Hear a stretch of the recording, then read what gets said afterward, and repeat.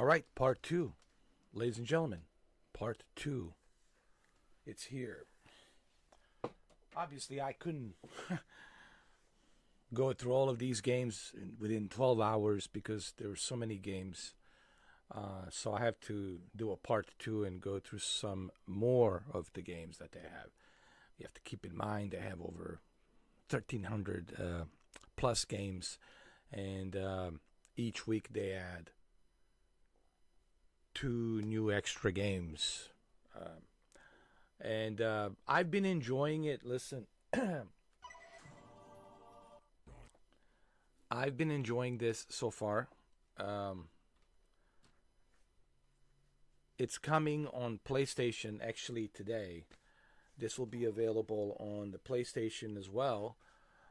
You can currently play this on the Xbox, but today you will be able to download the application and play this on the PlayStation, which is pretty cool. More choices, the better. Hey, Benji. How you doing, Benji? How are you? Oh, man, John Wick today. Oh, dude, I had terrible headache today. I mean, I went to bed.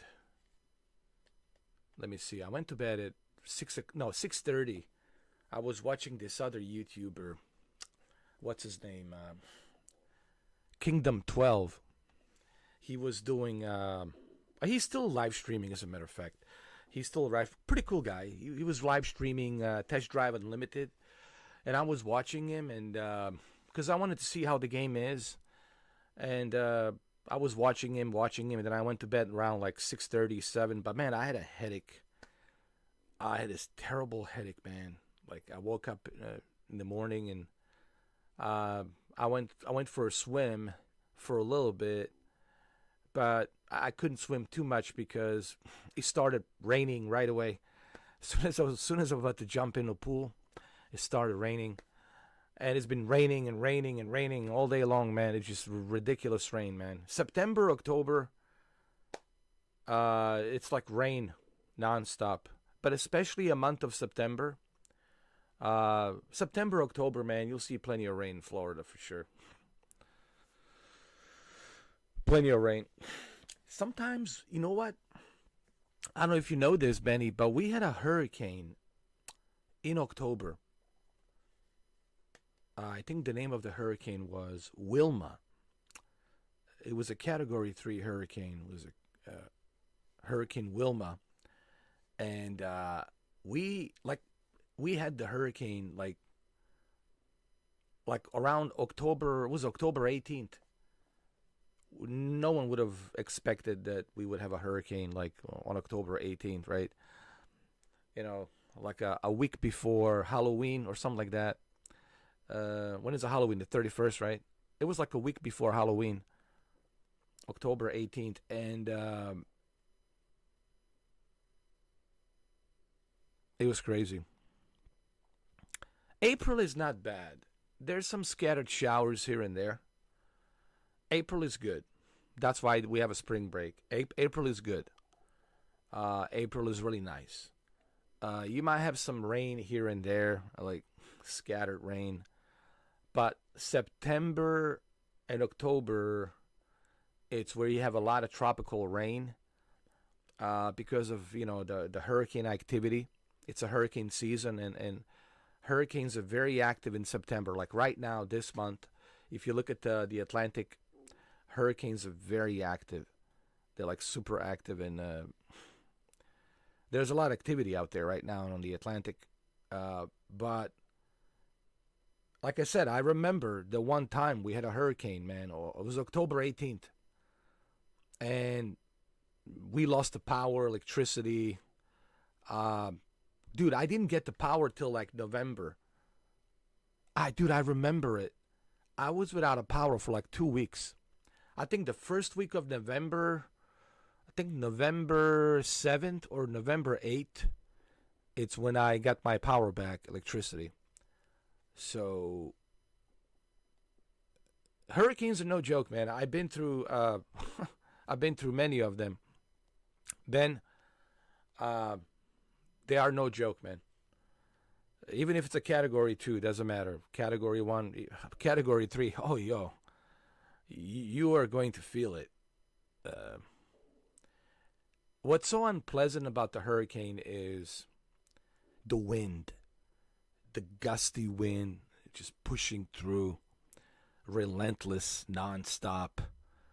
Um, and the noise, it's like you have a Boeing 747 with a jet engine parked next to your house, dude. Full throttle, right? It sucks. Yeah, trust me, you do not want the hurricane. And there's so many issues and problems you will have: the flooding, no electricity, broken windows, broken roof leaking, damaged cars, trees are down. It just sucks. And there's a curfew, and then you have a curfew, right? You got the curfew. The county and the city, they have a curfew when you are able to walk around and about, to go to the grocery, right, and purchase what you need to purchase. But it sucks. And then you got the long lines on the gas station, and people are fighting on the gas station. I was in front of you. No, you were in front of me, and it's a chaos, dude. It's just you use your imagination. Just, I don't like being in a situation when there's a hurricane, because I know how badly it sucks, and I've been through it. So yeah. Tornadoes are bad. Yesterday we had a tornado. Really? In Kentucky? I didn't know that. They have tornadoes in Kentucky, really. Wow. That's interesting. I'm sorry, but I just didn't know. I really thought that's like mountains over there, far up north. I really didn't think that the tornadoes are forming up in Kentucky. I mean, I knew about Oklahoma, Midwest, Texas. I knew about those places, but I'm just kind of surprised to learn that they have tornadoes in Kentucky. Wow. Well, see, you learn something new every day. See, that's the thing about life, man. You learn something new every day. You can never know everything. It's just, you learn by talking to other people. You find out, It was a EF5 tornado, man. That's pretty bad. F5 is devastating. I saw the movie Twister, and F5, it's devastating. That's the widest one, the strongest one. It's just devastating. That will just destroy a house. Nothing left of a house, right? Flip the cars up in the air. So how was it? I mean, was anyone hurt? Was everything okay? I mean, I'm sure there was damage. There's no question about that. I'm pretty sure there was a lot of damage, but was anyone hurt? Was everyone okay?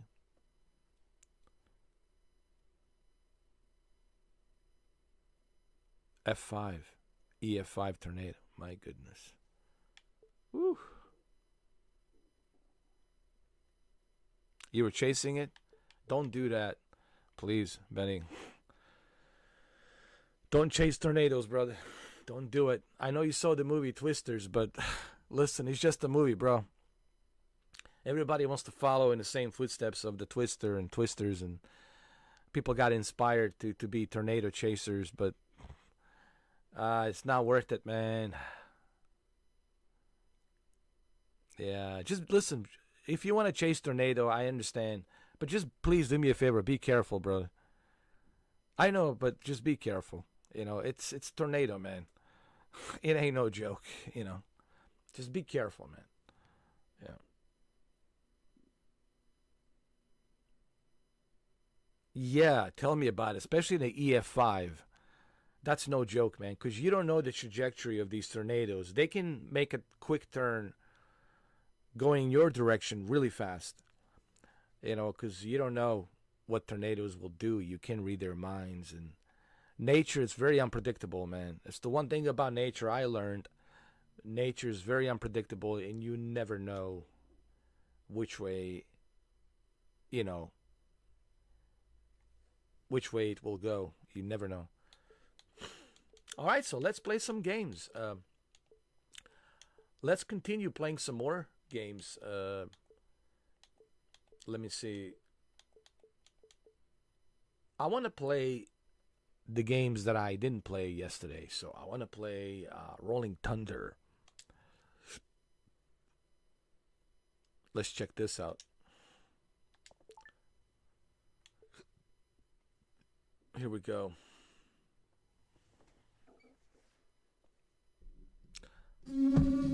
Oh my God! Listen to my microphone. Sounds like a Godzilla, or no, it's like a Godzilla, doesn't it? Yeah, it is like a Godzilla. Gojira, Gojira, Gojira, ooh, Gojira.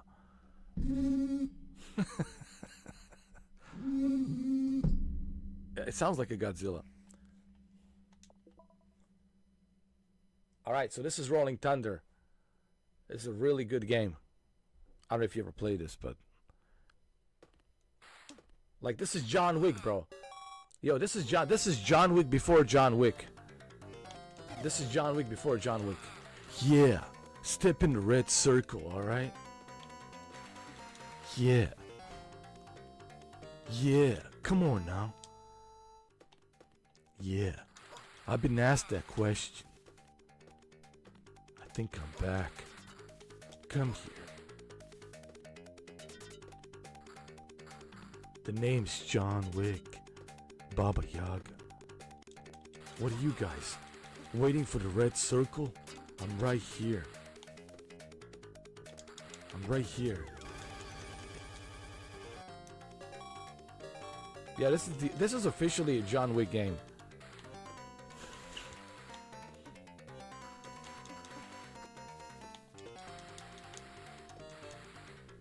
That's right, I'm John Wick. Sometimes I can be a prick, but it comes with a job. Yeah. What are you doing over there? You think I forget about you guys? Hold on. All right, John Wick, man. You know you're messing it up. All right, you just gotta get your shit together, man. All right. Yeah.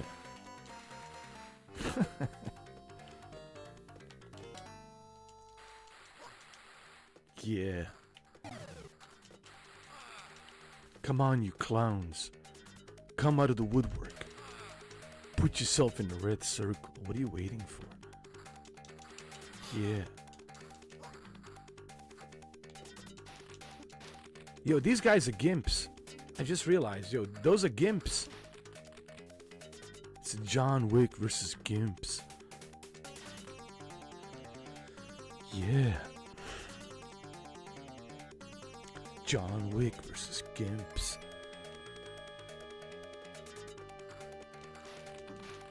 Yo, look at these gimps, man. They're coming out of the woodwork. Jesus. All right. Okay, I'm at third place. Not bad. Not bad at all.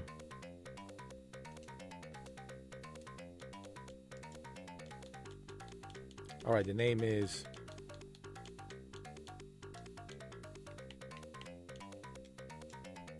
All right, whatever. The name is whatever. Here we go. 1986, guys.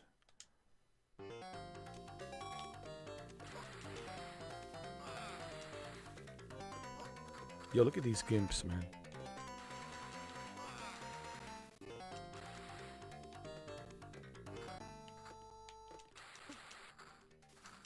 My God, I've never seen so many gimps.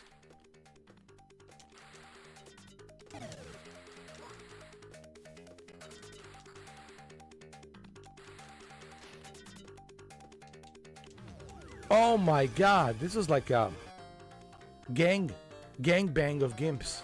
They gang up on me, bro. Gang bang of gimps. This is John Wick versus gimps. That was like some kind of orgy party, man, of gimps. Holy mother. Sure. Sure.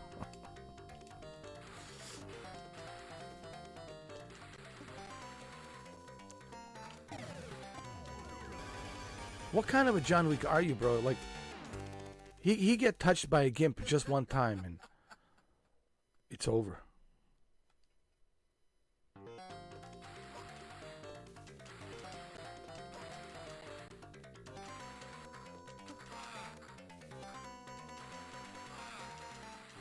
I mean, you know what I mean? Like, I mean, you're supposed to be John Wick. These gimps should be a walk in the park for you.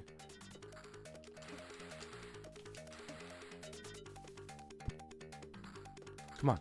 Look at this. Like an orgy of gimps, bro. Have I ever played NBA 2K24? Yes.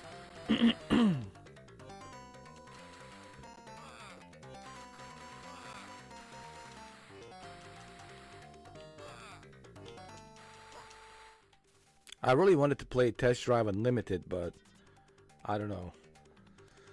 Once I find out that it's only online, I don't know. I just like...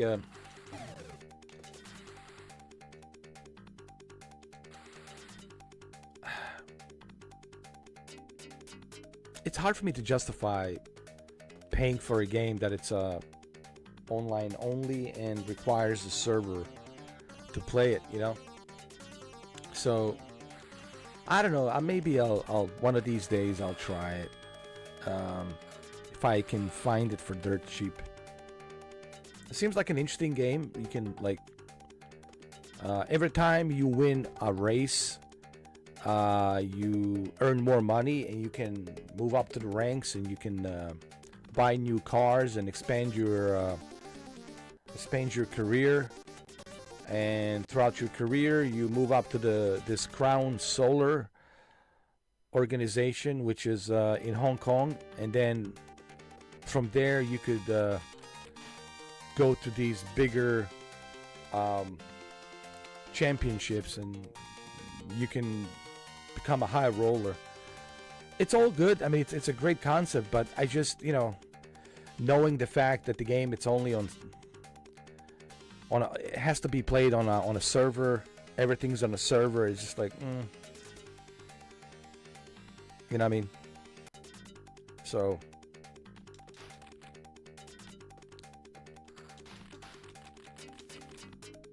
you know what I mean?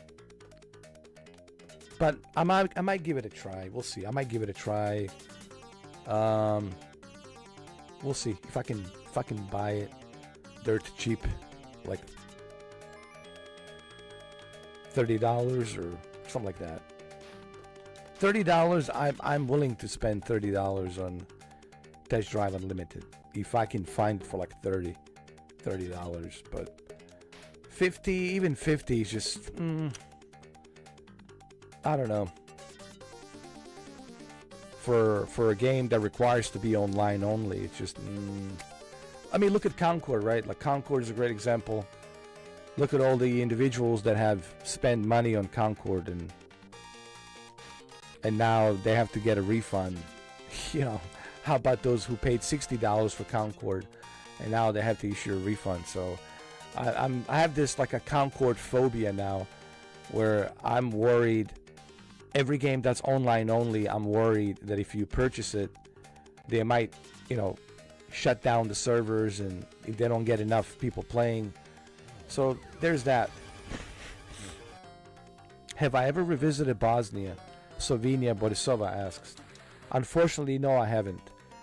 It's just because I've been busy with my life, you know, doing other things here. I just didn't have a chance to revisit.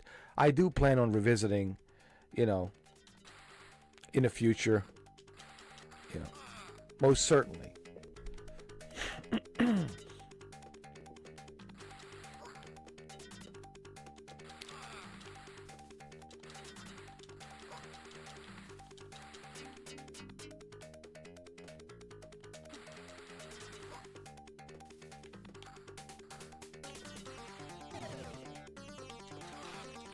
Wow, look at these gimps, man. They're all over the place. Oh God! Look at. They're like. It's like an orgy of gimps. It's like an orgy of gimps, man. It's just like attacking me.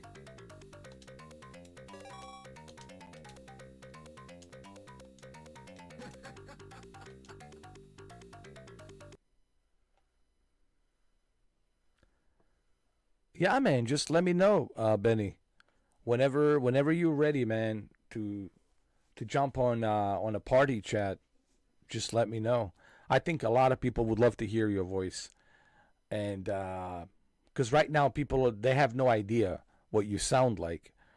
I know what you sound like because of course me and you we spent 4 months on a Horizon World, but I think they would be very surprised if they hear your voice. They would say, "Wow, that's a very unique voice." But yeah, man, whenever you're ready, because I don't want to pressure you. You know, whenever you are comfortable, because I know it's being live streamed, it's public. So whenever you are comfortable, you know. But yeah.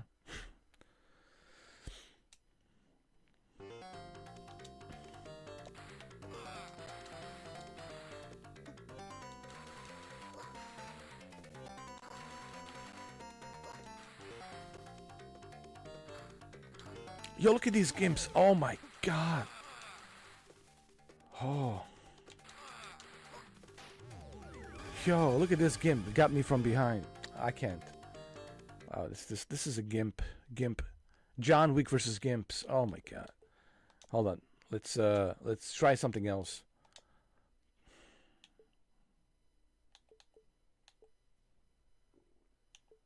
Oh, you most certainly do. I know that for a fact. What is this? To combat tribes. Let's check this out. I just want to go through a bunch of these games that I didn't get a chance to go through yesterday, because even with 12 hours wasn't enough. Even with 12 hours, it was not enough for me to go through all these games. But now,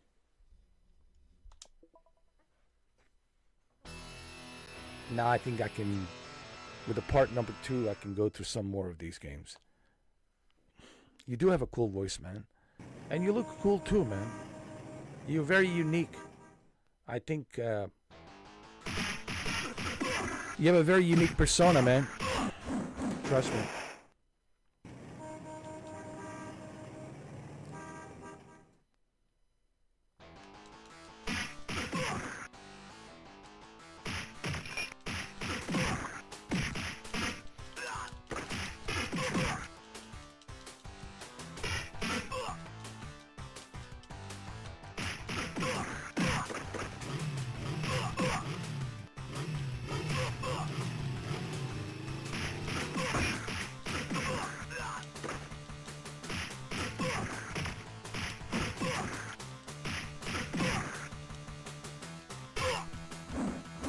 Oh, this is cool.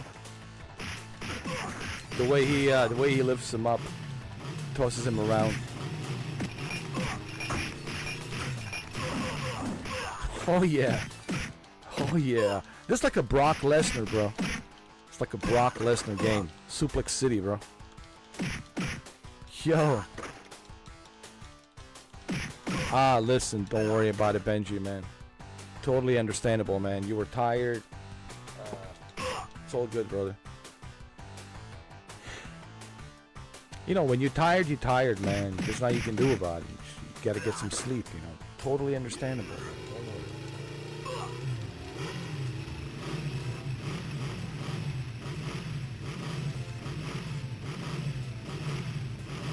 worry. Look at these guys. Is that Hulk Hogan? Hulk Hogan?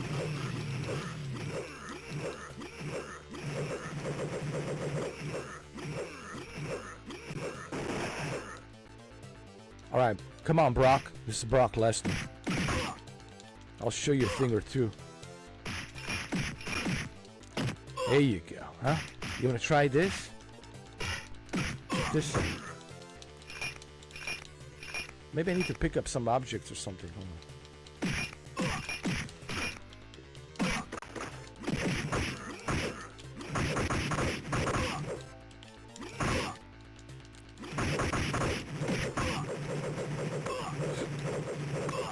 Jesus Christ, look at this guy.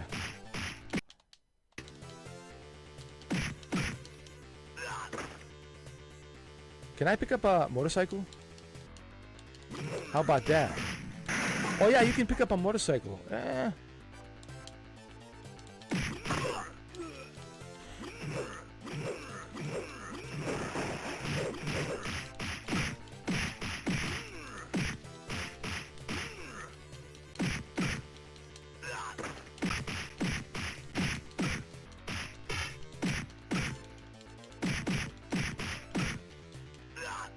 There you go.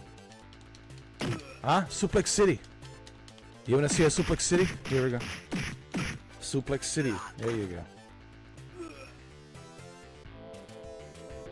Act 1 over. To be continued. Do I watch WWE? I used to. But I only watch it when Brock Lesnar was there.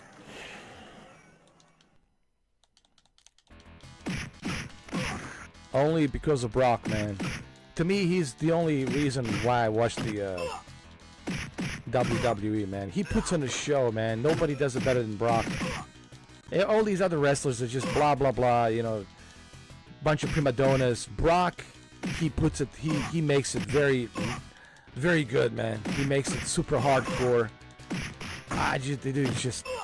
It's a pleasure to watch Brock Lesnar, man. It's one of the reasons why I watch the WWE, because of him. He's one of the best right now. I mean, I can't think of anybody else. I'm sorry. I know, man. I can't wait to see you in April, man. It's going to be awesome. And for you to see me in person. Trust me, I'm much taller. I'm much bigger in person. You know, this camera, trust me, it's not doing it justice. When people see me in person, they're like, you really are much taller and bigger than you show up on the screen. Well, cameras can play tricks, you know. And you know, you're a pretty big guy too, Benny. You're a pretty big guy too, man.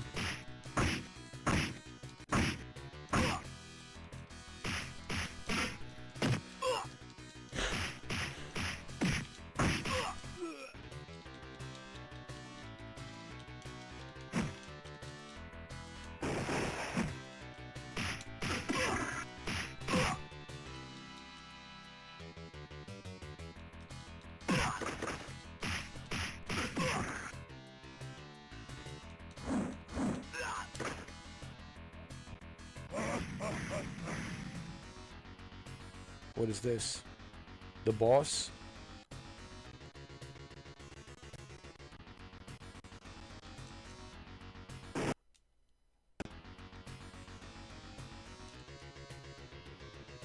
Oh, you got, ow, I have to go this way.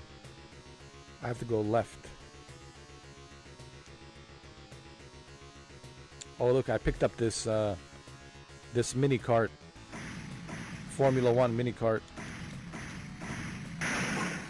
I'll pick another one. I like how you can pick up objects and throw them around. Like I picked up that mini cart, Formula 1 mini cart. That's cool. That's cool, man. I'm 6'9", man. I'm pretty tall.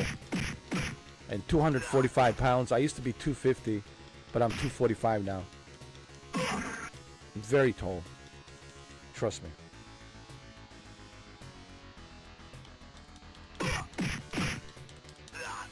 And when I put on my shoes, put on my boots, yo.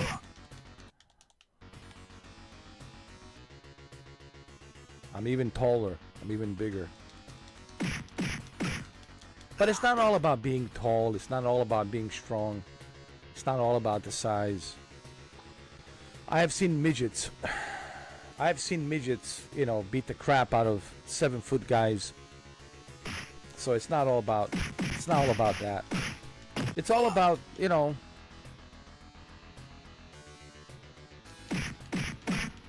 what's the word I'm trying to use?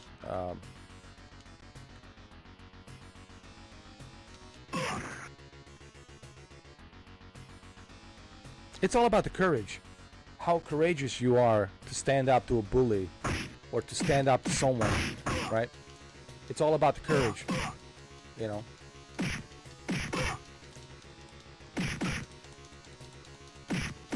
And of course, if you know how to fight, if you know how to fight, how to defend yourself, right? There's that too.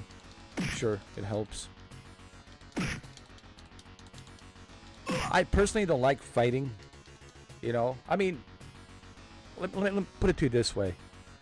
If somebody wants to attack me, I'll tell you right now. I'll even pause the video. If somebody was to attack me, I can guarantee you 100%, without any shadow of a doubt, they would instantly regret it. I'm that confident in me because I've been through a lot. And I'm just letting people know, if somebody was to attack me or do something, they would regret immediately. They would regret that decision immediately because I know myself. But look, I'm a type of a person that avoids any kind of unnecessary arguments or fights, things like that. I usually try to resolve it peacefully. To me, the fight, it's never the first choice. It's always the last resort, last choice. But sometimes people, they're stubborn and they want to push it, right? But I always try to resolve situations peacefully. Violence is never my first choice. Fighting is never my first choice. But if I have to defend myself, people will regret it immediately. So I just want to put it out there. I'll let people know. Don't think of me, oh, there's a guy just playing video games. There's more to me than just me playing video games, okay? There's more to me than just this, all right? But if somebody was to do something to me or to do something to someone I love, they would immediately regret it. Like, immediately they would regret it. So that's the kind of person I am. I'm a very humble person, a very quiet person. To myself, keep my own business to myself.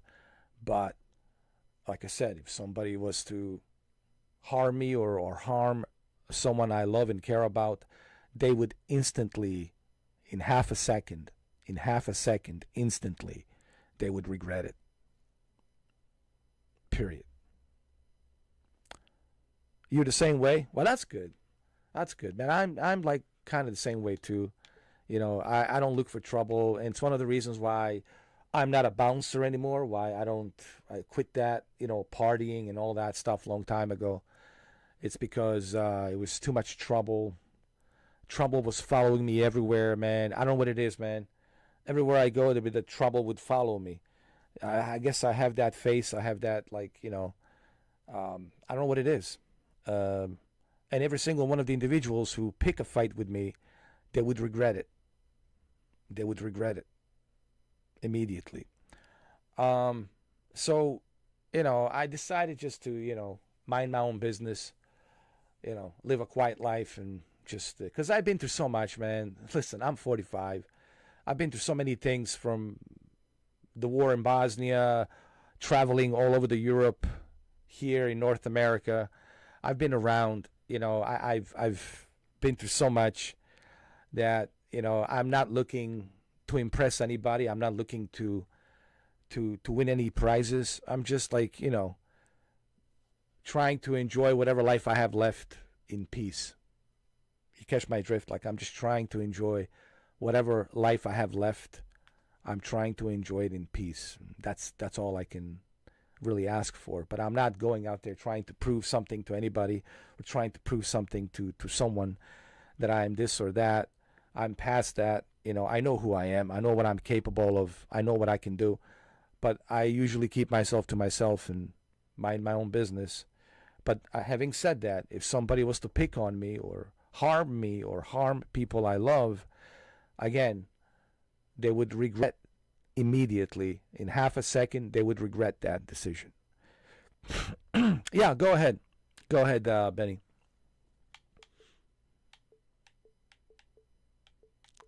Let me try 1999 Strikers. I have never played this.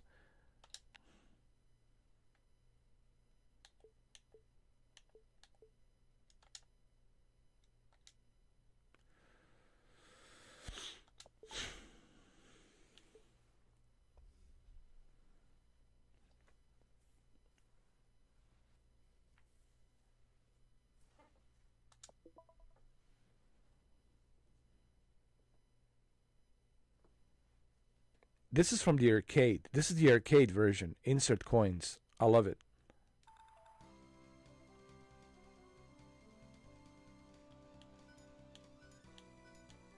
Let's go with the F-18. All right, let's go.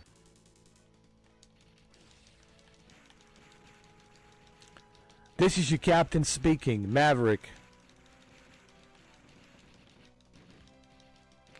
Would I come to your wedding if you're about to get married? Absolutely, dude. If you send me an invitation, absolutely, bro. I would do everything in my powers to get there. You know, buy a ticket in advance and yeah. Absolutely. 100%. Without a question. You would see me there on the wedding. 100%.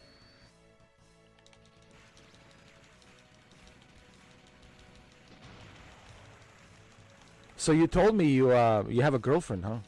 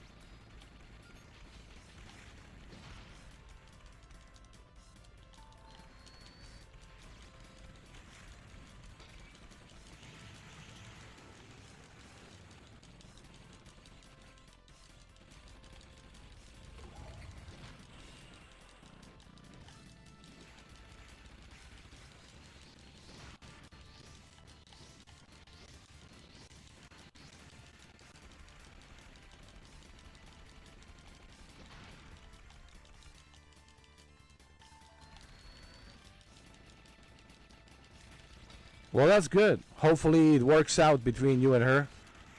You know, hopefully everything works out.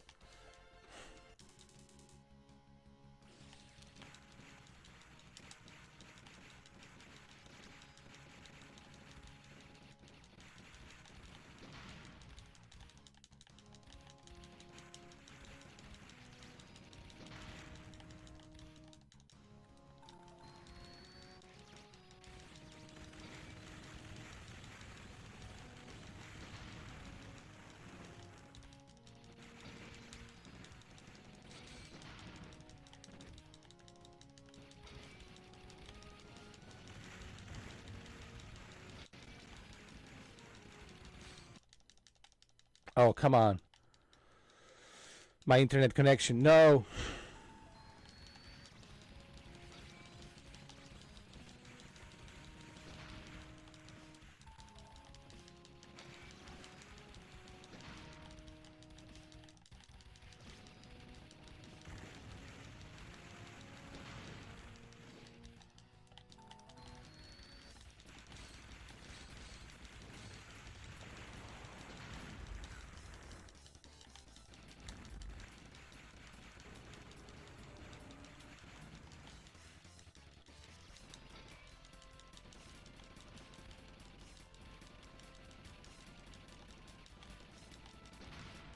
This game is really hard, actually. Have you ever played this, Benji?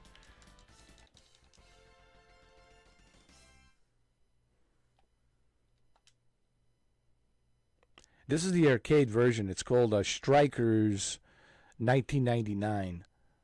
It's the arcade version, so that's why the screen looks vertical like that.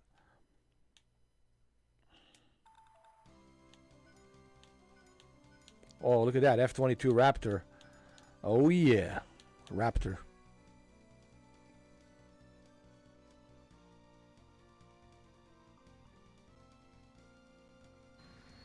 Hey, listen, man, it's my pleasure. Listen, the fact that I was able to help you get out of that depression, to me that's the greatest lottery ticket I could win.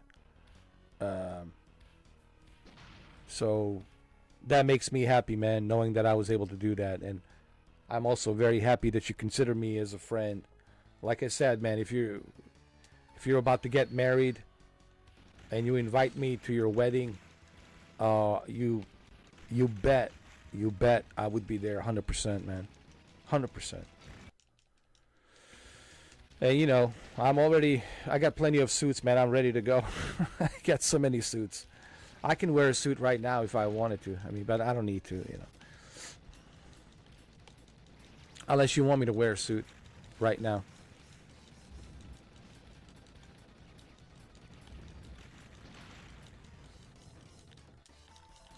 That's the one thing I do have plenty of suits, man. You guys have no idea how many suits I have. I have a lot of suits.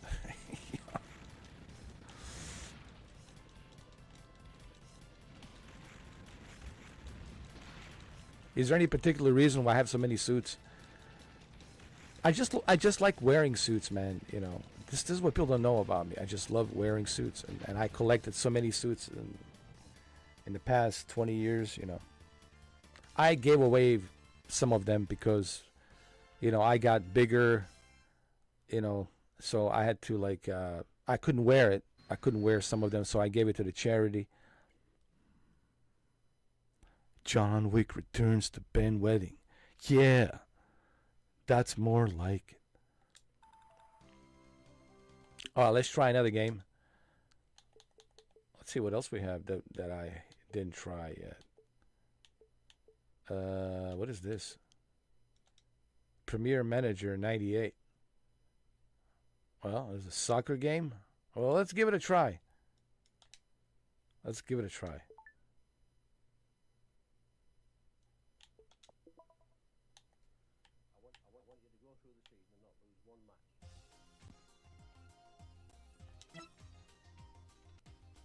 Player name, John Wick.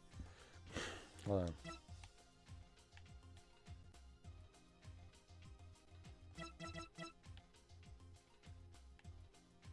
Wait. John Wick returns.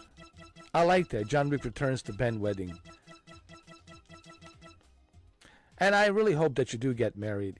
I know we don't have a crystal ball. None of us know what the future holds, what I mean? But I really hope that you get married, that she's the one, that you guys get married. I really hope, I hope that you found the one. Because believe me, I know how difficult it is to find the one that you can trust, But I really hope that you found the one. I really do.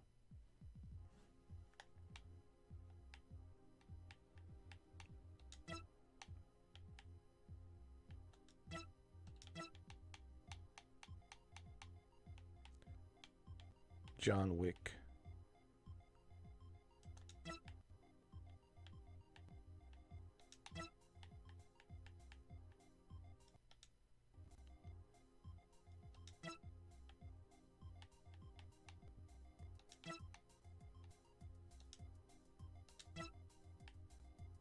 Returns.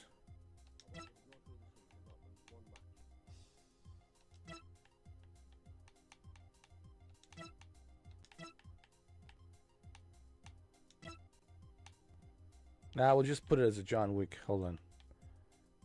It doesn't fit. John Wick. There we go.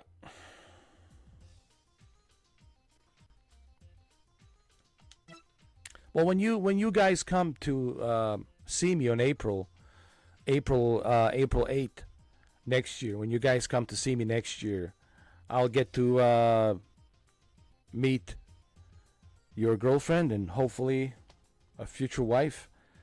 So that will be awesome. That will be great.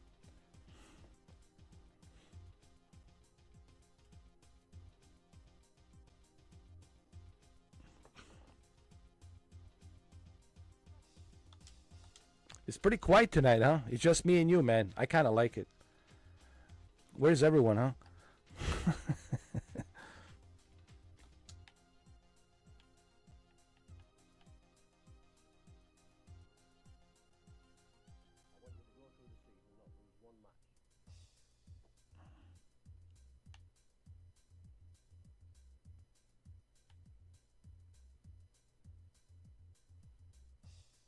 I know, right, Benji? See, Benji. Well, it was you and then also what's her name, Slovenia. So you and Slovenia, you guys can see when I'm online, but everybody else is like, I don't know. I don't know what they're doing. Sleeping, probably.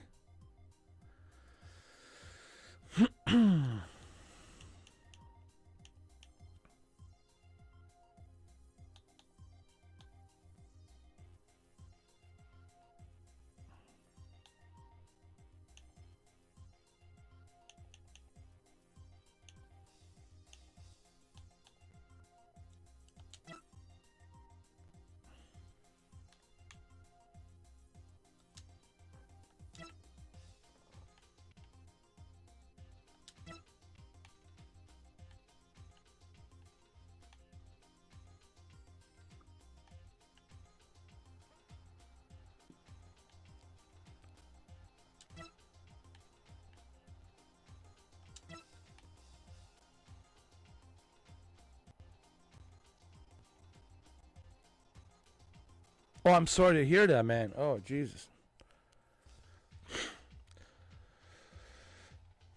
When did this happen? When did your dad pass away?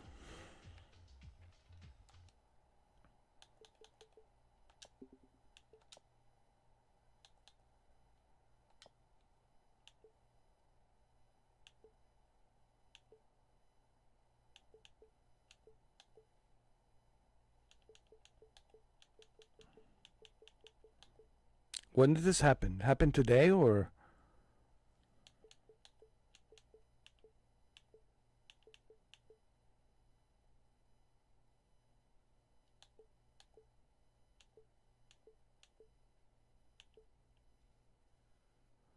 tonight at 10 o'clock? Oh my God. So sorry to hear that, man. Were you very close to your father?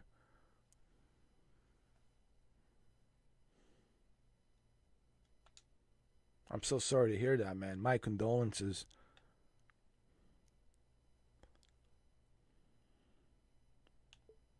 That's tough, man.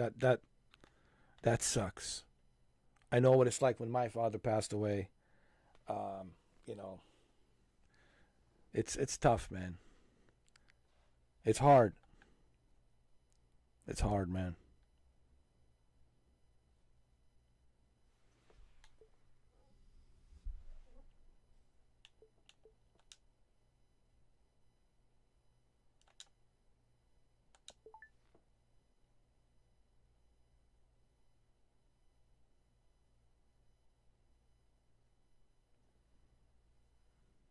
Sorry to hear that, bro.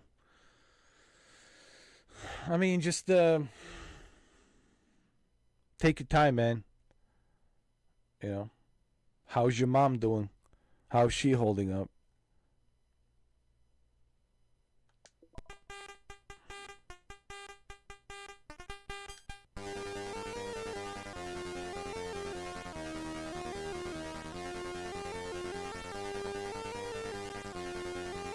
Amen. That's true. He's in a better place. He's in heaven.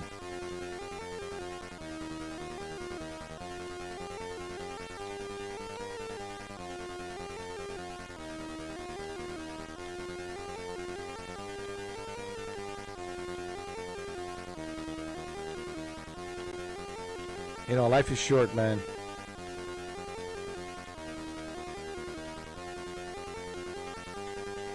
It's the one thing I realized. You never know.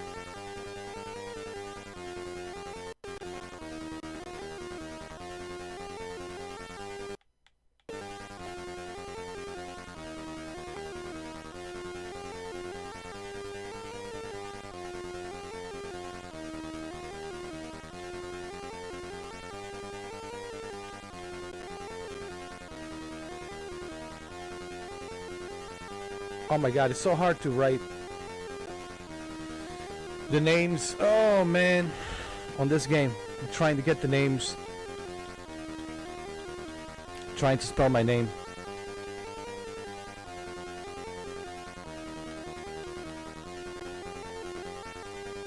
How about this? Or just like this, Mr.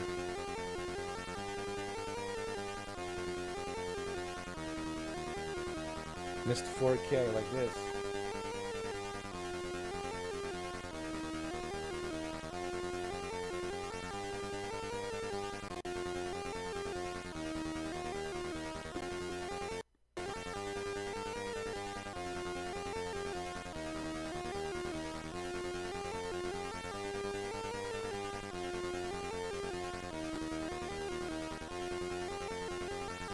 There we go. Mr. 4. Mr. 4. It's good enough.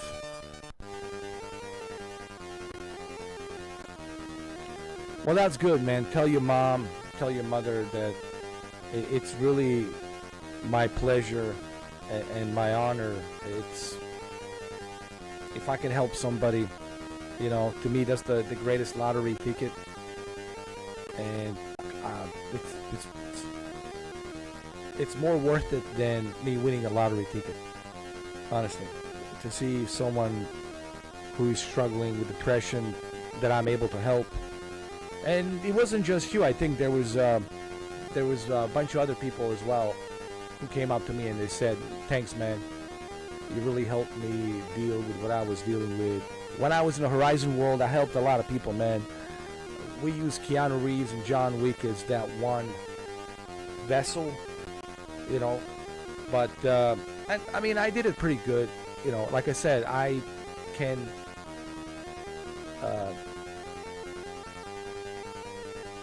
I can mimic Keanu and John Wick very efficiently, as you know. So it was really a pleasure that I was able to do that. Honestly, it makes me really happy to know that. Hey, Mark, how you doing? Another day, another epic stream. Well, I wouldn't say epic, but it's just another stream, bro. But thank you.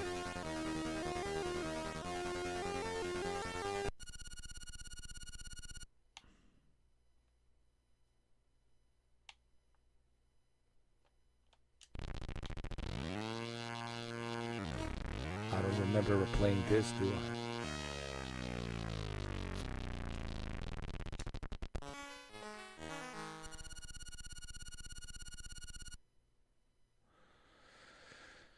Well, also, you know, it wasn't just me. It was also, you know, Water Cycle helped you as well. Remember, he called your mom to alert the authorities. You know, I don't want to go into details about that, obviously, but, you know, there was others that helped you. And I don't want to mention her name, but you know who else helped you as well. You know, because I don't want to mention people's names publicly here on the stream because they don't want to be mentioned. But, yeah, I know what you mean.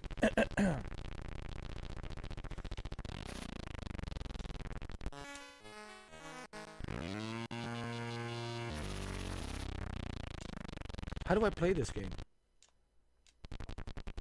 I'm trying to figure out how to play this. You stole the bike. Oh, I remember this game. This game is really hard because you gotta keep the bike going. Hold on, let me see what the controls are. Oh, you have to accelerate, and then gear up. accelerate, and gear up. I got it. I got it. And I'm thankful. Listen, I'm thankful for you guys as well. You know, I don't want you to think that it's just me. It's not all about me. You know, I'm thankful for you guys. I'm thankful for people that I have met in my life. You know, I'm grateful for that. You know what I mean? And I'm grateful for that experience. You know what I mean? Because doing it alone is pretty tough. It's pretty hard. Now, me, I'm comfortable. A lot of people cannot do it the way I do it, because they're not comfortable doing it alone. They're very social individuals, and they need to be social. Me, in solidarity, I'm very comfortable. You could turn off the lights, and I'm sitting in the dark. I'm very fairly comfortable in that situation. Not many people can do that, and that's understandable.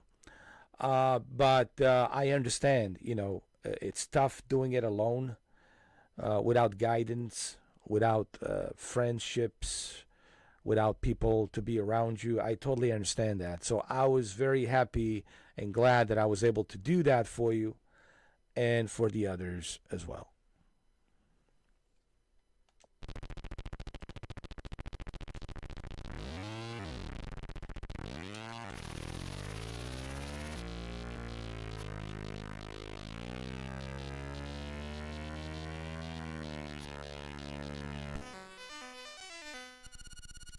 Oh, I crashed.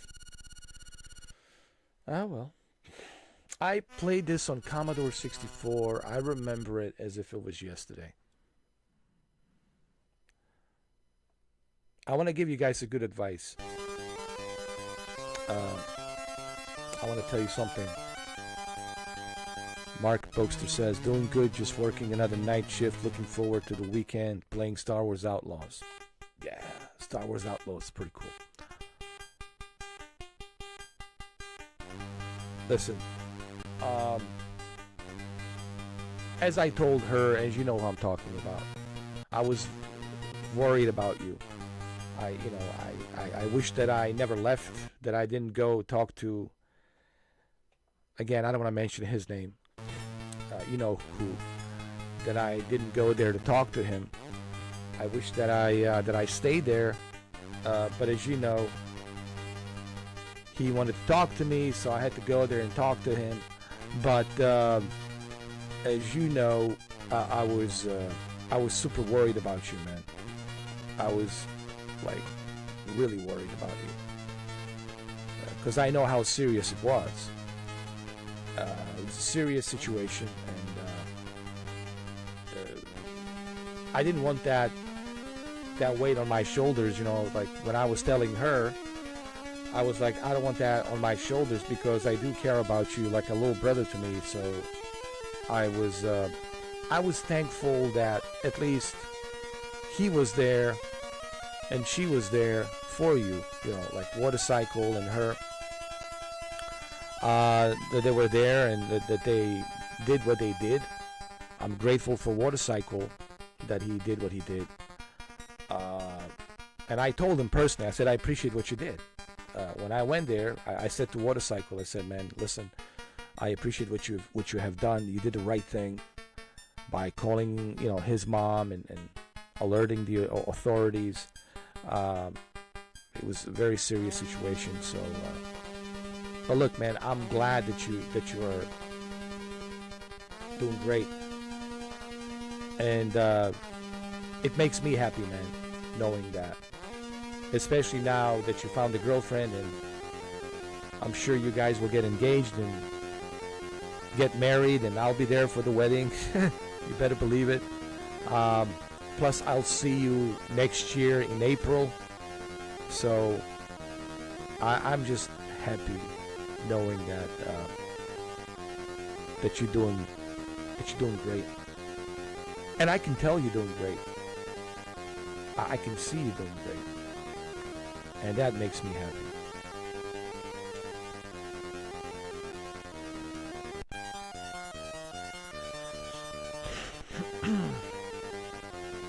You got your therapist every Monday. That's good. It's not a bad idea to have a therapist. Talk to him. Tell him everything. Tell him how you feel. Don't hide anything. It's all confidential, but just try to be as honest as you can be with your therapist. Tell him everything, your thoughts, the thoughts you're having, everything. Yeah, all of the stuff that you're feeling and going through. Yeah. It's very important. They're professionals. They know what they're doing. They're certified, psychiatrists, and so they know what they're doing.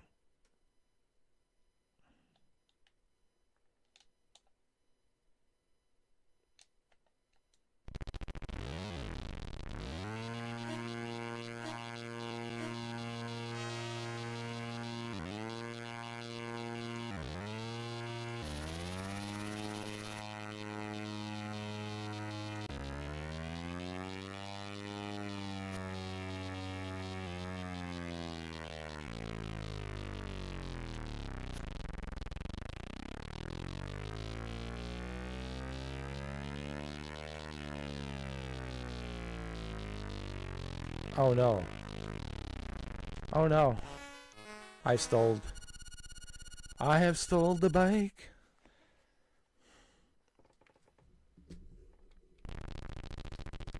Okay, let me try again.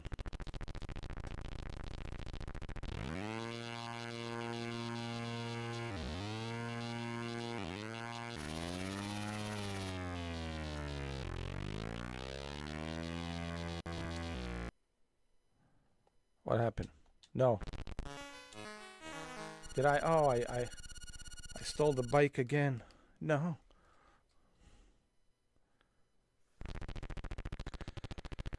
This is very hard. Alright, anyway, let's try. Let's try another game. I'm just trying to go through all of these as quick as possible. What else I haven't played? Double Dragon. Double Dragon. Okay. Let's check that out. Oh, Pac-Man. We already played that, didn't we? Yeah, we did. Double Dragon. We didn't play Double Dragon. Here we go. Hold on.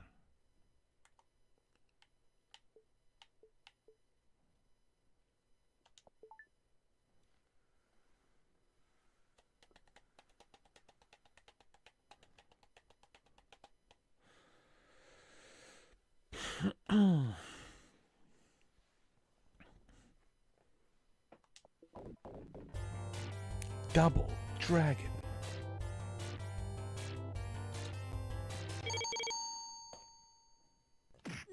What the hell?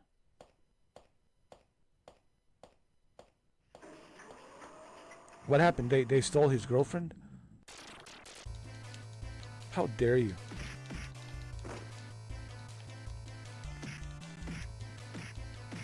How dare you steal my girlfriend?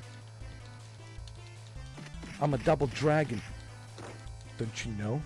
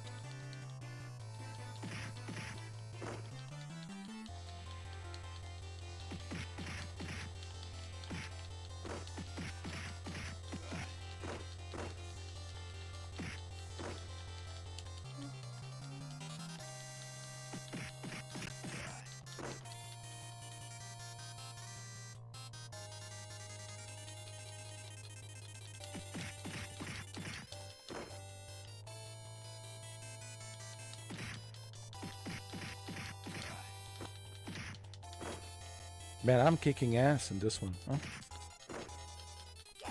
I'm kicking ass and taking names in this game.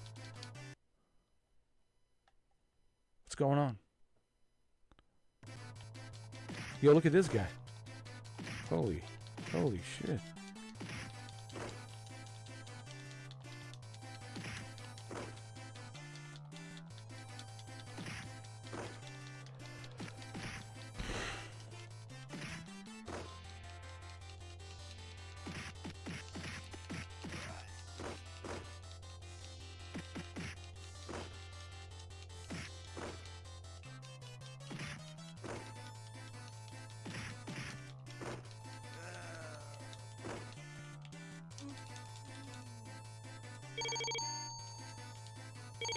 Come on, get up, get up. It's not over yet.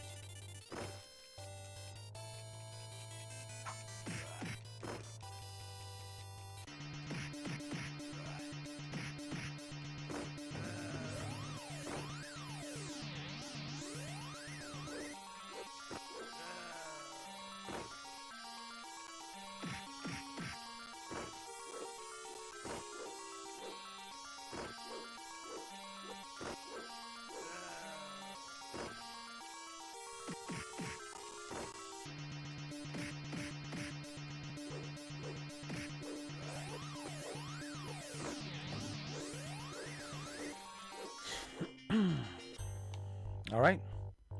Mission 2. I'm on a mission to find my girlfriend. They kidnapped her.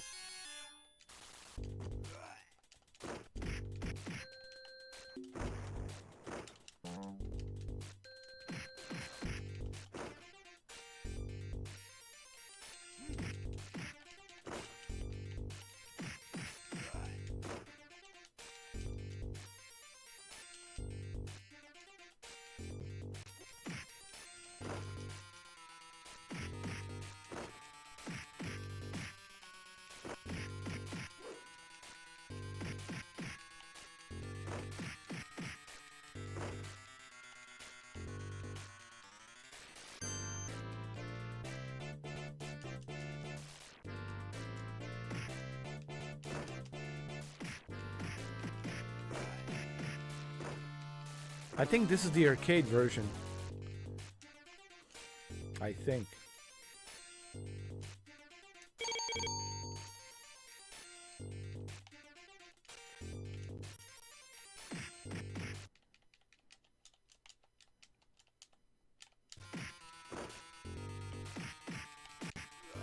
Come on, come on.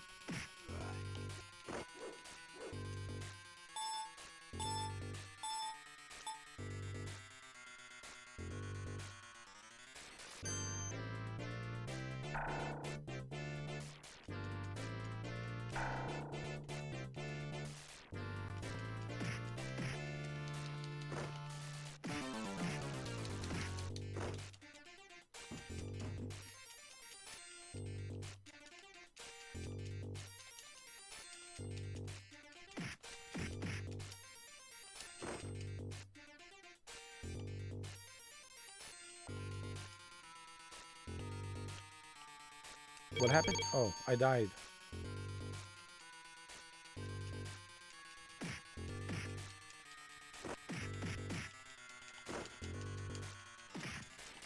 You know, these games are still fun, man. After all these years.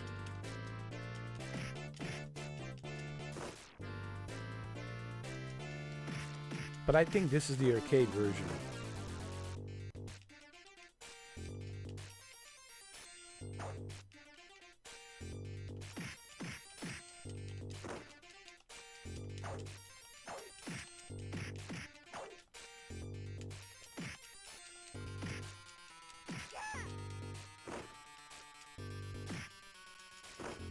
Come on, come on. Get up, get up. There you go.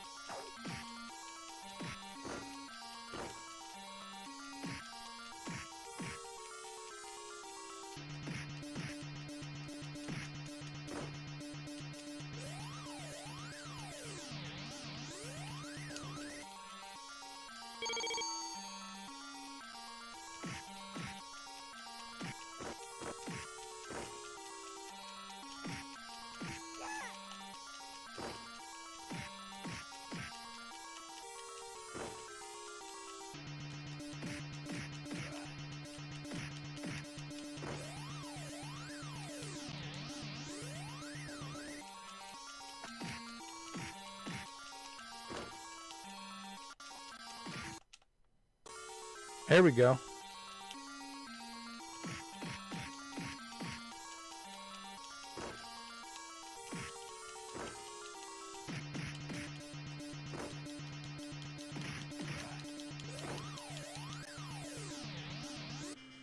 Alright, got the bonus points. Mission 3. I'm probably better off letting them keep her. Why? I would have to be some kind of a pussy to do that.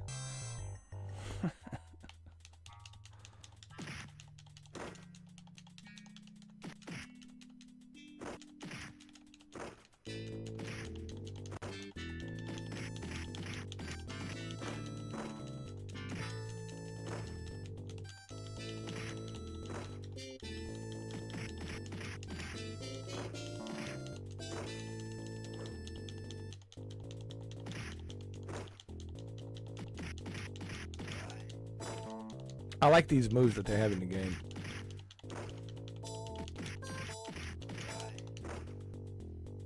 Here we go.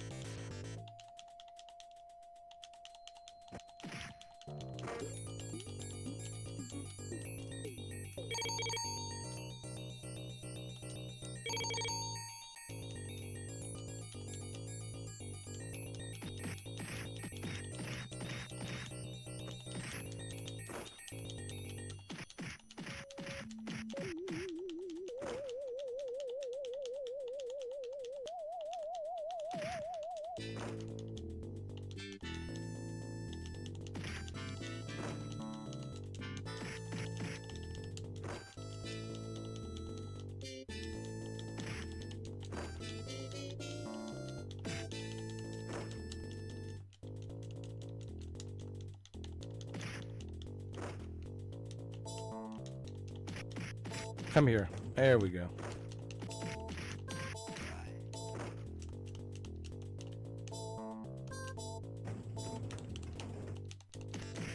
Come here. Done. All right. I'm actually pretty good at this game.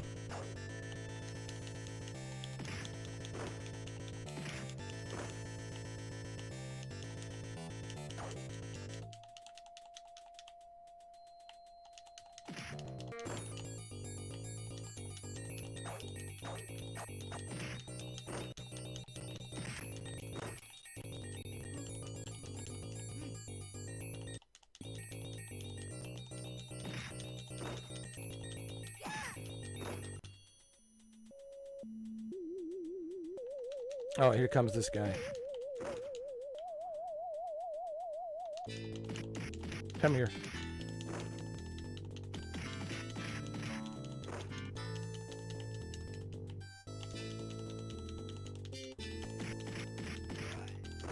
I'm trying to memorize these moves.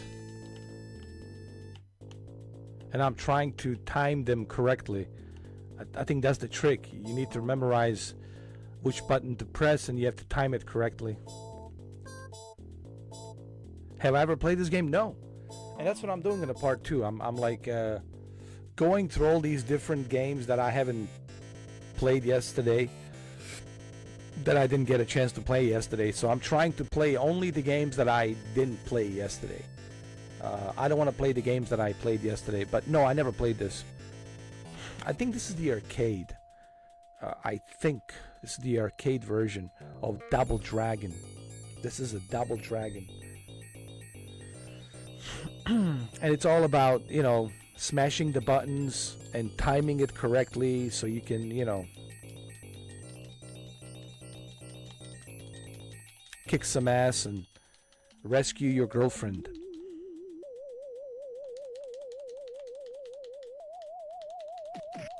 See, like this. What are these, like a twin brothers? Holy shit.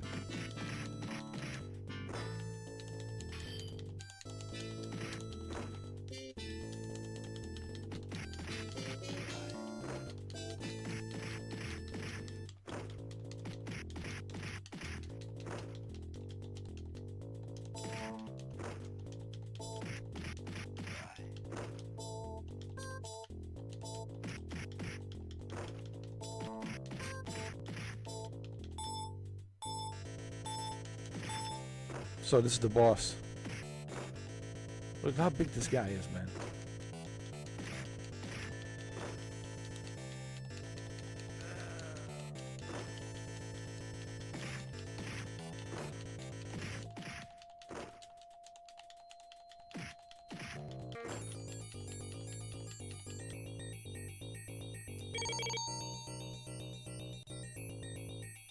All right, Benny, take your time. Take your time.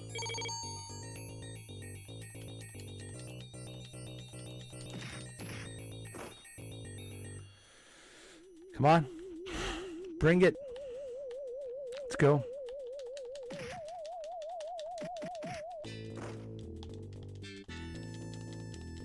Come here. There we go.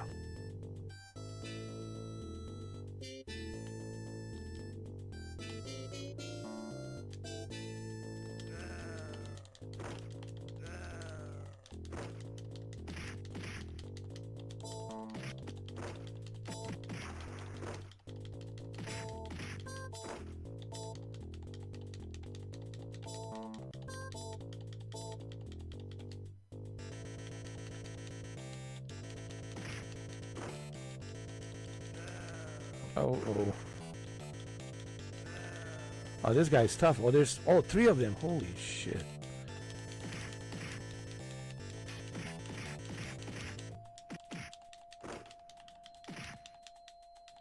This is like one of those Jean-Claude Van Damme movies.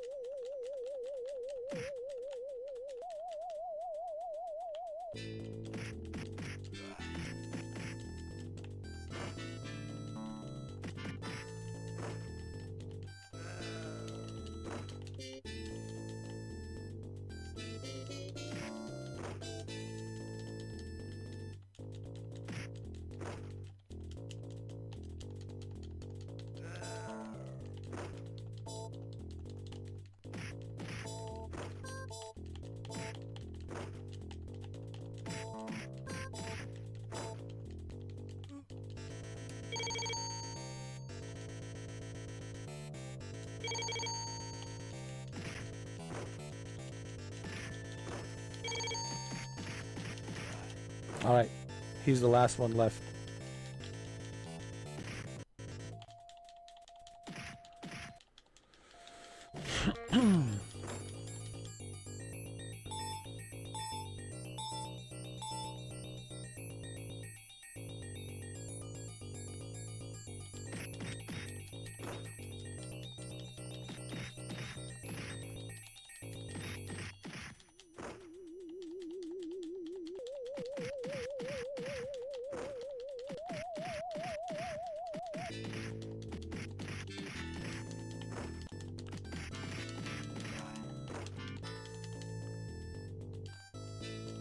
Look at this guy with a big stone.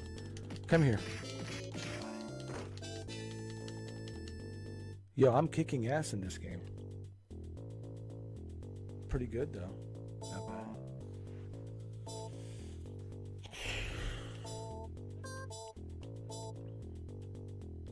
Oh shit, two of them. Wonderful.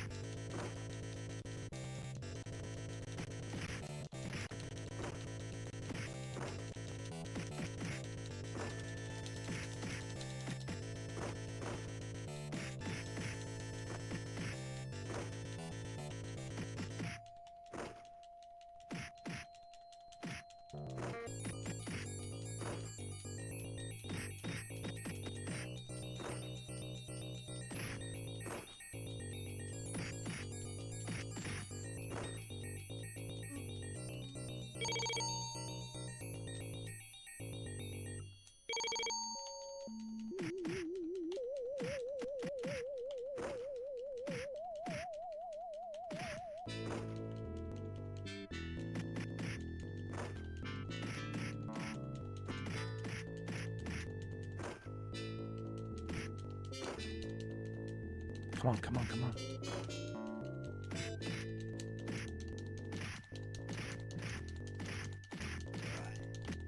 All right. One more left. Come here. Come here. Yeah.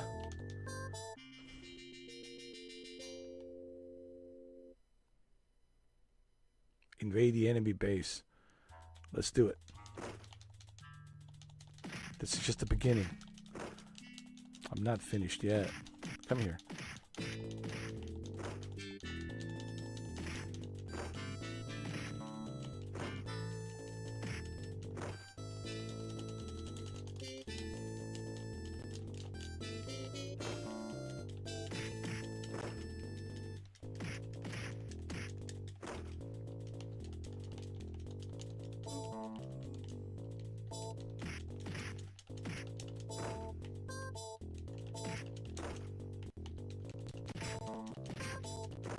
Come on, come on.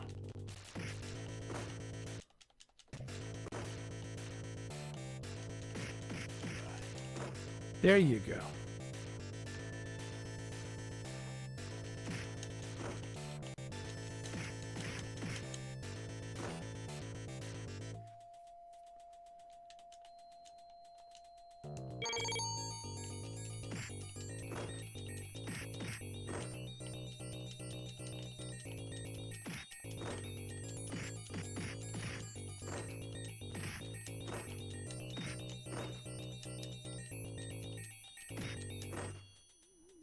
Keep falling down.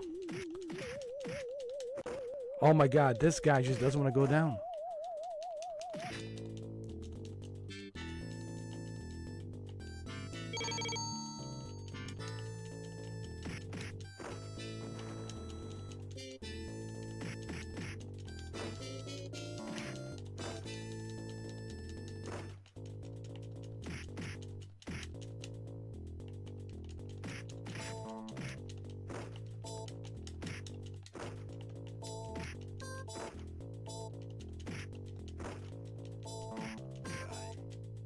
Finally, huh?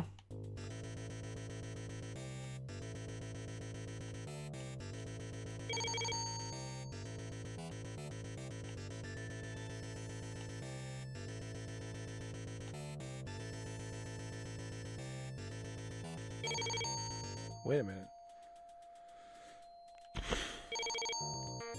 Am I supposed to go right or left? Oh, I have to climb up. Oh, I got it.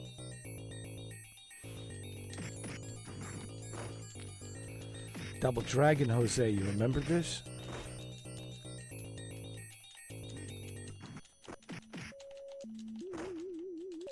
I think this is the arcade version.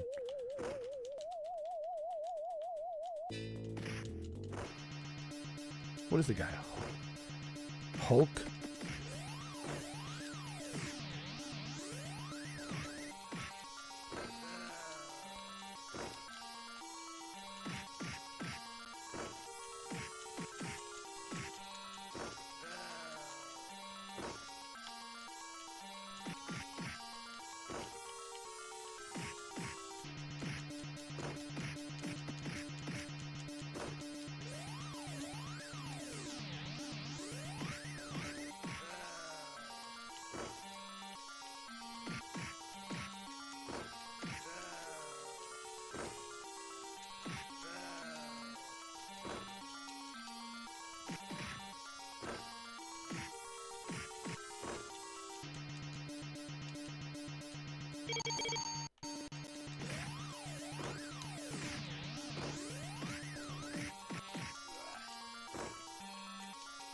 Alright, come here. Let me grab him. Do some kicks with legs.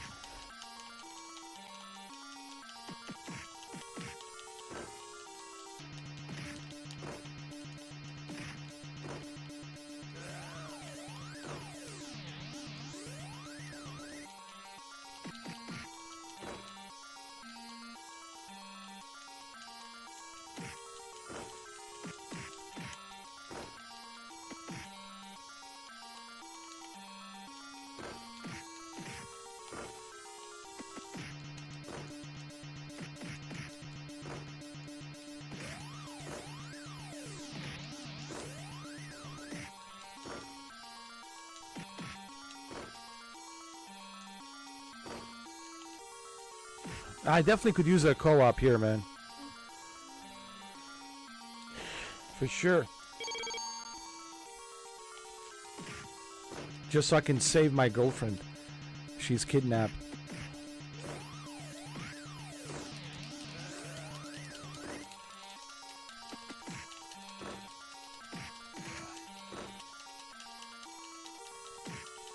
Come on, come on. Bring it. Nice. So you just gotta keep on smashing buttons, right? That's the whole idea. Just keep on smashing buttons and time it correctly. But I can imagine people spending a bunch of quarters on this, right? Like a full bag of quarters, because I can imagine how many times people have to retry.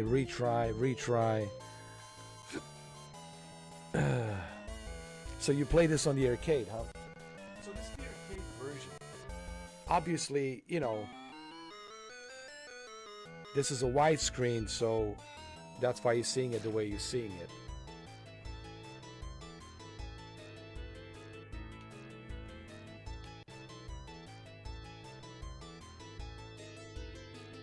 You know, I could turn this into arcade. I can use a cardboard, I can paint my cardboard, right? Put some posters on it, and then just cover the left and right edges of the screen, and I can turn it into a into a arcade.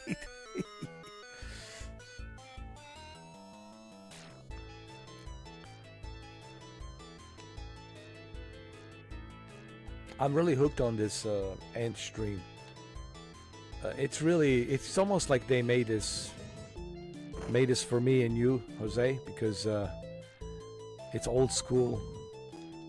It's really designed for me and you. And for the generation, that's our generation, you know. Whatever's left of us, right? Whatever's left of us dinosaurs.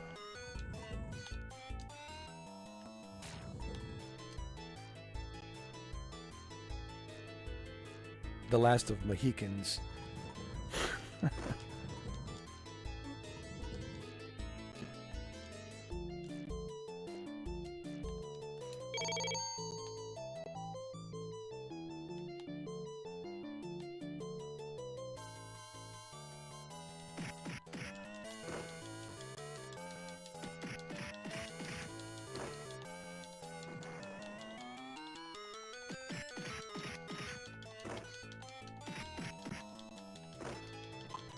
Did this ever come on Commodore 64 or AMIGA 500, or was this just strictly arcade?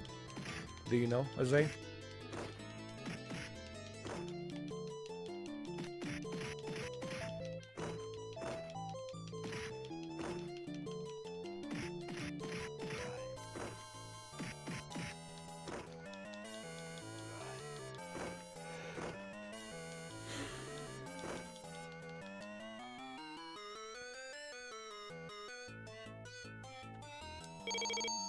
Actually, today you guys can play this on your PlayStation. I think I'm going to do some streaming from PlayStation,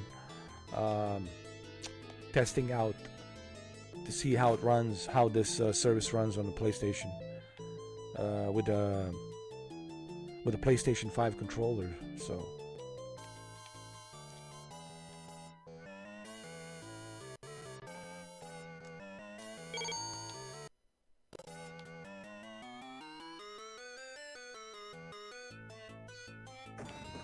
Oh, there goes that guy again. Oh, two of them. Oh, man.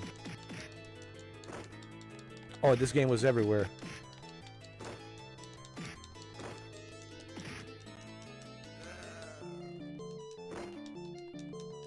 Hold on. Let me, Oh, shit.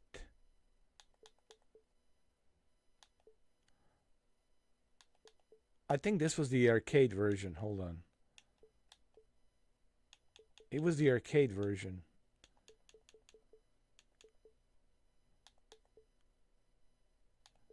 Let me see if I can remember where was it. Double Dragon.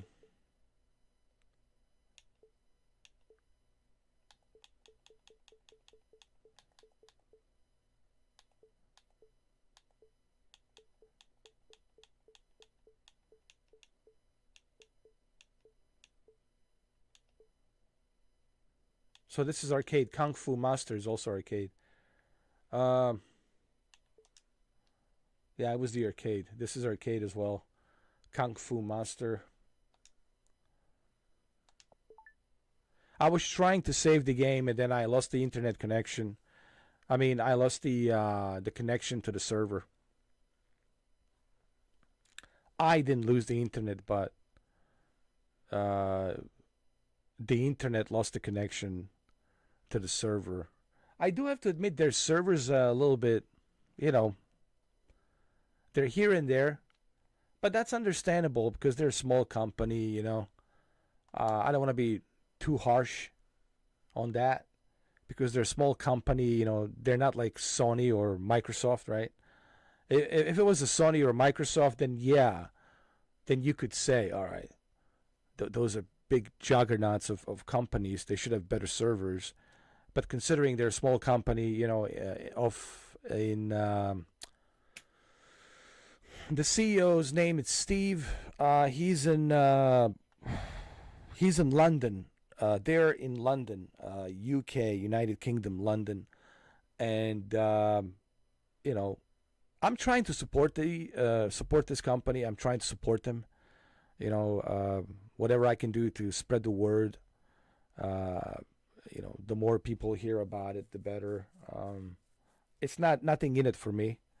It's just I want them to keep the service running because I love the fact that there is a service like this, that they have service like this, and it's nothing to do with me. There's nothing in it for me, not one penny. I just want to help them out. Kind of spread the word and make people aware, like, hey, if you are my generation, you're 40 years old or 45 or 50, there's this place called Antstream, and they have all of your classic games from 80s and 90s.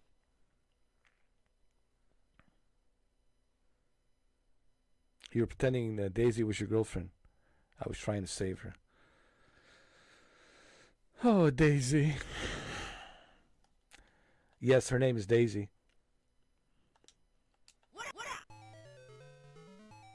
So, actually, they do tell you which game is the arcade. They let you know which one's the arcade. So, I just want to say this. Not only do they have... I just need to say this to people so they understand. Not only do they have Spectrum Zx Sinclaire and all the different Ataris, and they also have SNES, NES. They have Commodore 64, Amiga 500, and the arcades on top of that. They have the arcades on top of that. So they even have a Game Boy Advanced. Some of them, like I've seen Game Boy Advance, they also have that as well. They have some PlayStation 1 games. As far as Sega Genesis, I don't know. I think they will have... It's a licensing thing. You have to remember the issue with the Sega Genesis and Nintendo is because Nintendo Switch has a service called Nintendo Online, right? So there's a little bit of a problem there because of conflict of interest, right? This is what I was telling E.T. Becky yesterday, because E.T. Becky was asking me, how come, can I play this on Nintendo Switch? And one of the main reasons they don't have this application available on Nintendo Switch and it's available everywhere else, it's because Nintendo Switch has their own arcade service. It's called Nintendo Online. So there's a conflict of interest. They don't want you to be, signing up with them when they have their own service, Nintendo Online Switch. So there's a little bit of a, like Steve says, Steve is the CEO. He says there is always that issue with licensing, but he says they have a pretty good relationship with licensing. So they're working very closely with the different companies out there to keep the licensing going. And but what they have so far, it's pretty good.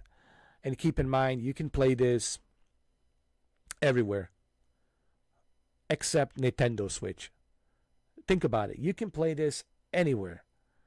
Even on your Amazon devices, on your Android, even Linux, Jose.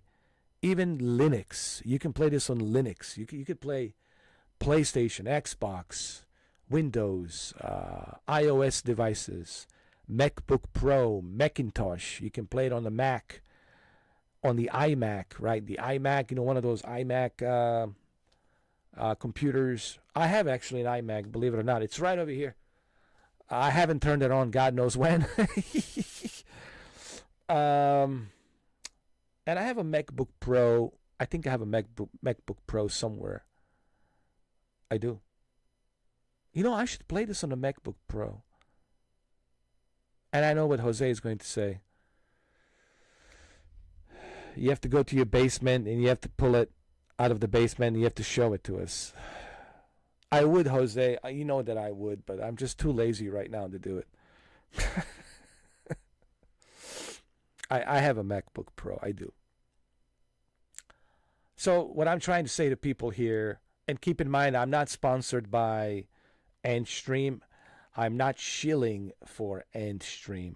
I'm just simply telling you, as someone who's passionate about the nostalgic old school games, as me and Jose are, I'm just letting you know that you have variety of different places you can play this.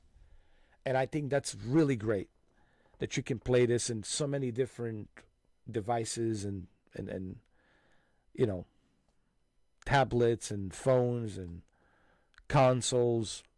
The only console you cannot play it on is Nintendo Switch, but that's because, as I was telling E.T. Becky, that's because conflict of interest, because Nintendo has their own service and they don't want any conflict of interest. But everywhere else you can play it, Xbox, PlayStation, you name it. So I think that's pretty awesome that you can play this anywhere other than Nintendo Switch. I think that's pretty cool. And I think a lot of people should be able to play this and enjoy this. And I'm trying to spread the word, is what I'm trying to do. I'm not sponsored by them, although I wouldn't mind being a sponsor. I would love to help them out even more. But they didn't get in touch with me yet, so that's up to them. But I'm not in this for this. I'm not in it for this. I'm not shilling for them. I'm just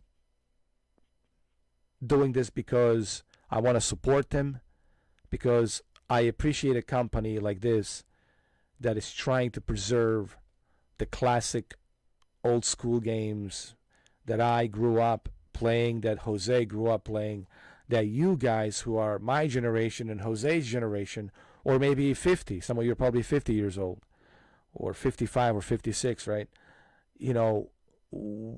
I want to support this service, and I want to kind of keep you guys aware that this service exists. I guarantee you, Jose, there's a lot of people, Jose, that probably don't even know that this service exists.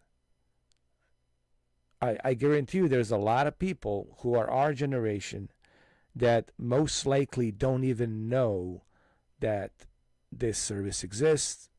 So I'm trying to kind of break the ice and let them know that the service like this exists. And it's only $4 a month, man. All right, let's play.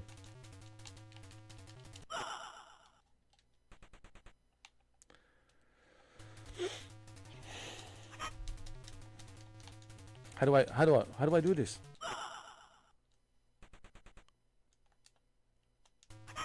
Come on.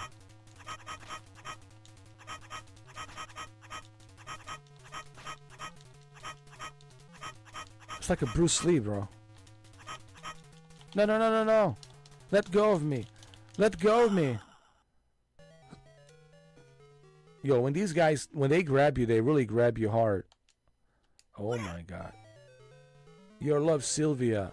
It's in custody now. If you want to save your dear Sylvia's life, let's go.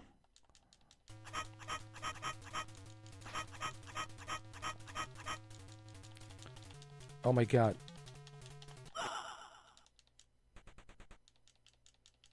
You know, people talk about Elden Ring. Try play this. You know, I know everybody's Elden Ring this, Elden Ring that, Dark Souls this, Dark Souls that. No, no, no. Play these old school games, right, Jose? Play these old school games, huh? And you'll see the Elden Ring.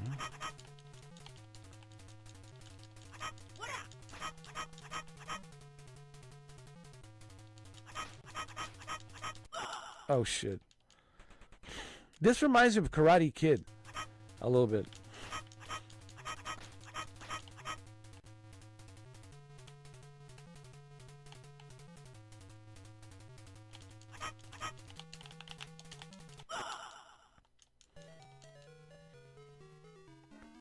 So it's left and right when they grab you, huh?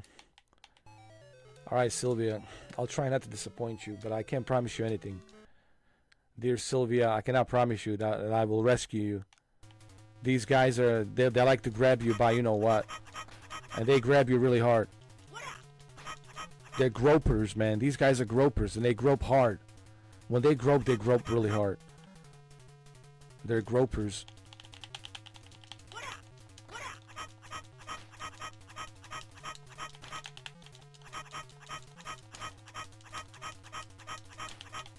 Oh, no, no, no, no.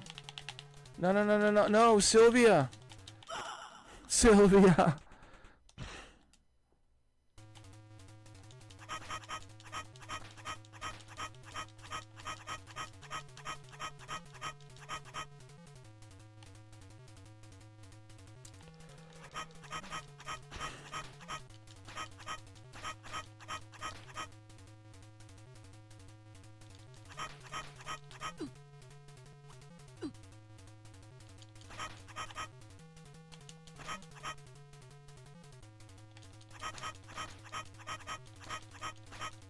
No, no, no. Left. No.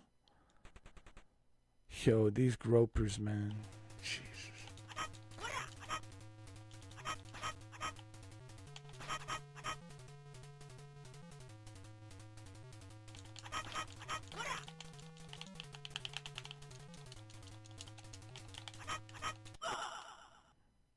Oh, my God. Talk about the Elden Ring. How many quarters did you lose in this one, huh? How many quarters? No, I mean, really, honestly. Tell me, Jose. How many quarters, how many bags of quarters did you spend for Sylvia? How many quarters did you simp?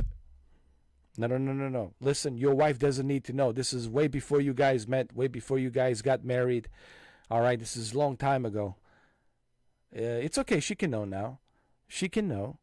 But how many quarters, how many bags of quarters did you, Jose, simp for Sylvia on this game?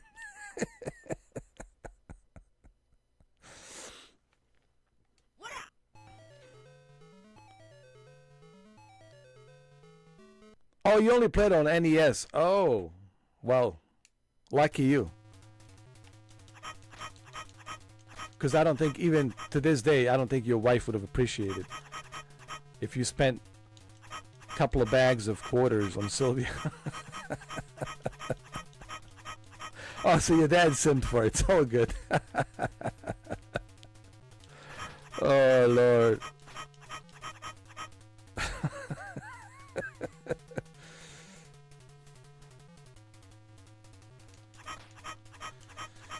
Hey, listen, we all gotta simp once in a while, huh? It is what it is.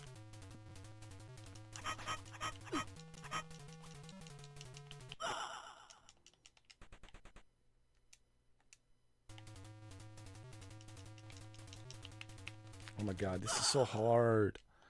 This is so hard. This game is so hard. When you are all alone, looking to save Sylvia. Ah.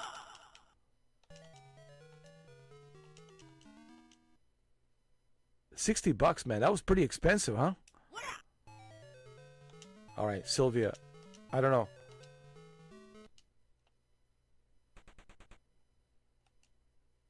I don't know if I can make it, Sylvia.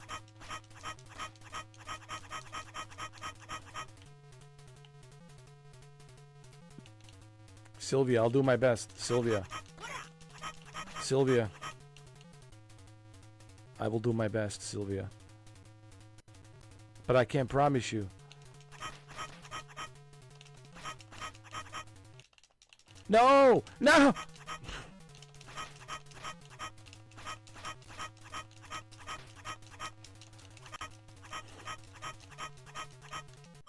Oh, come on. It's not fair.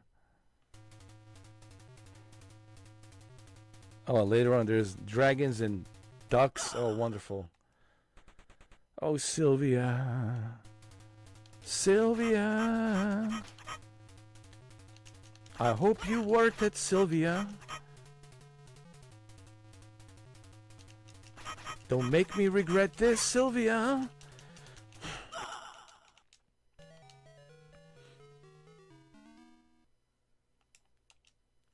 It's your typical 80s, right? Movies, 80s games.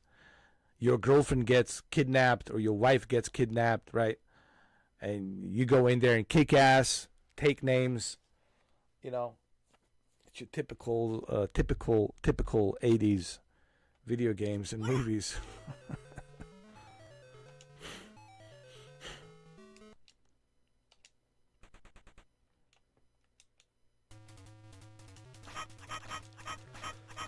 Come on, Sylvia. I'm coming, Sylvia. Don't you worry. Don't you worry, Sylvia. I'm coming.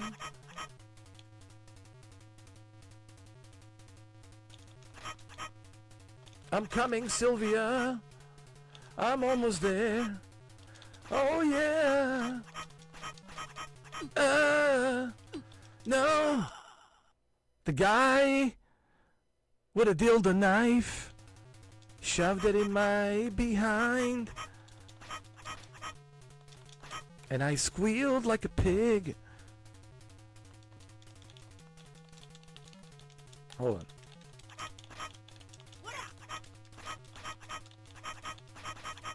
I know, it's all about guns. Yeah, it's getting ridiculous. Yeah. Yeah, I don't like that, man. You know, what's so special about guns? Anybody can use a gun. A grandma could use a gun. Anybody can use a gun. Just squeeze the trigger and that's it. What's the science behind it? You know, I miss the good old days when it was a fist with fist. You know, let's see who's the badass. You know, I miss those good old days.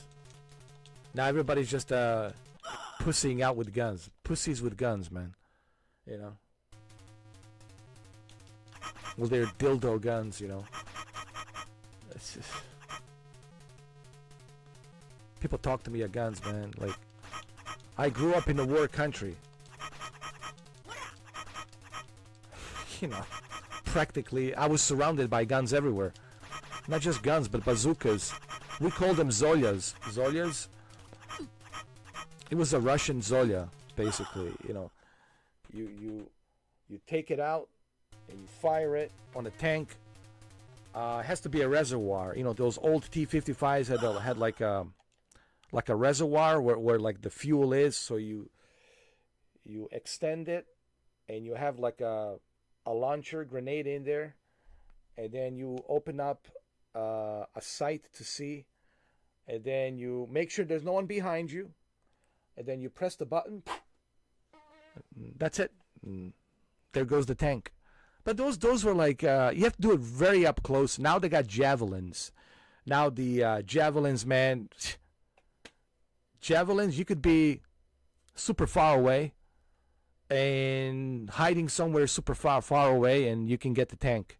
That's why the javelins really helped out Ukrainian soldiers, because javelins were just ambushing those Russian tanks left and right. But yeah, I've been around, man. During the war, my uncle had a Schmeister. You ever heard of Schmeister? Schmeister is the Nazi Germany SS officers' machine gun. Not the MG44, but the Schmeister. They call it Schmeister. I don't know what they call it here in America, but I know in Bosnia when I was there, it's called Schmeister, like a big ass long magazine called a Schmeister. That thing gets heavy, dude, but it has a lot of bullets in the magazine. So I was 12 years old, man. I was like dealing with guns, with mortars and 155 millimeter mortars. And so when people talk to me about guns, I just say, just sit down. Like I always tell people, just sit your ass down. Don't educate me about guns, all right? I grew up in a war country, not because I wanted to, but because it was there, presented to me. There was nothing I could have done about it. I was there for 4 years, trying to survive. I missed 4 years of video gaming, Jose. And that's it, man. That's why I was so upset. I was upset because I missed 4 years of gaming. No, I mean, for real. It was, that war was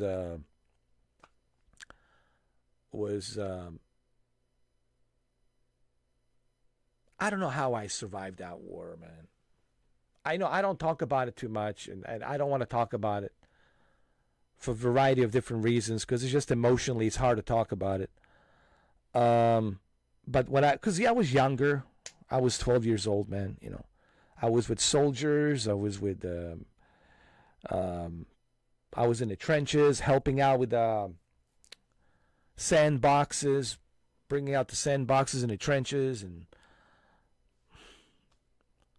helping out, clean out, Kalashnikovs and make sure they're working. Like we had to help out. Everybody had to do their job.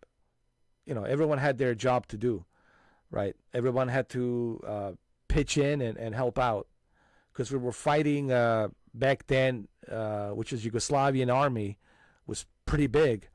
And of course, Serbians were in charge of Yugoslavian army, so it was tough. You know what I mean? So everybody had to help in. Everybody had to kind of pitch in. Everybody had to do their job. You know, everybody had to like help out in a way, just like Ukrainians. Like in Ukraine, same thing. Everyone has to play their part. Everyone has to help out. So same situation with me when I was there. So you know, but I don't know, man. Dude, let me tell you, I shouldn't be alive. Dude, it's got to be God. There's been such close calls where I would feel the blast. When a 155 millimeter mortar hits the pavement, there's particles that fly out, and these particles will shred through your body, right? They'll shred through your body. And I remember one time, where was I? I was outside playing, you know. Yeah, I was outside playing. It was nice outside, and all I can, just for the record so people understand, you don't hear the sound. You feel the flash, you see the flash and blast. A heat wave.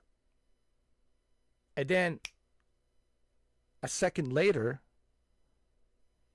you hear the blast.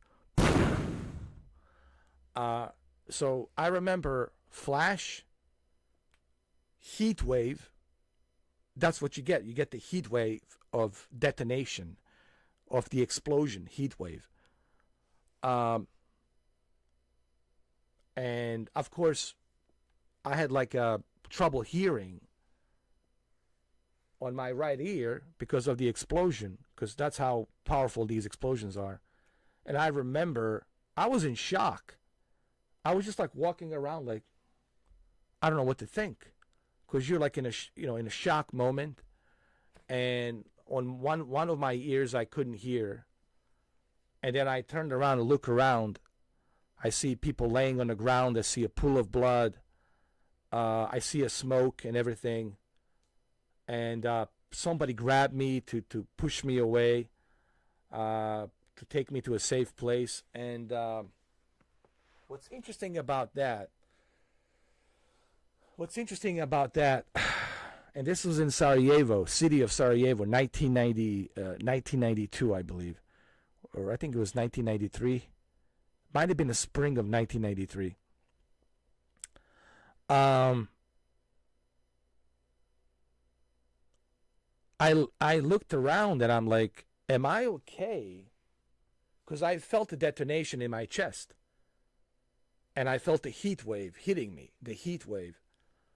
And I'll never forget.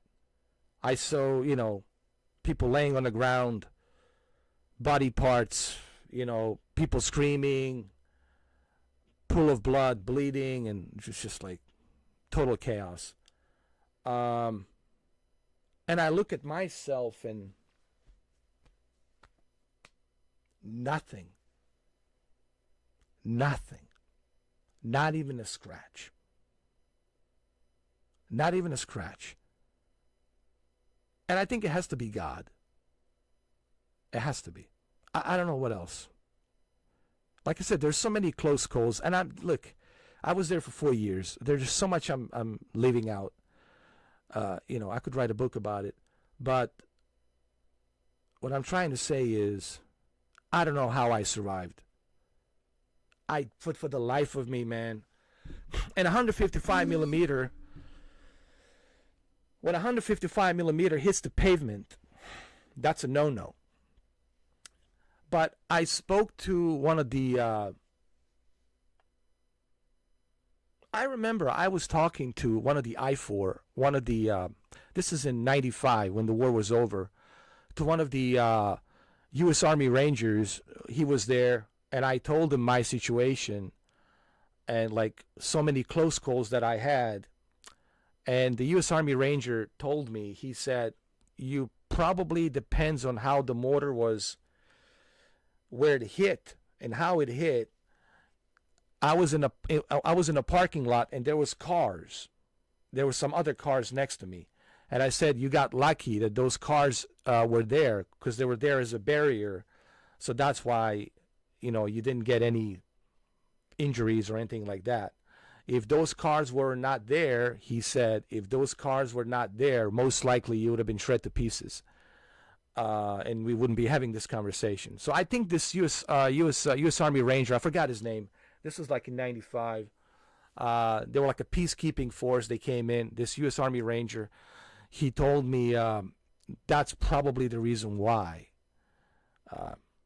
you were alive, that nothing happened to you. Because 155 millimeter is pretty big.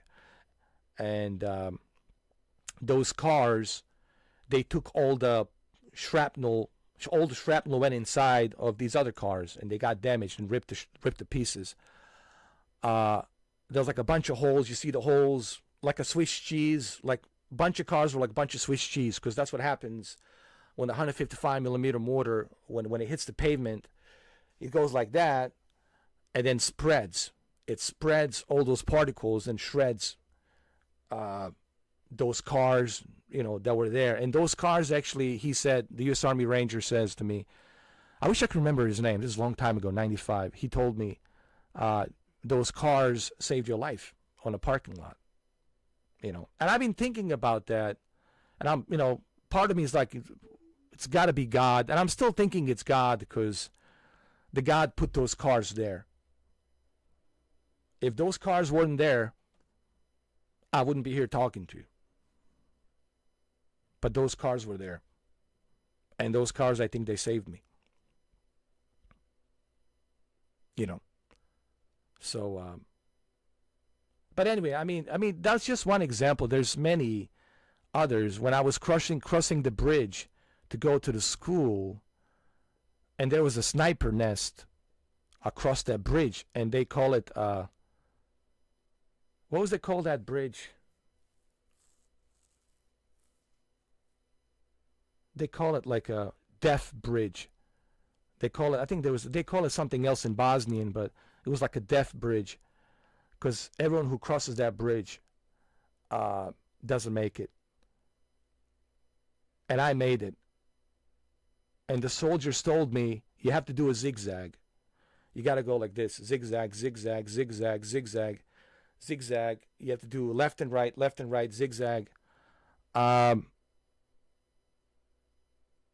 but I mean, I heard the bullets. I heard the bullets flying by. You know, it's such an eerie feeling hearing the bullets. It's such a weird feeling, dude. It's such an odd, very ominous feeling. I look, man. By the grace of God, listen, Mark. Yes, those cars saved me. The U.S. Army Ranger was right because of 155 millimeter, and those cars were blocking it, and they were there like as a barrier. If it wasn't for those cars in the parking lot, I wouldn't be sitting here talking to you. But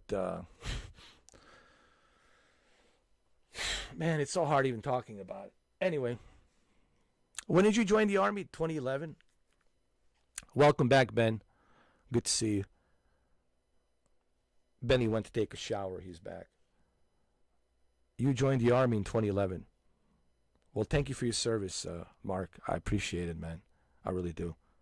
I know, I have so much respect for the Army, for the Rangers, for the Marines, and I met a lot of Rangers when I was in Bosnia. I met a lot of U.S. Army personnels, and yes, I was in Humvee. I was given a ride in a Humvee, and it was a pretty cool experience, man. I was also lucky enough to be given a ride in the Black Hawk. And got to tell you, Black Hawk, it's the loudest helicopter. Even when they put the headphones on, you know, they put these headphones to isolate the noise. Bro, you feel those propellers like pop, pop, pop, pop, pop, pop, pop, in your chest. Like it's Black Hawks are very loud. Black Hawk helicopters are super loud. Mark says divine intervention. I think so. It has to be. Your friend is in the Army, Ben. God bless him. Tell him thank you for the service. Always make sure you tell a soldier thank you for your service. Just let them know how much it means. So don't forget that, guys. You have your freedoms for a reason. Whenever you see a soldier, when you see a veteran, always tell them thank you for your service. Always tell them thank you for your service. Whenever you see them, tell them thank you. Anyway, let's continue. Sorry about that, guys. I got sidetracked. You know, sometimes I have these memories. They come back and, you know, reminds me of, you know, my past. Oh, he's out fighting right now? Well, may God look after him.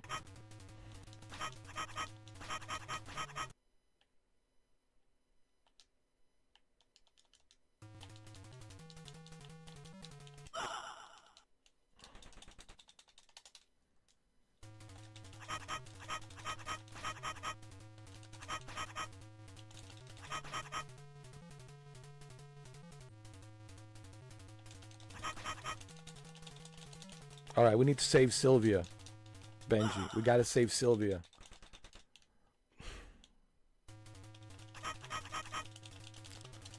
Army Rangers, man.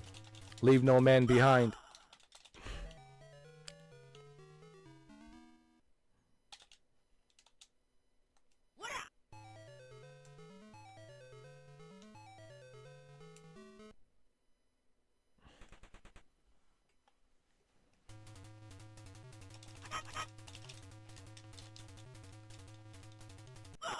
Rangers are pretty good, man. Look, I like all of them. I like Marines. I like SEALs. I like Delta Force. I like Green Beret. But you know, there's something about Rangers. Rangers always lead the way, man. Rangers lead the way. And it's true. Even since World War II, man, they lead the way. Even the Omaha Beach, you know, the D-Day invasion. Rangers lead the way. Sure, 101st Airborne, of course, you know. Of course.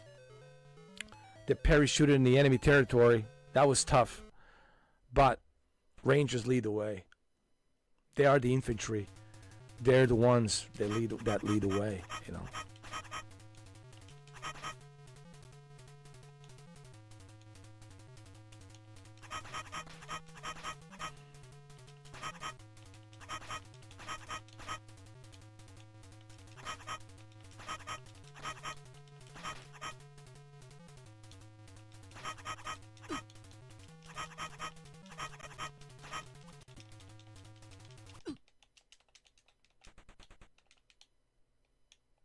Okay, let's try another game.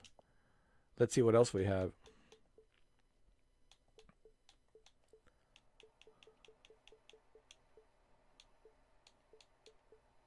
What is this? Avenger? What is this?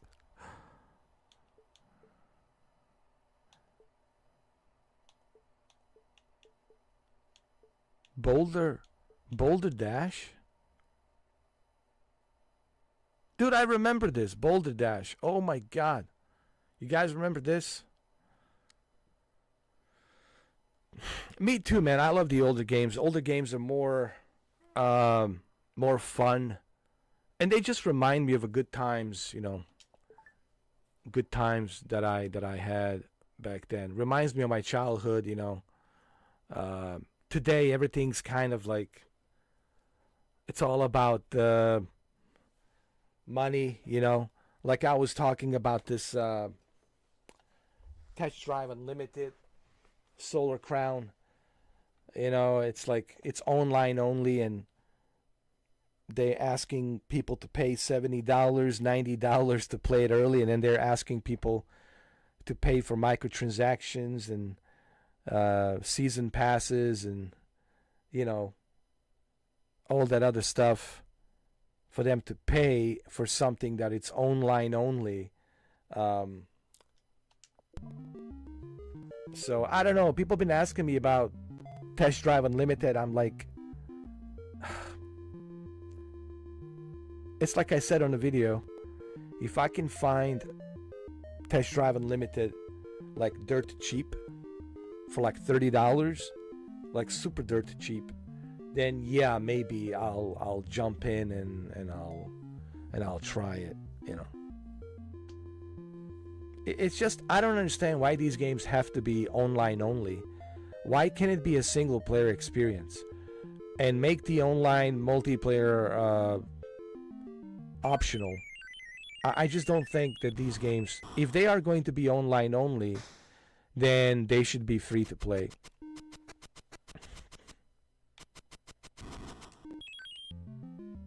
Alright, let's play this game. Let's see how it is.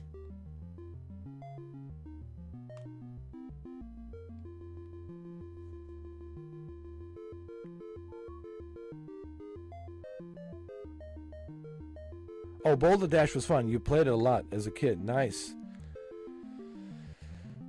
Well, this is your game. This is your game, Benny.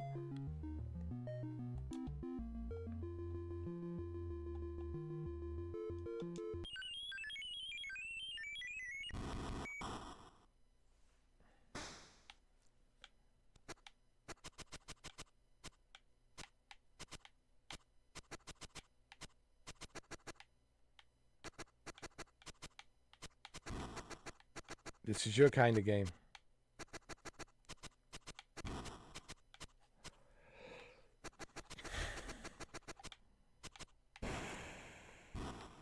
Gotta be careful. I think I played this on Commodore. I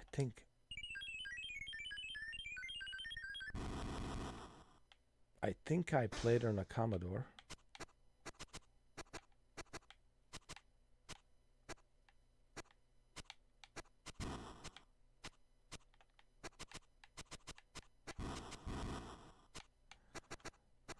Gotta be careful.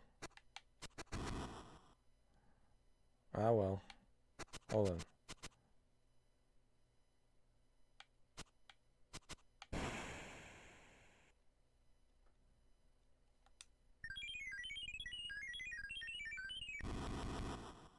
Come on, come on. You know what to do.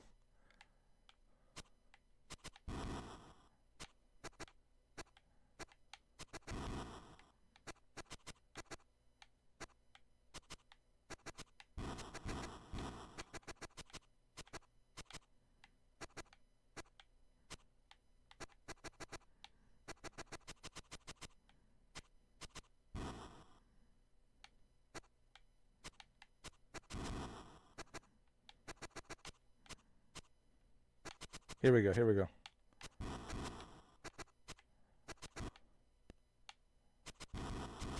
Oh! I have no idea, to be honest with you, Benny. It all depends.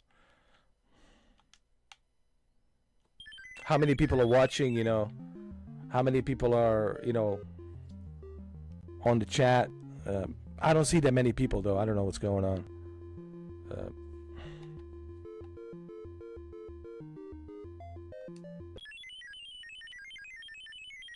By the way, how many people are in the chat room? Do you know?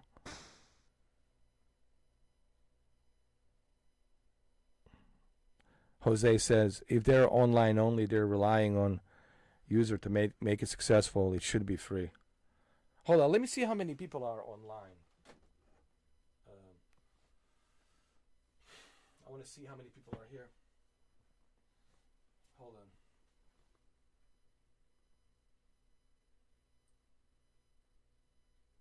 I'm just wondering.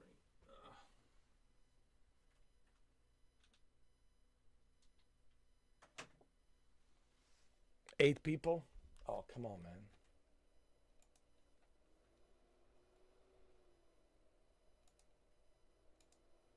YouTube doesn't like me much. They don't like me much, do they, huh?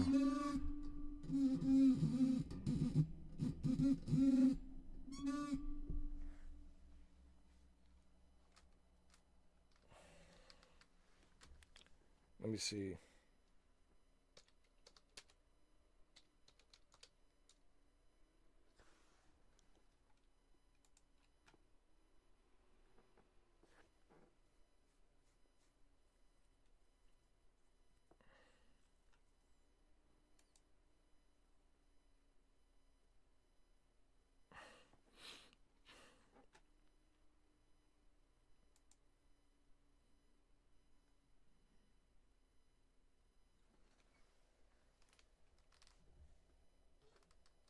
No, they want drama, dude. They want drama. If there was some drama going on, they would all come out of the woodwork. They would like get out of their beds. They wouldn't even take a shower. They wouldn't even brush their teeth. They'd be like in their pajamas. Yeah, I have something to say about you, Mr. 4K. I have something to say about you. Yeah. I don't know what's going on, dude. It's just so stupid. Like, people should enjoy this, man. This is like old classic stuff, man. What do they want? I don't know. I don't know. I think a lot of people are leaving YouTube, I heard. They're going to Twitch. I don't know, man. I don't know. The streaming... here's what I think, honestly, is going on. I think...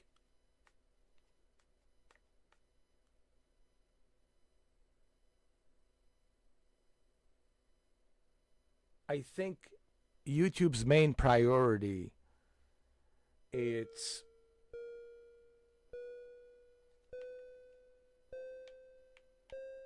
their main priority, I believe it's videos.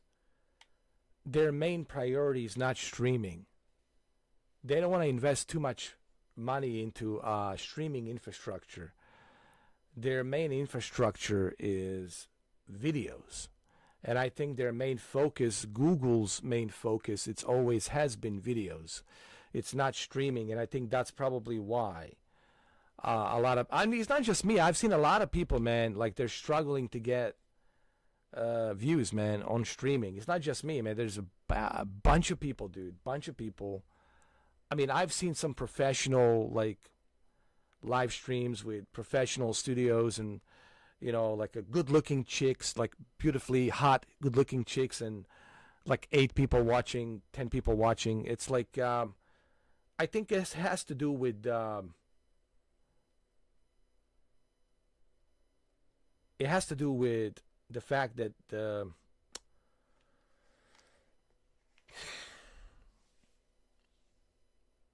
YouTube, it's more focused on videos. They're not focused on streaming. Twitch, it's only focused on streaming, and that's what they do, and that's what they've been doing all of these years, and they're really good at streaming, and Twitch is the place to stream. If you want to stream, Twitch is the place, of course. But YouTube, I think it's more focused on videos. I think I've noticed that. You know. But anyway, I don't know. That's what I think.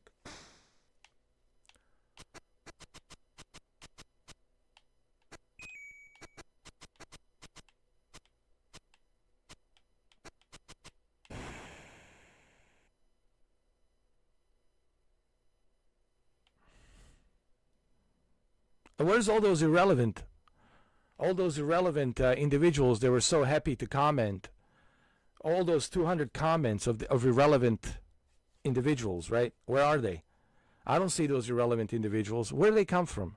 Like, I see some of those individuals typing in, writing comments. Like, where do these guys come from? Are they bots? Are they even a real human? Right? It makes you wonder. Are they just a bunch of bots created? And they're just like, hey, the algorithm needs some bots for this guy. Let's send some bots with some fake names with a baboon profiles and flying monkey profiles and some goofy. I mean, I've seen some goofy ass profiles, man. Some goofy ass names with some goofy ass profiles, and I'm like, where are these bots coming from? Because it makes you wonder: is this the real individual typing? Are these the real individuals? Right? It makes you wonder. So, I don't know.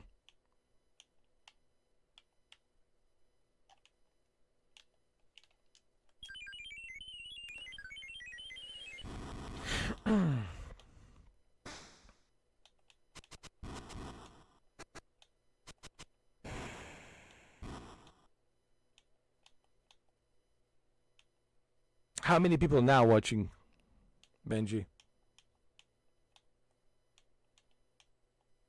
I think we got a troll excited.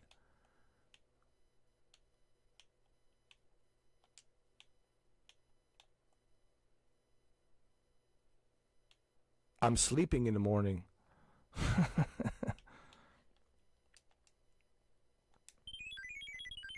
Well, this game is really hard. 10 people. So let me see. Out of 10 people... Okay, so Benny, Jose, Mark, Benny, Jose, Mark.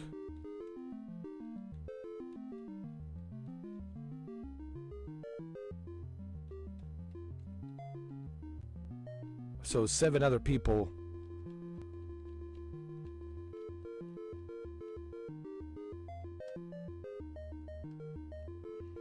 Are probably just the bots. It could be probably one guy or 2 guys with four fake accounts, different browsers opened up.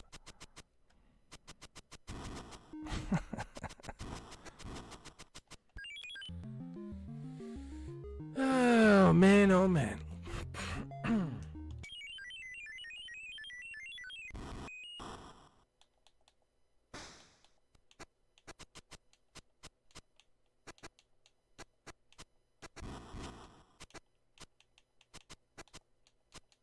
Maybe this is strange for them. They never seen graphics like this, and they're like, "What is this?"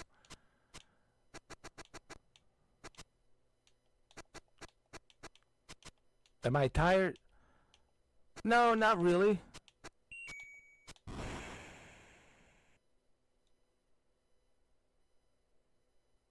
Just had a headache, that's all. I had this annoying headache all day long, man.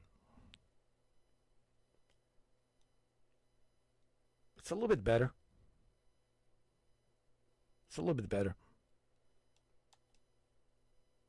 Let's try another game.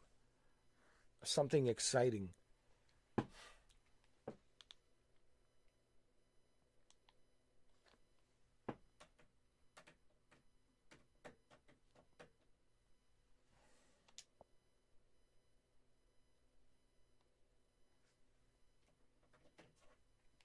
Hold on.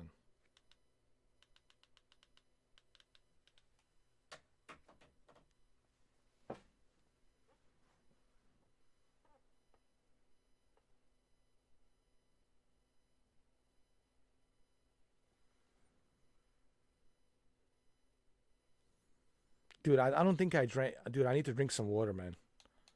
I think you're right.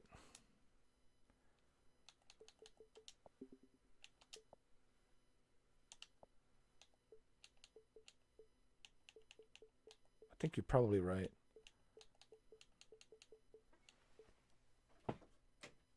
Hold on.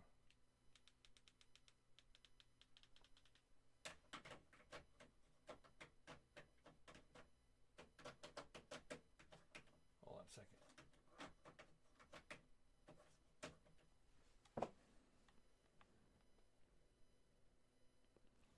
Oh, I have a water right here. Whatever's left of it.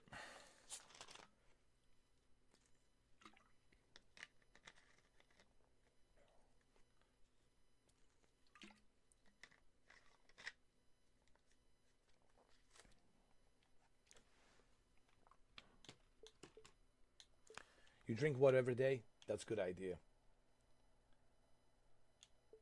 Renegade. Renegade. Let's play Renegade.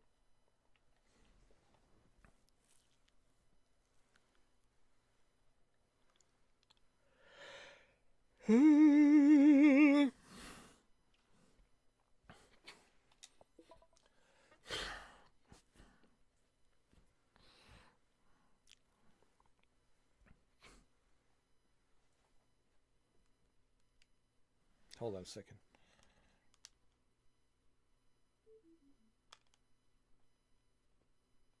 After water's gone, get more water. Thank you. Thank you, Benji. Appreciate that. It's good to know, man. I think that's what it is, man. I need to drink more water. More water. Good luck, kid. Good luck, kid.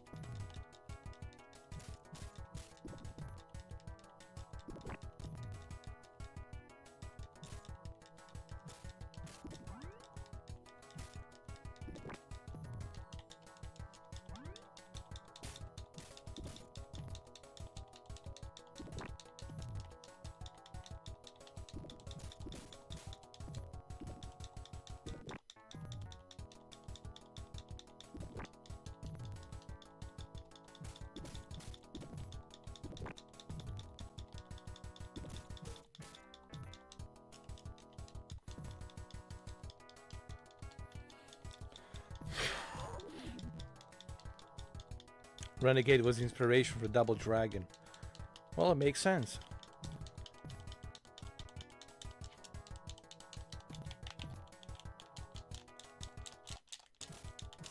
Oh, come on. Come on. Get lost, punk. Get lost, punk. Good luck, kid. All right, kid. Here we go, kid. It's time to rock and roll. Let's go.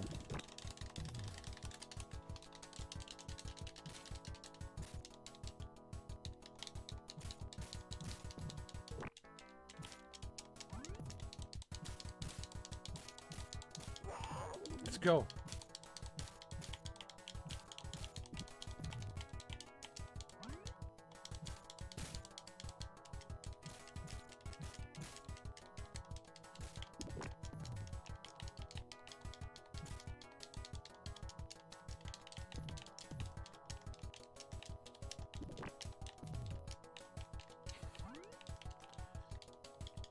That's good to know. Drink a lot of water. Drink as much water as possible, huh? Makes total sense. Get lost, punk. All right, I will get lost. He says get lost, punk. Fine. Fine.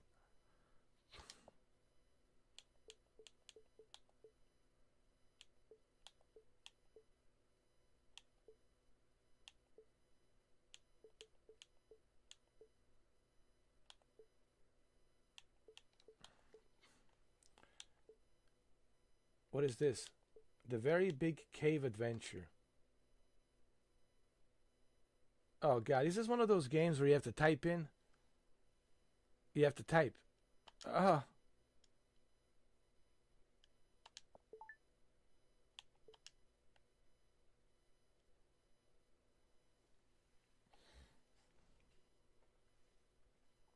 Tell me about it. Oh yeah. It's a big bill you will get for being in a hospital, for them using all of the equipment, all of the medicine, all the nurses, looking after you, giving you medicine. Oh yeah. Very expensive.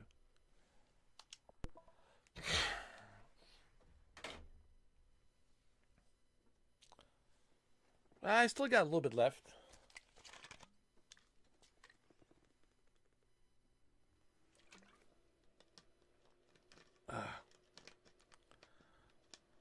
All right, Jose. And I got my tea.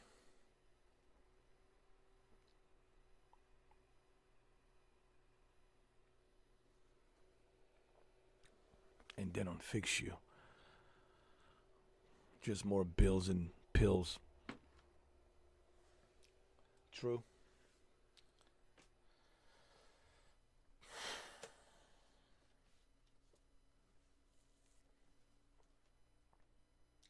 Hi. I'm Trixie. Spelunk me. What I mean is, I've done caves before, so I've got the job of showing new adventures around. I'm perfect, so you will have to behave yourself. Let's have a look at you. Healthy enough, I suppose. Do with a bit more exercise. Still, you'll soon get that. All right, you'll do. Okay? Let's get going. You're standing at the end of a road. Oh man, John Wick should read this, huh? You are standing at the end of the road, west of a small brick building. Forest lies all about you. A small stream flows out of the building and down the gully.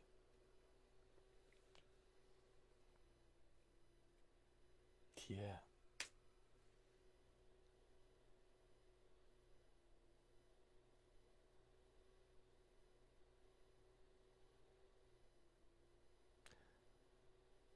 So drink a lot of water is the key.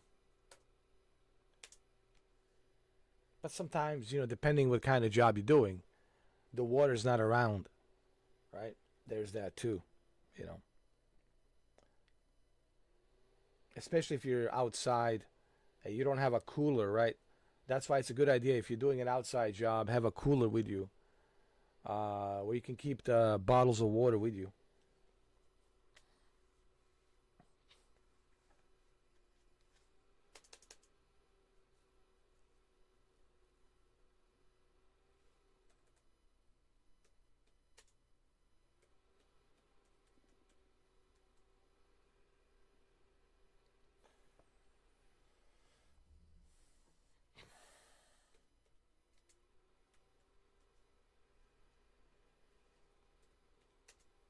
Go left.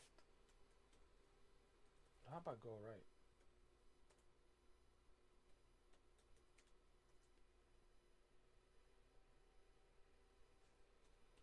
Go back.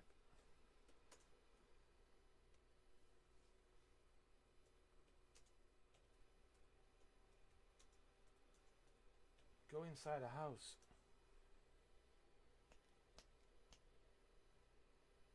Just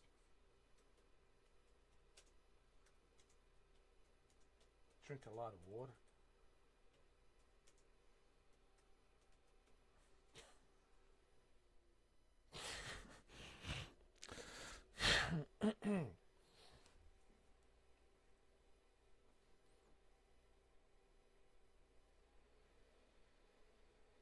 Drink a lot of water.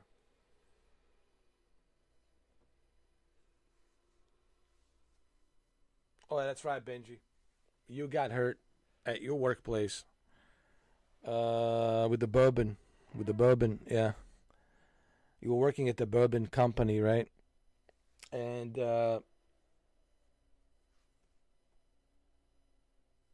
you remember you were telling me the one time when you got hurt.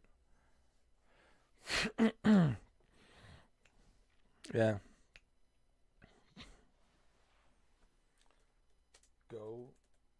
Go forward. Go up. Go down.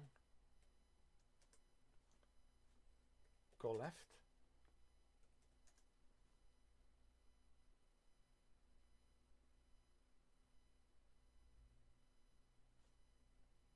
Follow the river. No.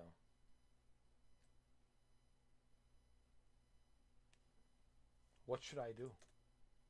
No. Some people love these types of games, I remember. But my goodness. Any ideas, guys? What should I write?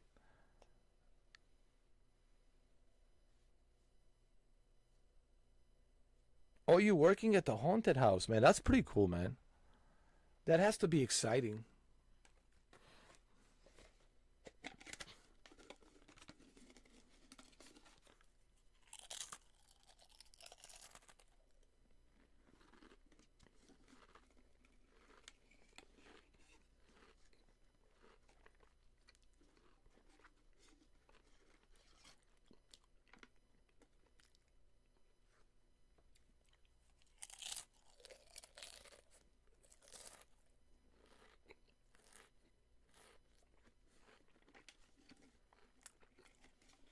A lot of water. I need to grab some water, man.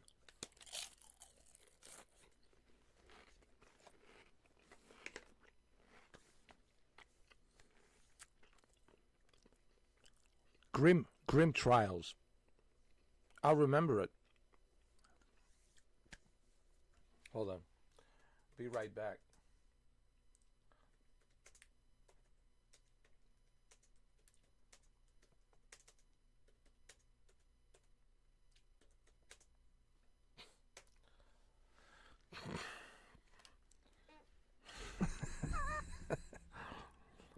Oh, I'm gonna look it up. I'm gonna look it up. Grim Trials. I'm gonna look it up.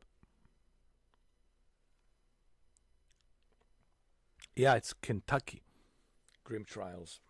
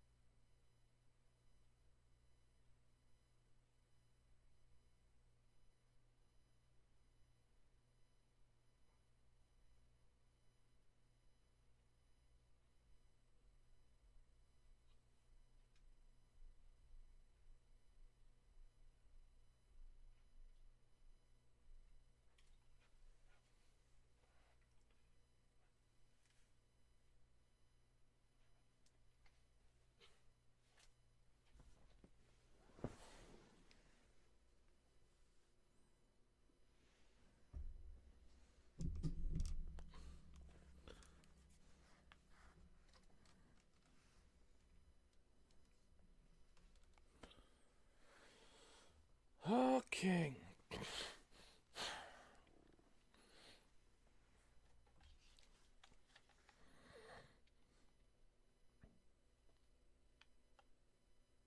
Grim Trails, haunted attraction. Most definitely, I will check it out.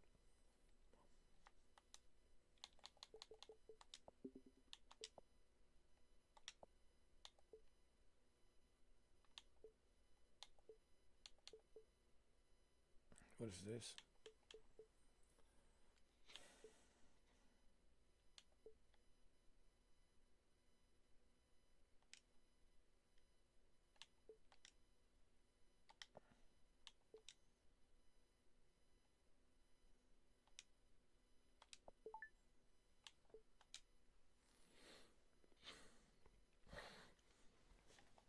Oh, definitely. Whenever I come to see you in Kentucky, for sure, man. I wanna go there.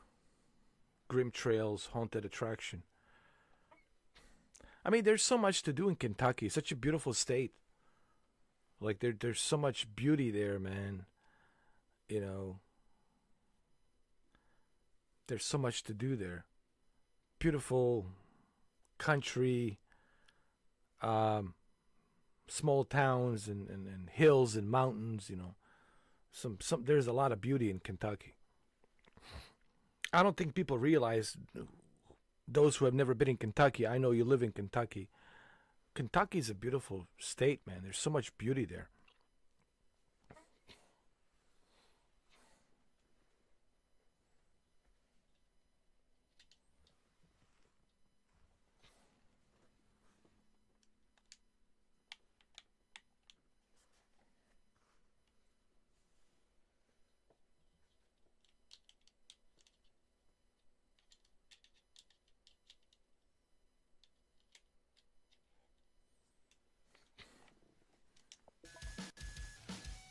Play some pinball.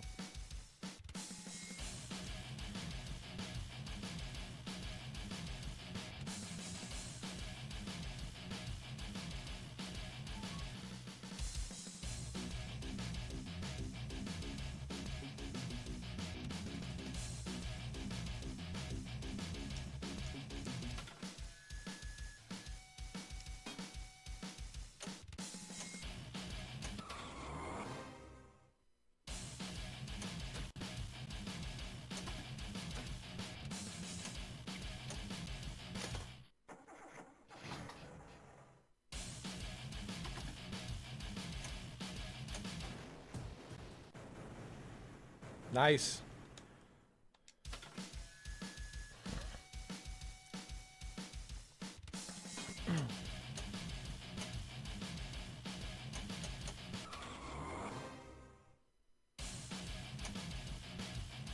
Yeah, that's what I heard, man. From Western Virginia, from West Virginia to Western North Carolina to Kentucky, Ohio, even parts of Pennsylvania, right? Appalachians, they go up to the parts of Pennsylvania, right? Yeah. Appalachia, they stretch all the way from northern Georgia, South Carolina, North Carolina, Tennessee. Yeah, like those areas, Tennessee, Western North Carolina, Tennessee, Kentucky, West Virginia, you know, Western North Carolina, West Virginia. Yeah.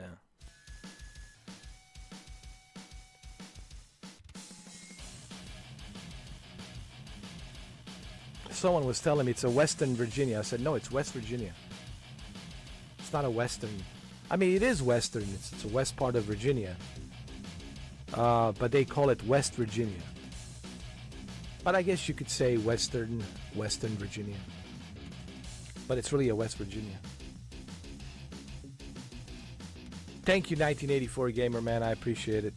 Thank you for that. $9.99 super chat, man. Love from Scotland. Well, thank you, my Scottish friend. I much appreciate it. Thank you. Much love from Scotland.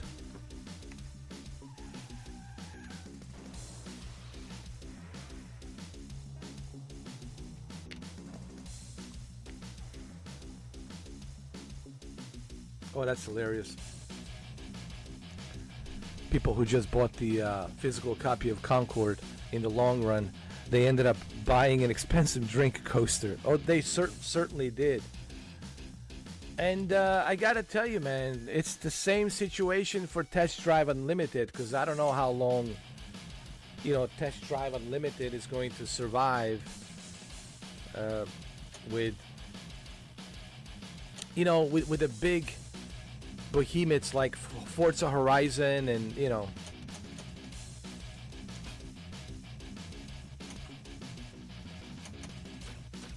hopefully studios and developers will learn the lesson that, hey, nobody wants to pay for a game that's online only. Nobody wants to pay for a game that requires you to be on a server. Right there, it's like, it's a no-no.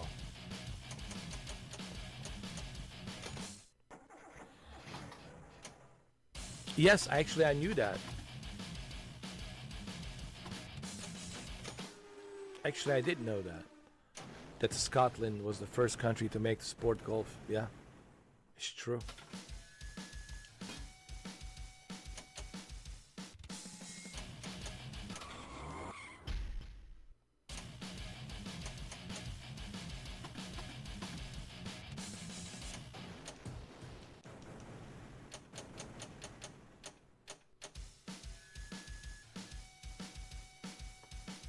So I don't know what's going to happen to Test Drive Unlimited. It depends on how many players they have. If they start losing players, well then you might see the same thing happen with a Crown Solar. I mean, that's such a fear. Like even yesterday, the servers were down because they were doing maintenance.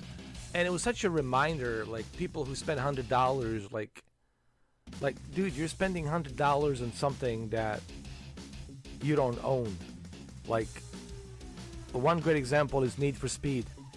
Need for Speed Online was that one great example. Like, you should never have to pay for online only game. I mean, but as long as people are willing to pre-order and put the money down, these companies, these greedy companies, will continue to make them. These types of games. People have to be smart about how they spend their money. I mean, you can do whatever you want to do with your money. It's your money, right? But when you are giving money to these companies, then you're letting them know that it's okay. You are sending the message that, hey, we're okay with this. We don't mind.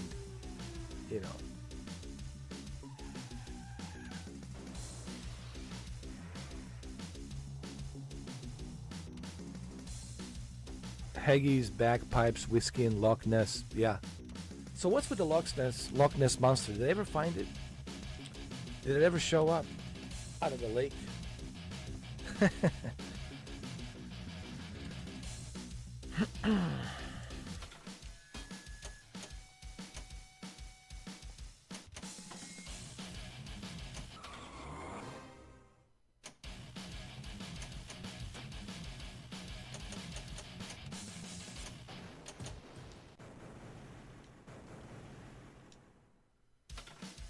Hey Benny, have you ever been to Western Virginia?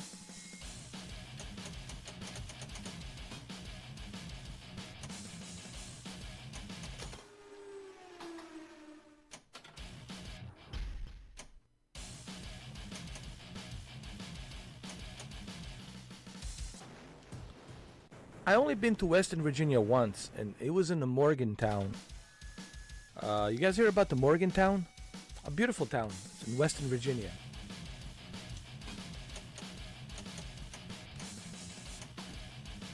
I highly recommend, guys, Morgantown. If you've never been to Western Virginia, it's really nice.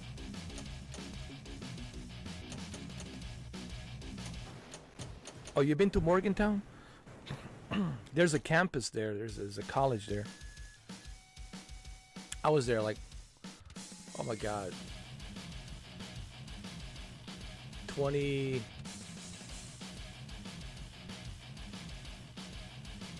years ago, I think. Oh, you've been to Western Virginia to a paintball tournament? Nice.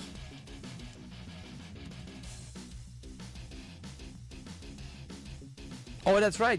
That's right, guys. You know, Benji's pretty big on paintball tournaments. He won a bunch of tournaments too.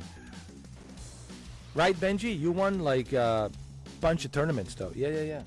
Like he's really good at the paintball tournament.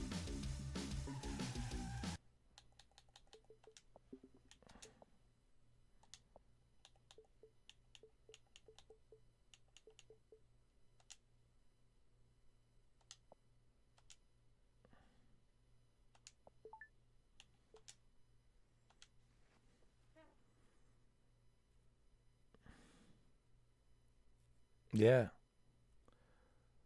And Benji also worked for the Bourbon. Was it Angels, right? Angels? The Bourbon? Yeah. In Kentucky.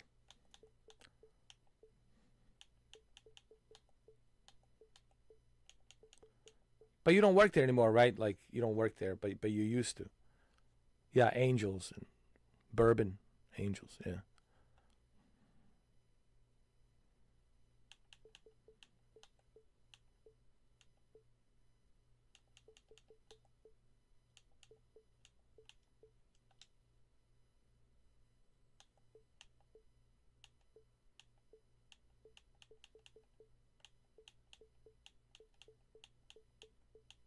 How long did you work at the Angels? Angels Bourbon. Angels Bourbon. How long did you work there, Benji?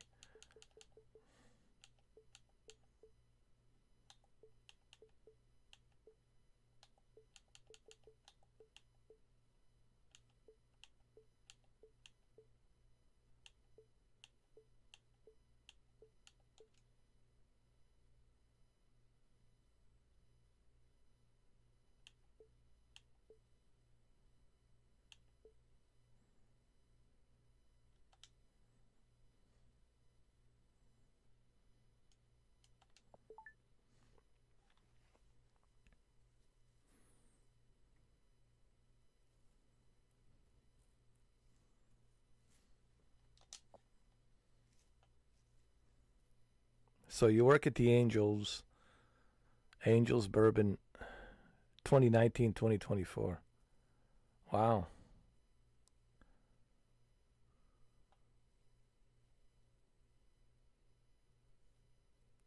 You've been there for a long time.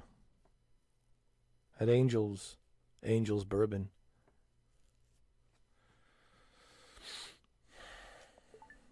Yeah. Do you miss it? You probably miss it a little bit, right? Do you miss it a little bit? I can imagine.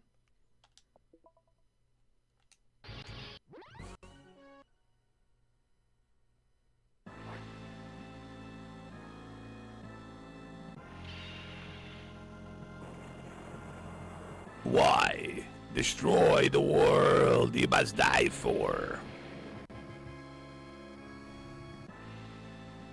I was too late. You'll pay for this.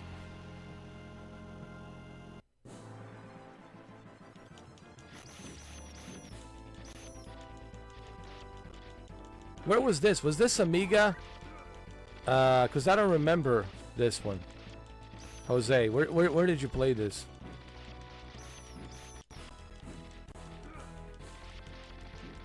Jose is like the it's like what you call it? Encyclopedia. Like whatever you want to know about these old games, like you phone in Jose, you call Jose on the phone. Hey Jose, how about this game? And Jose is like, all right, this game was this year was inspired by this other game.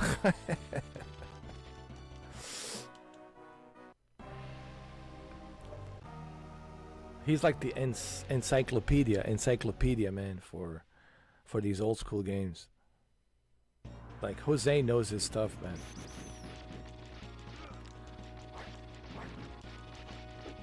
I thought I was the gamer, but I would say Jose is the gamer, bro. I'm being serious. I gotta give this title to Jose. Like Jose is the gamer. The gamer of all gamers, man.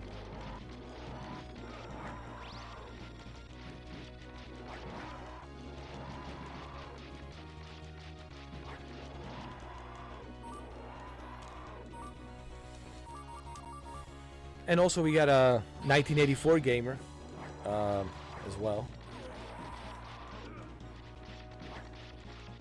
I heard that Alien Romulus is really good. That's what I heard. But people didn't want to tell me too much because they didn't want to spoil it. It says it's better if you see it. Because if they tell you some important stuff, well, then the element of surprise, it's not the element of surprise anymore. And the whole idea of the movie is the element of surprise. So everybody's been saying it's a great movie. It was done well.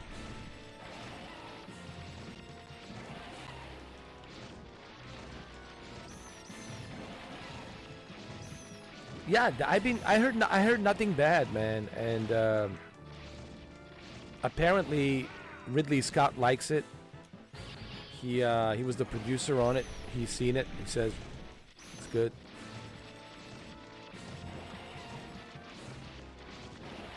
But I haven't heard anyone say anything negative. Like, no one's complaining about it so far.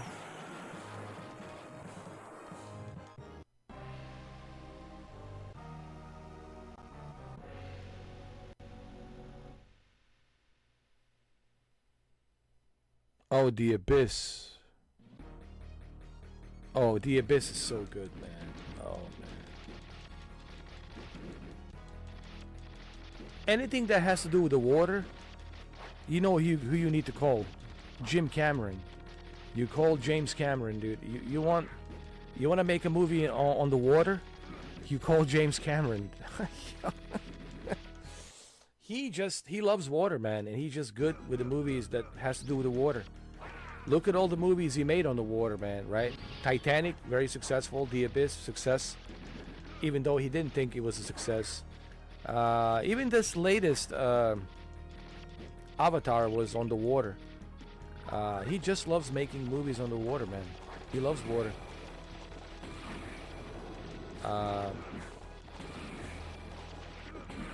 The Abyss was great.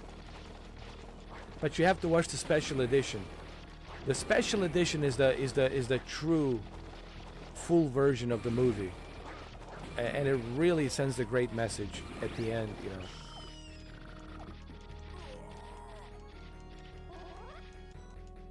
But it's a very claustrophobic movie. Like I always tell people, if you want to watch The Abyss and you're claustrophobic, listen. If you're claustrophobic, yo, The Abyss is definitely not for you. So just a little piece of advice.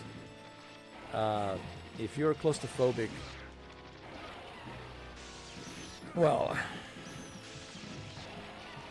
The Abyss will definitely not make you happy.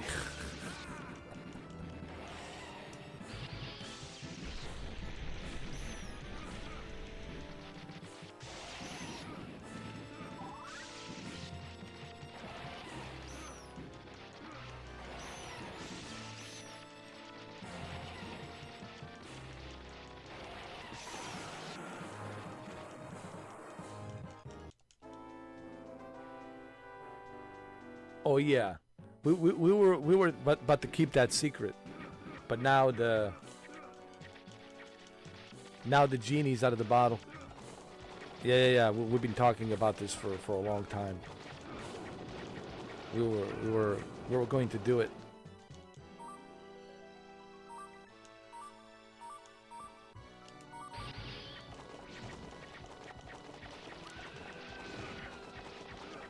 And we were talking about the flavor, right? What type of flavor? Cinnamon or pine tree? Cinnamon pine tree. I don't know. Maybe pine tree was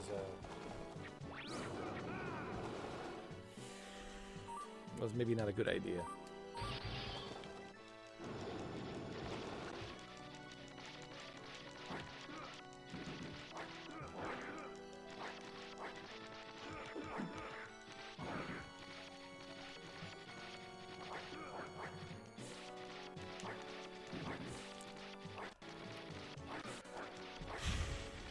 I think we did talk about the flavor. I think was it your idea for the pine tree, or was it cinnamon? I thought about a strawberry, you know, like strawberry flavor.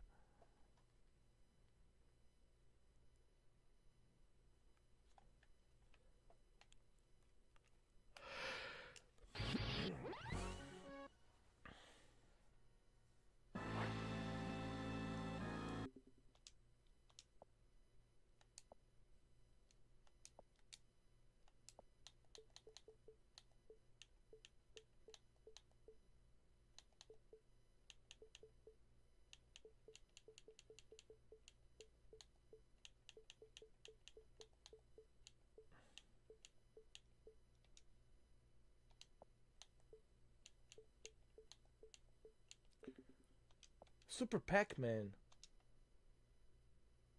Oh my god, they have a Super Pac-Man.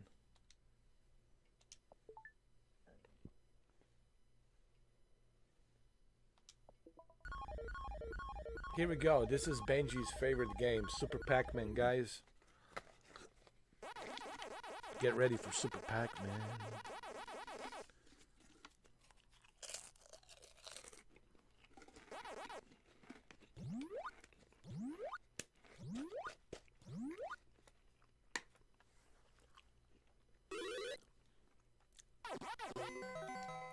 Stage 1, here we go.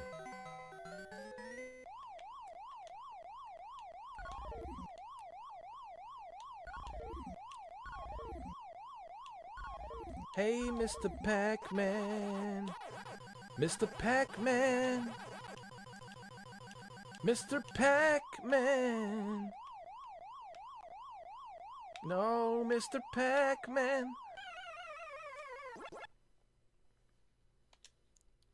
Come on, Mr. Pac-Man. Let's go.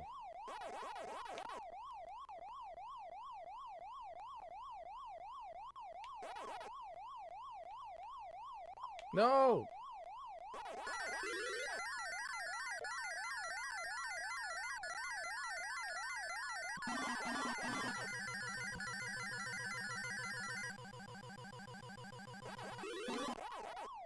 Mr. Pac-Man!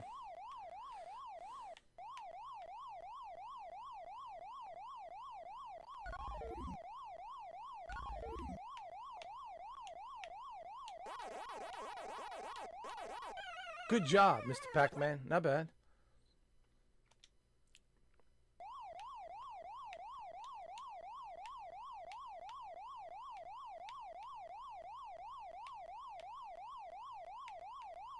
Oh, no. Yo, Mr. Pac-Man.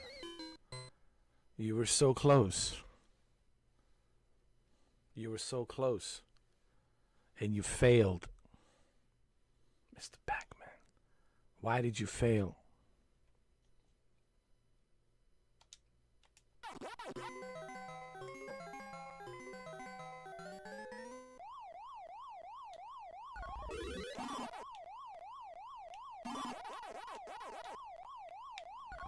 Mr. Pac-Man.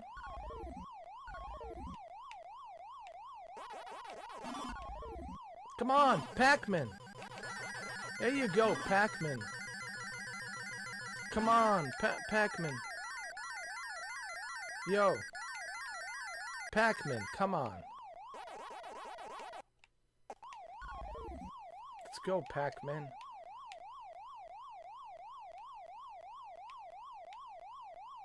You got this, Pac-Man. I believe in you.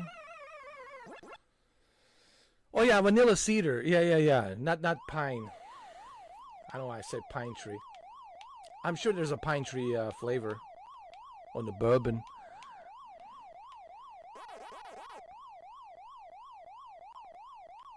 Pretty sure. Is there? Do you know if there is? Benji, they have a pine tree flavor on the bourbon. I mean, I don't know. I mean, it could be. Someone might have thought of it.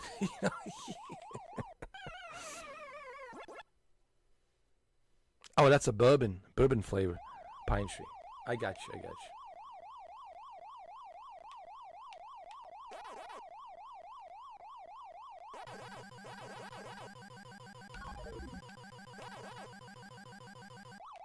Wow, come on. Yo, this is sad. I was so close. I feel like Christopher Walken. I told you. I was so close. And then I failed. Why? Why did I fail? I didn't have to fail. But I did. I'm just saying. I didn't have to fail. But I did. Somehow, I walked in with a Pac-Man, and I fail. Why did I fail?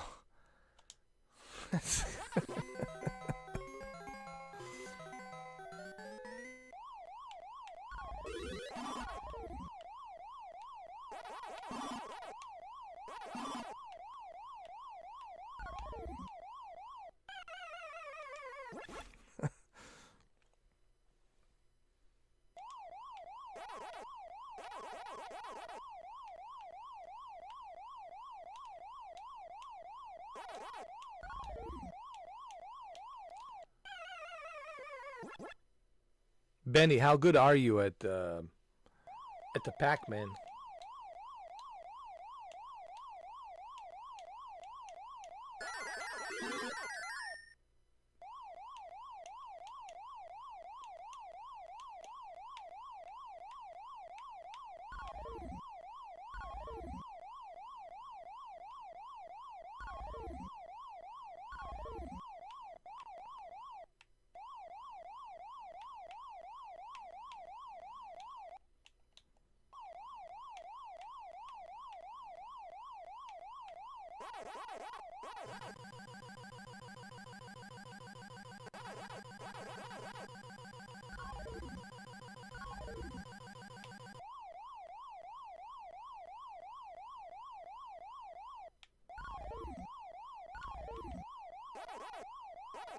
There you go.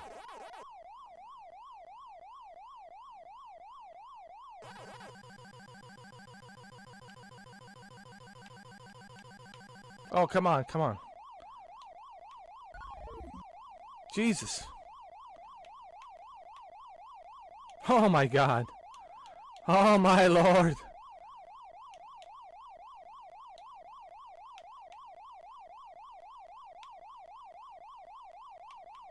Oh. Oh. Yo, this was really sad.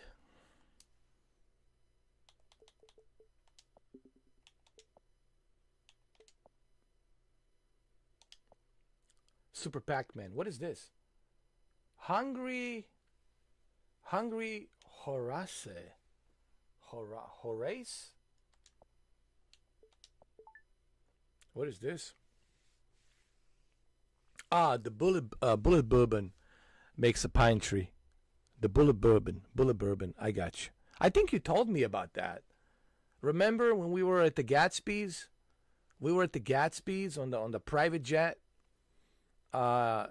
Remember at the Gatsby's on a private jet? You were telling me about the bullet bourbon with the pine tree. And I still remember it. I still remember that. Yeah.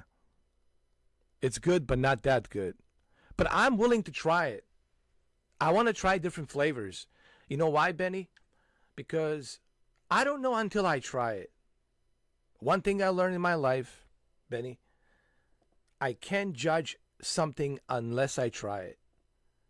I need to try it at least once. I need to try it just once. So I'm willing to try the bullet bourbon with a pine tree. Just once. I just want to try it once.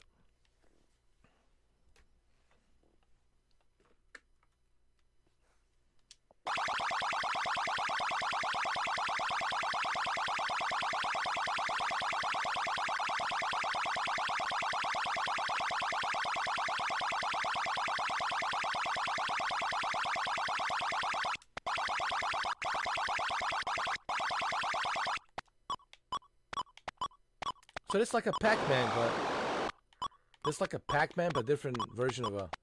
It's like a Pac-Man ripoff. This is Spectrum, right? Spectrum Zx. Okay.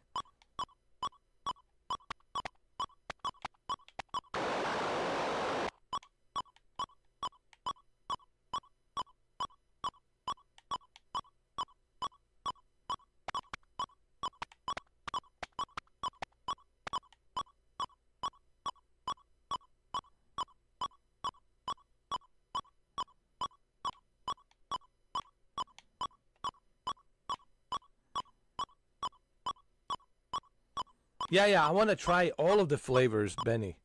When I go to Kentucky, I want to try all of them. Because I don't know until I try it, Benny.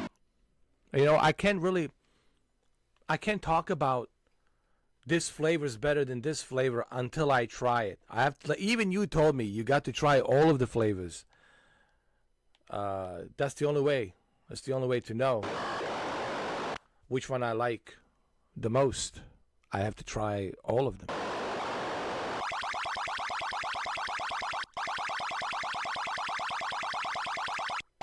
This reminds you of what? Berserker? A game called the Berserker. You want me to go search for it? Berserker? This was on a Spectrum, 1982 Spectrum Zx Sinclaire.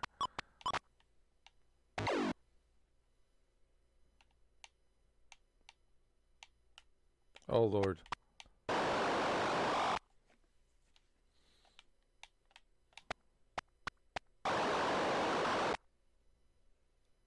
Bullet Bourbon green label is the pine tree. You know what? I might have to buy it to try it.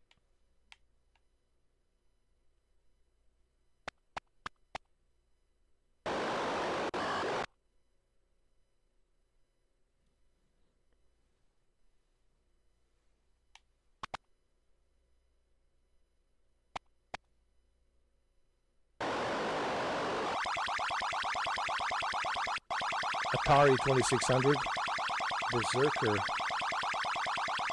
or just a Berserk, not a Berserker, Berserk.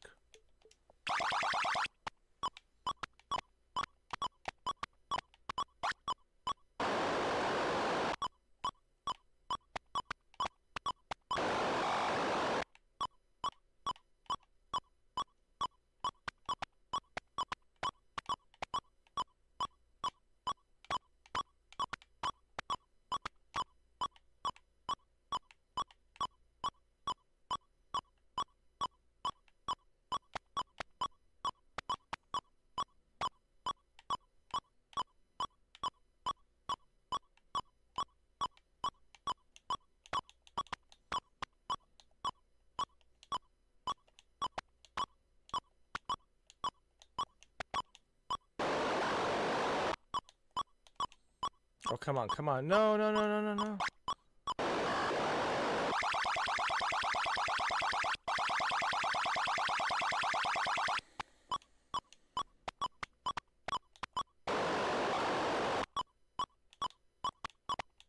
You know, you look at this game and, you know, people talk about Elden Ring and Demon Souls and Dark Souls. I mean, look at this. This was hard, man.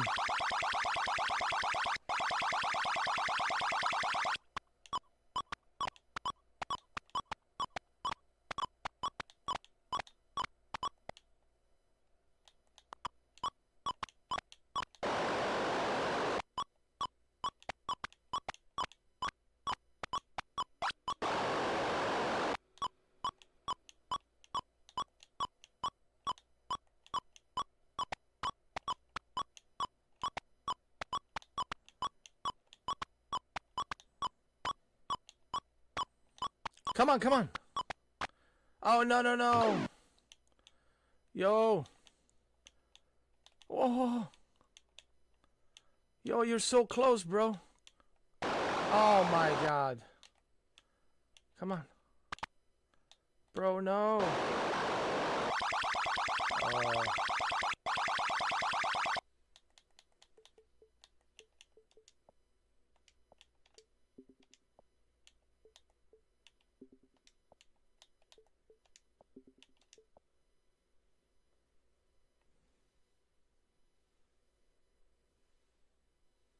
I know. Maybe I should. Once I purchased that, you said it's a green label bottle of bourbon, and it's called Bullet Bourbon. Bullet Bourbon. Bullet Bourbon green label. It's a pine tree. Bullet Bourbon green label. Pine tree. Got it. Bullet Bourbon green label. Pine tree.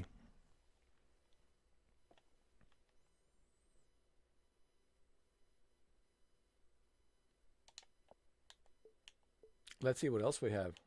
What is this? Crystal Castles. Hold on. You said you wanted to search for something. Hold on. Berserk? Let's see if we have a Berserk. If the Berserk... What was a Berserk? I don't know. Hold on.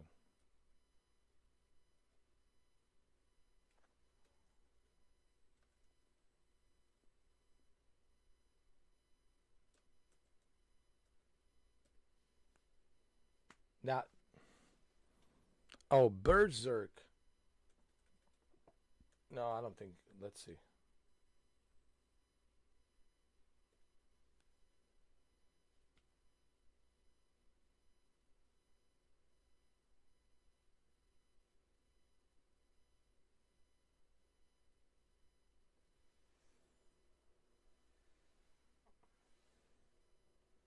No, I don't think they have it.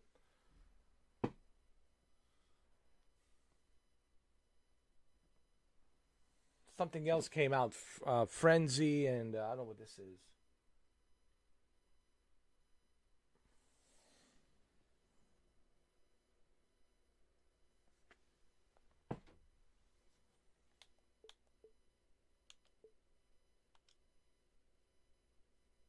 They don't know we have it. Yo.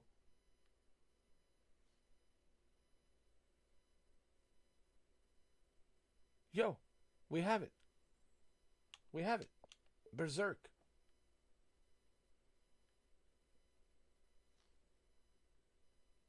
We found it. Yo. You see? Benji was right. See, Benji says, look it up, look it up, look it up, and there it is.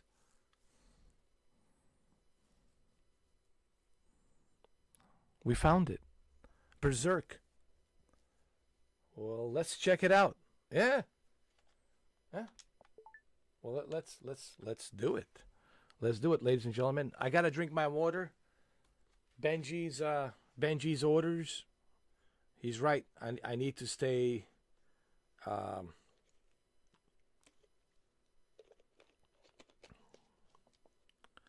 Well, I just need to drink a lot of water, and I'm feeling that the headache has gone away now. It's amazing how much the water helps.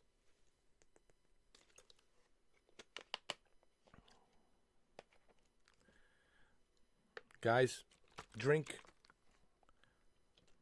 Benji's right. Benji's right. I'm going to call you Dr. Benji. Dr. Ben. Dr. Ben. Drink a lot of water, guys. Drink a lot of water. Drink.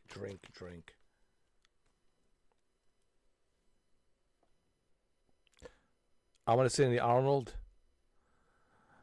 the most important thing. The people ask me always in the how did you become Mr. Olympia, and how did you get to be the movie star and all of this other stuff, and I say and how did you become the governor in California.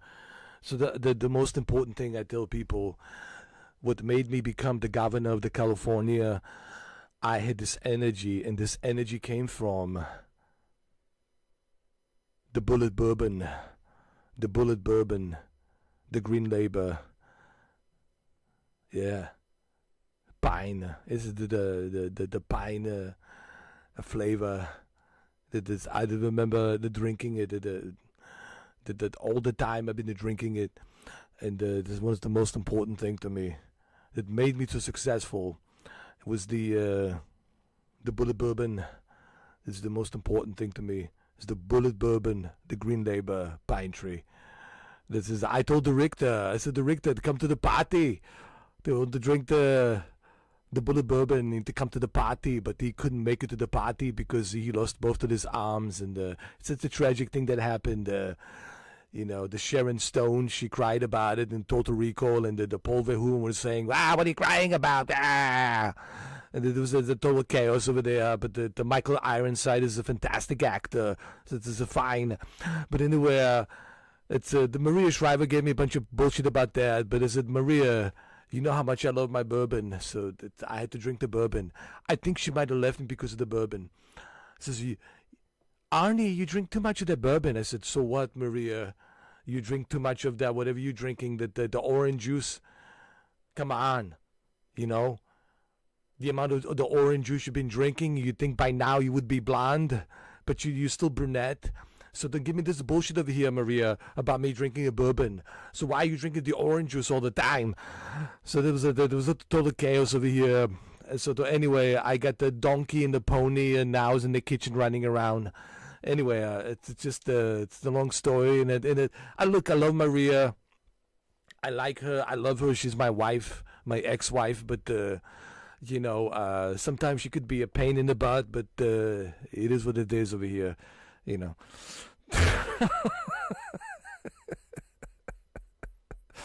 Yeah, man, I can flip the switch, and it is bizarre. People say to me, how do you do it? Listen, I don't know. Benny, please tell Jose, tell everybody here, I didn't turn off the switch on John Wick. When I was on Horizon World for 4 months, Ben here, yes, Ben can testify. If people want me to have someone testify, Benny can testify to tell you that is true. That is true. I didn't turn off the switch on John Wick Returns. When I was there as John Wick Returns, as he knows, didn't break a character, and it was driving people crazy. I was like, who are you? Like, it was driving people crazy, man. It was like an enigma mystery. It was just driving people crazy. Some people actually thought that I was Keanu Reeves. I said, you don't know, maybe it is Keanu. He's just having a goofy, good old time, just screwing around. Late hours, late hours in the morning, Call for the priest. So I called the Maria Shriver, and I said to Maria, the Hosea, the Dylan, he actually gave the gifted the membership to the Call of the Priest, and now the Call of the Priest is the member of the Arnold Schwarzenegger's bourbon. We call it the Schwarzenegger bourbon. But first I said maybe we shouldn't call it Schwarzenegger bourbon. Maybe it's better we call it Schnitzlernader bourbon. So I said, my name is a very strange last name, and there's just a lot of confusion over there. The way people pronounce the Schwarz, and Schwarzenegger. And that I said that it's the Austrian name, so there's just a bunch of, confusion over there. So let's not just even use my last name. Let's call it the Schnitzlernader. So just let's call it Schnitzlernader instead of Schwarzenegger. Schwarzenegger. I don't want to. I even do my last name Schwarzenegger. Just whatever it is, And the thing is, that I said this to Jocko Willink. I said, I prefer Schnitzlernader, or the Governator, or the Arnie, or just a. I don't like to use my last name too much, but it is there, I understand, but it's the Schnitzlernader is better. So the Schnitzlernader bourbon. So the Schnitzlernader bourbon is the most fantastic name you can put on there. Yeah. Oh, for months. It was 4 months, man. Oh, it was crazy. It was like. I mean, you can ask, right, Benji? They can ask anybody. They can go to Horizon World. They can go to Gatsby's. They can go to any of these worlds, and they can ask around, and people will tell you, yeah, we know John Wick Returns. Quite a character. Like, I don't think you... Dude, there's not a place on Horizon World that people don't know about John Wick Returns. And you were drunk most of the time. And I was... dude, I passed out. Holy shit. Remember on that... Oh, this is hilarious. I wish that we have recorded all of this. Yo, this should have been recorded. Oh, my God. Oh, pure gold. Guys, pure gold comedy. Oh, forget the Monty Python, man. Forget Saturday Night Live. Oh, woo. Yo, pure comedy gold.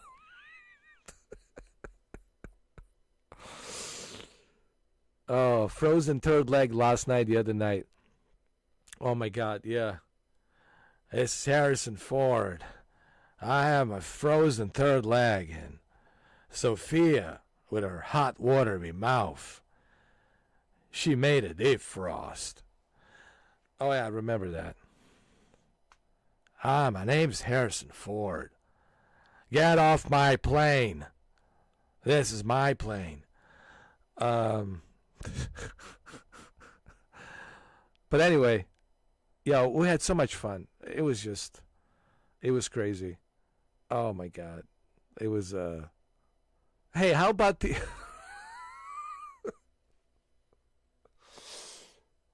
Remember those pencils at Gatsby's?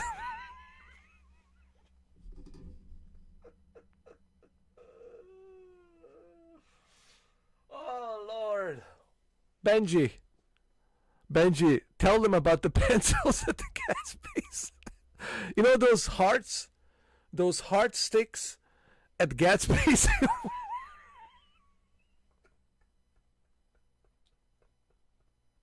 Yo, guys, I'm sorry. Benji knows what I'm talking about.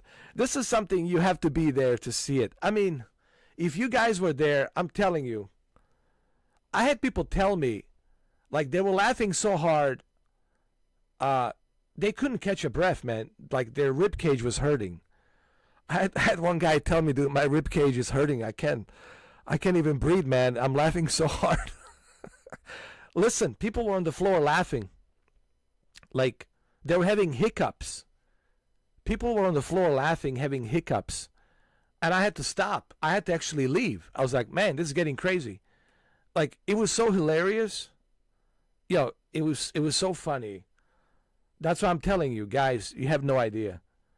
But if you ever go to Horizon World, if you ask around about John Wick Returns, trust me, they all know. They all know. Oh, God. Oh, my God. I was at the, what was it, that boat? It was that pirate boat, right? I was in a pirate boat, and I was by the fireplace. No. I was at the Gatsby's by the fireplace, and there's a bunch of people there talking, and they were looking at me like, what the fuck is this guy? I was like, what the fuck is this guy doing? Like, everyone was like, huh? Is this guy awake? Oh, man. Oh, dude. Oh, Lord. Oh, man. Oh, man, I was totally passed out. Oh, you were drunk at Gatsby's for sure. I think me too, man. But I think I was on those pills, bro, and those pills messed me up, and I was like, I was on those blood pressure pills, and my doctor gave me these strong, milligrams of these blood pressure pills because my high blood pressure was so high, and he put me on these high milligram blood pressure pills, and dude, I would go in there and I would entertain the people, and people would have a good time, and then I would pass out for like hour and a half. No. It was like hour and a half, dude. I think it was hour and a half, right? Like people say, what the fuck's going on? Hour and a half, dude. I would pass out, man. Anyway, I'm not on those pills anymore. I'm on different kind of pills. The kind of pills that are more balanced, and it's prescribed by a doctor. My doctor checked me out, checked my blood and everything, so it's all good. You know, my doctor gave me much better pills now, so I don't pass out as much. You know what I mean?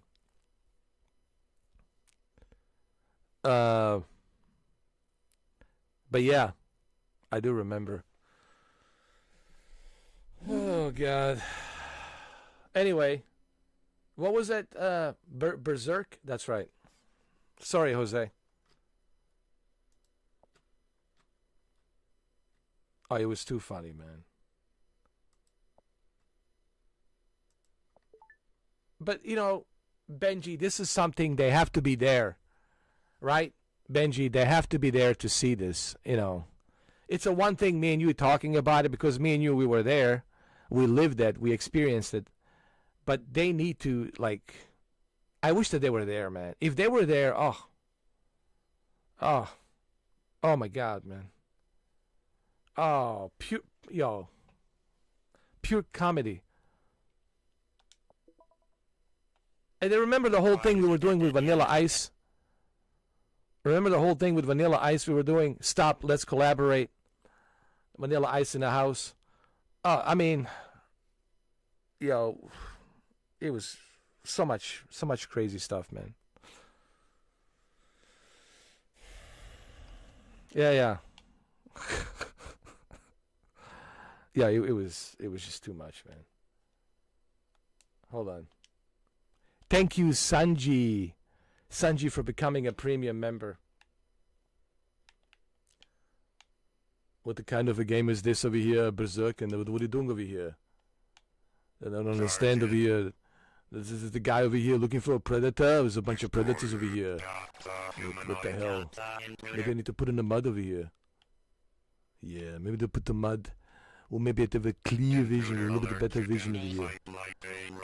What the hell's going on here? I don't know about this game here, but Dylan says it's a fantastic game, but I don't know. I'm not so sure about this. These guys are walking around like a bunch of gimps, and I don't know, they want to grab me or something. I don't know what they want to do. They're trying to do something here. Maybe they're looking for milk. The Milky Boys, I don't know what they are. What they want. I don't have the milk over here. Get out of here. There's no milk here. Only the bourbon, bullet bourbon, the Green Label. I'm not serving a milk over here for the sissy Milky Boys. I'm not doing that over here. This is a disgrace over here. What the hell happened? What am I doing here? Dylan, I thought you were smart. You tell me what am I supposed to do over here, Dylan? It's just like I'm crashing into the walls over here. I don't know. It's just the game that Dylan has recommended to me. But yeah, I mean, what the hell's going on here? So anyway, I'll tell you a funny story. It was me and the Sly, Sylvester Stallone. We were at the Hollywood Planet, and Sylvester Stallone says to me, "Hey Arnold, can you go ahead and do some push-ups and show us how many push-ups can you do?" And I look at the Arnold and I said to him, "Hey Stallone, what do I look like to you? A clown?" I said, "I don't do this shit for free. You want me to do the push-up, you have to pay me. You have to pay me $1,000 for each push-up." And guess what happened? He did. He paid me $1,000 for the each push-up, and I did about 50 push-up, and I made the 50,000 at the Sylvester Stallone house there. So the $50,000 I made. But you know what? I make $50,000 each minute, so it didn't really matter. It didn't matter, but I still like to have the cash around with me. So the 50,000 extra was fantastic to have the extra cash. And anyway, so he paid me 50,000 for 50 push-ups, and it was fantastic. And I did it while I was smoking a cigar. I was doing it while I was smoking cigar, and then the Sly was just like, shit, I have to pay this guy. I have to pay him now. I said, well, yeah, I'm gonna do this shit for free, man. So anyway, this is what happened. The true story, the Hollywood Planet. That it was pretty much the Sylvester Stallone house, and he would sleep over there. Most of the time, he would sleep there in his office, and we were there on the balcony. It was just a nice little balcony there. Bruce Willis was there too. He was laughing. He says, "Well, Sly, you just lost the 50,000." And I said, well, whatever. I'll make that money. But anyway, so this is what happened. This is the true story. Whether you want to believe it or don't believe it, it doesn't really matter. But this is really what happened there. Anyway, what are we doing here, Dylan? Why am I walking around like a green little whatever geezer? What the hell, Dylan? I know this is the thing about the Dylan. He just disappear. He cooks up the story and it drops you into this meat grind over here, and then he disappear. And I asked him, well, what story did you hand to Hopper? And he said, well, Hopper, my men were on that chopper. I said, well, doesn't matter. But what story did you hand to Hopper? Well, he actually handed the same story that they handed to me over here. It was the Berserk. It was the nonsense Berserk story over here. Anyway, so yeah. Listen, man. I can stay in a character for a long time, but people got to remember the hardest thing about staying in a character, you have to think like the character. Not only do you have to talk like him, you have to also think like him, and you have to move like him. So you really have to become, that character. You have to become Arnold. You have to become Keanu, and you have to live and breathe Keanu, live and breathe Arnold. It's such a strange thing. It's really bizarre. I mean, I don't know how to explain it. When I'm doing it, part of me is like, shit, maybe I am Arnold. But then I just shake my head like, no, I'm not Arnold. It's just, I'm good at mimicking him. But I can see people who are listening to this, they might say, holy shit, man. Is that really Arnold there? It's a weird thing, man. It's weird. It's just weird.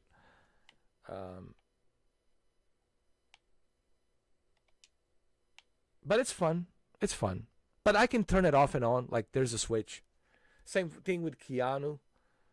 I can turn off the switch with the Keanu, easily. Yeah, so I've been asked about that quite a lot, and people ask me about Constantine, and I'm, right now in the process of working on the script, and we got some good ideas, but we don't know yet. So, but yeah, I think we got good idea where we want to go with the script. So maybe you have some ideas. Maybe you want to, give some inputs there. So yeah.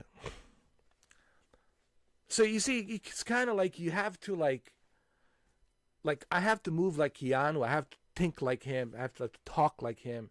So you really have to. Same thing with the Joker. The body movements, all of that. It really has to be.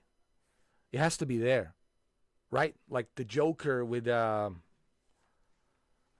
Heath Ledger. And I don't like doing Heath Ledger Joker out of respect to Heath and Heath family. But like when he walks into the kitchen area where all the mobsters are sitting, right? And he's like, he keeps doing this.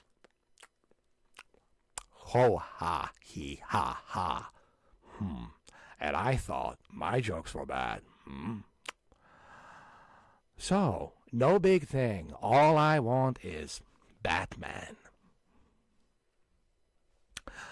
this suit, you ought to know you paid for it. Right? So it's like you have to really like, I don't know how to explain it. You just have to. There is a switch, but at the same time, there is a switch. It's true. I can turn off and on different switches for different characters, but at the same time, it has to feel natural. You can't force it, right? Right? You can't force it. And what do I mean by that? Like you can't just memorize the script and just say the lines. It has to be natural. It has to feel natural. It cannot feel generic. If it feels generic, people will notice it. They'll know right away, all right, this is generic. This doesn't feel natural. So it has to feel natural, right? So for example, if I was to do Heath Ledger where he sits there and he tells Batman, when the Batman tells them, "You're garbage." No. Don't be like one of them. Don't say that. No. You see, to them, you're a freak, just like me. And when they don't need you, they'll cast you out like a leper. These civilized, so-called civilized people, they need you now, but when they don't, they will cast you out like a leper. So it has to feel natural. You know what I mean? You can't force it, because if you force it, then people will know it's generic. People will know you're forcing it. It's generic. It doesn't feel right. So it has to feel natural. And this takes a lot of practice and takes a lot of energy. I cannot tell you the kind of energy you need just to be able to switch back and forth. But I've been doing this since I was a little kid. Thank you, Benny. Bye-bye, Benny. Love you, brother. I'll see you today. Today, Benny. Thank you for stopping by. I'll see you tonight. Thank you so much, Benny. I love you, brother. Thank you so much. And it has to feel natural, you know. Like I talked about, like Al Pacino. Al Pacino has a lot of energy, right? There's a lot of energy, like when he talks about the great ass, right, in the movie Heat. And there has to be a lot of energy that has to come from it. I don't think people understand how much energy it takes, like, to do this.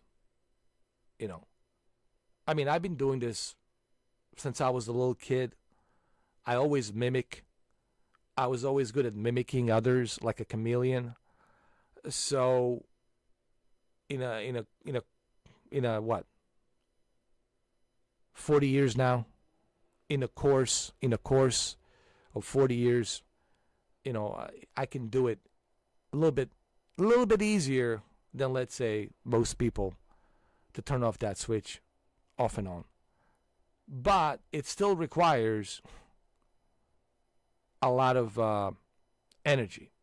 You know what I mean? And like I said, Al Pacino.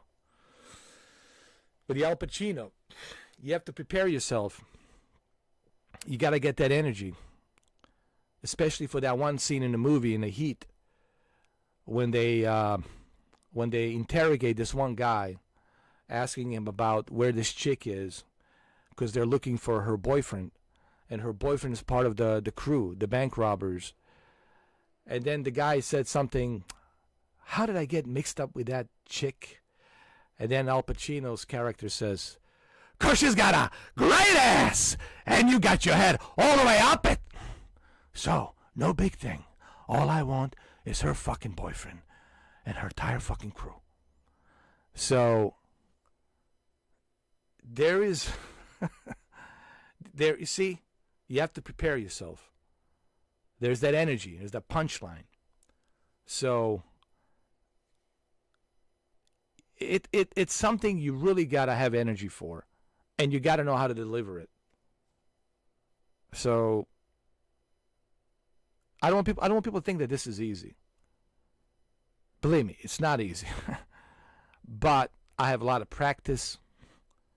I've been practicing this for a long time. So, I can switch back to Tony Montana very easily. Hey, man, what you fucking doing with that fucking tongue, man? Hey, man, if you want the pussy, you need the fucking power, man. Hey, man, fuck Sosa, man. I don't give a fuck about Sosa, man. I didn't come fucking fuck you, but man, to do the fucking dishes, man. The fuck you, man. Who the fuck you think you are, man? I'm Tony Montana. Watch your fucking mouth, man. You're talking to fucking Tony Montana, man. I don't give a fuck about Sosa, man. Fuck Sosa, man. You want the fucking war? I'll give him a fucking war, man. I don't give a fuck, man. De Niro. I haven't done De Niro in a long time. De Niro is very subtle. Has a subtle voice. And it's kind of like, I know. Like, I have to watch more of De Niro's stuff. I have to watch more of his stuff. Because De Niro has the subtle, depends what character he's playing. Like, if he's playing like a Heat character in the movie where he's playing the robber, the robbery guy, the bank robber, it's a little bit different. Like, he's more subtle there. He's like, or he goes like, there's a flip side to that coin. What if you do get me boxed in and I gotta put you away? I tell you what, we have met face to face, you and I. You do what you do, I do what I gotta do. But if I'm there and I gotta put you away. Now, what was that? I forgot the lines. I know it was something like that. Something like he said, there's a flip side to that coin. What if you do get me boxed in and I gotta put you away? Because I will not hesitate. Not for a second. So maybe we better go do something else. And then Al Pacino says, I don't know how to do anything else. I had this dream where I'm with these victims and their eyeballs are... I don't know. I gotta remember, I gotta have a script. I do know that some lines, like where he says, yeah, my life is a disaster zone. I have a stepdaughter. She's a junkie, and her mother, she's fucking this other guy. I don't know.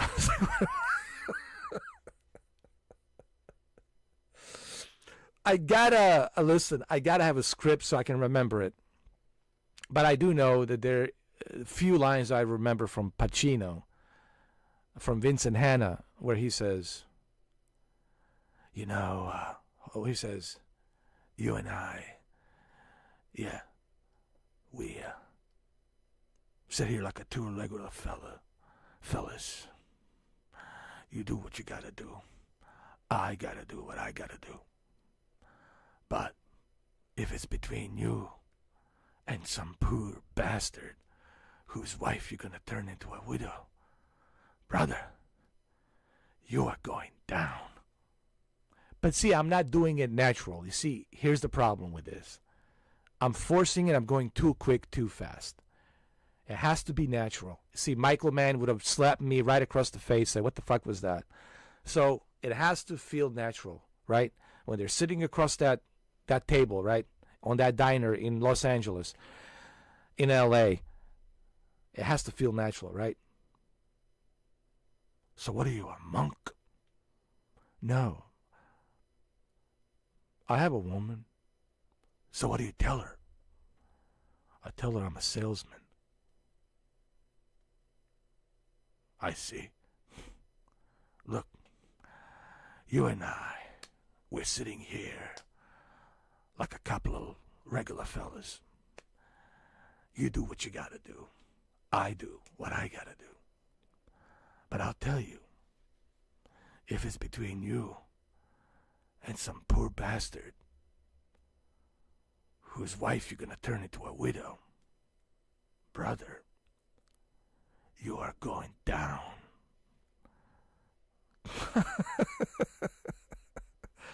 I don't know. See, I'm screwing it up. See, it has to feel. I know that it doesn't feel natural, and that's the problem. It has to feel. See, when I gotta read the script. The script's very important, so I can memorize it. And when I memorize the script, then I know how to deliver it. Then I know how to bring it more natural, so it feels natural, right? That's the whole idea. But if I'm just shuffling the lines and trying to remember the lines, that I'm forcing it, and I'm not making it sound natural. It feels generic, and you guys can feel it. Oh, that feels generic. It was a much slower conversation at a much slower pace when Mr. Pacino and Mr. De Niro sitting across the table. It was a much more subtle, much more, calm conversation. That little Seagal in it, yeah, he did. For sure, a little bit of Seagal. Sean Connery, the Scottish accent is very sexy. I think, was I able to do Sean Connery?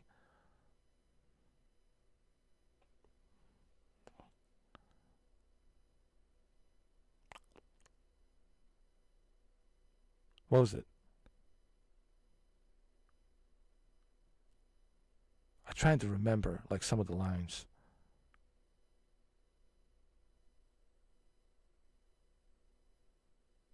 I'm trying to remember the lines of Sean Connery. From the movie, I'm trying to think of, like, a movie that he did that was, like, maybe The Rock, in the movie The Rock, where he was, like, when he was talking to Nicolas Cage or something. What was it? That one scene. What was it? I need to, like, I gotta read it. Like, I gotta look at those scenes and, to refresh my memory a little bit, But he's got that deep Scottish accent for sure,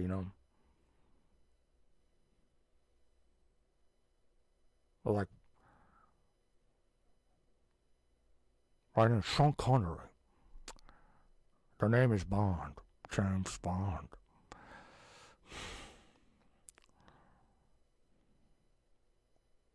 I'm Scottish. As Scottish as it gets. Are you Scottish? By any chance? Are you? I don't know. I mean, I gotta watch, like, some of his. Listen, give me some time. I gotta watch some of his movies, and trust me, I'll get it right. I just need to watch more of Sean Connery movies, and trust me, my mimicking ears and my mimicking mouth will adjust to it. Well, that's good, 'cause you're the dog now. You're the dog now.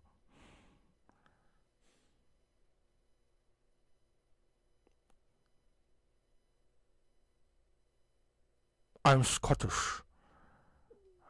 And Indy is my son. Harrison Ford. My Scottish boy turned American.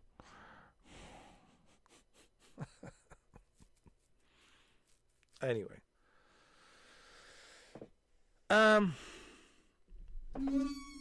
like,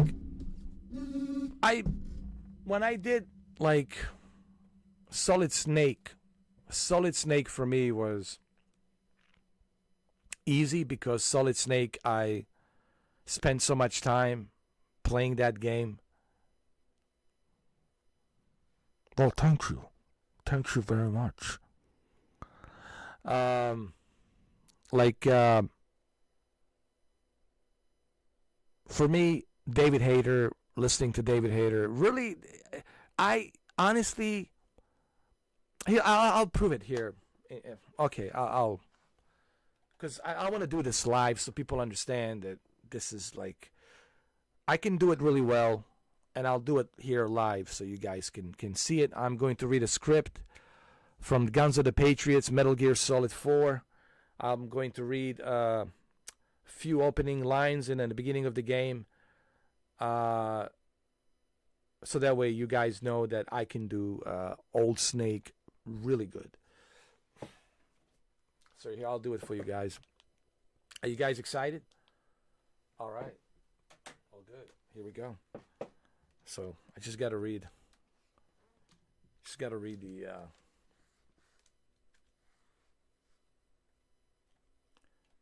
Just got to read the script.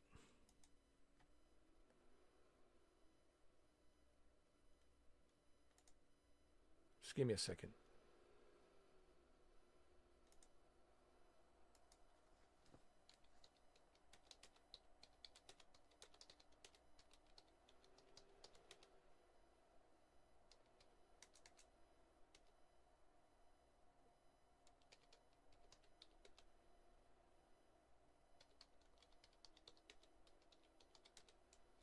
Here we go.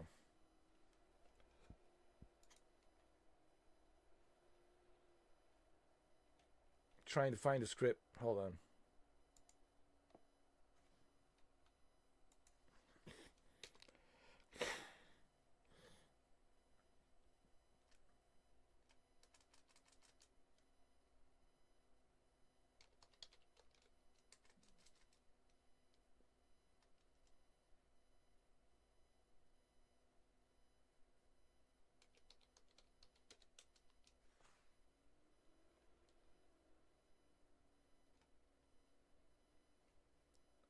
Trying to find it, so just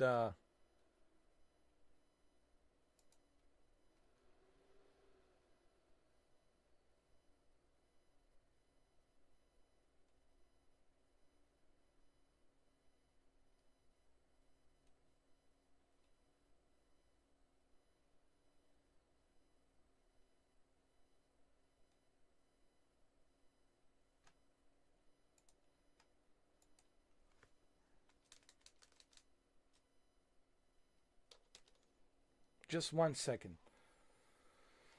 Trying to find it.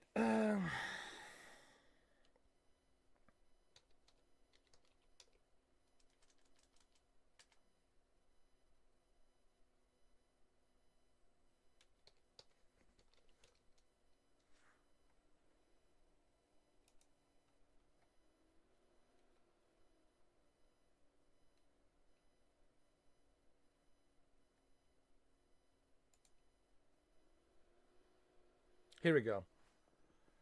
You guys ready? You guys ready? Here we go. I'll bring the microphone a little bit closer. This is from the Guns of the Patriots. This is the opening scene. In the Middle East, the opening scene. And this is the old Snake. And the old Snake sounds a little bit rusty, more tired. So this is the old Snake.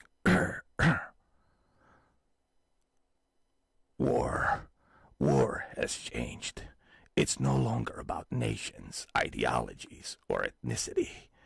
It's an endless series of proxy battles fought by mercenaries and machines. War, in its consumption of life, has become a well-oiled machine. War has changed. ID-tagged soldiers carry ID-tagged weapons, use ID-tagged gear. Nanomachines inside their bodies enhance or regulate their abilities. Genetic control, information control, emotion control, battlefield control. Everything is monitored and kept under control. War has changed. The age of deterrence has become the age of control. All in the name of averting catastrophe from weapons of mass destruction. And he who controls the battlefield controls history. war has changed. When the battlefield is under total control, war becomes routine. Well, there you have it. I think it was a little bit rusty. I could have done better, but it sounds better when there's a music in the background, you know. It's more emotional. So there's certain characters I can flip the switch like that. But if I have a script, it's better. Like if I can read a script, it's much, much better, you know. Script's very important, you know. Well, there you have it. Well, there you have it, ladies and gentlemen. I hope you enjoyed that.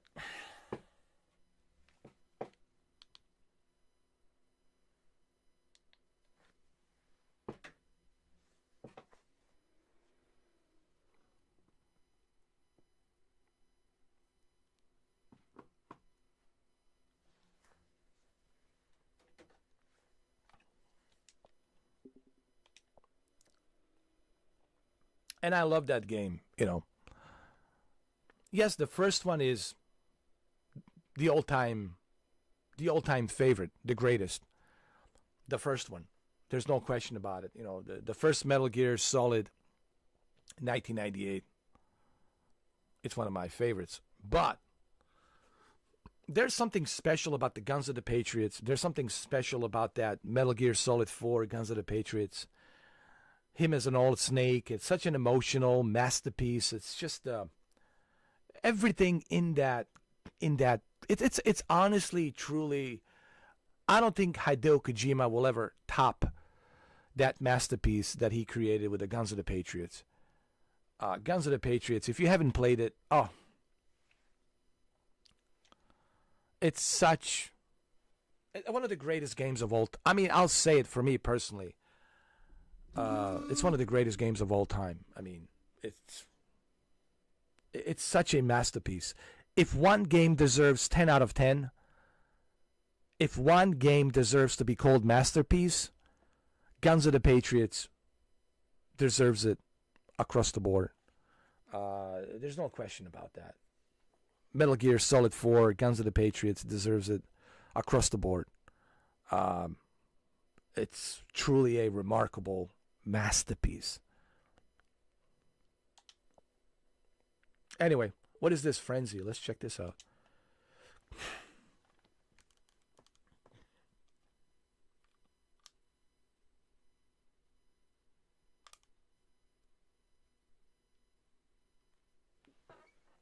Oh, is this the same game?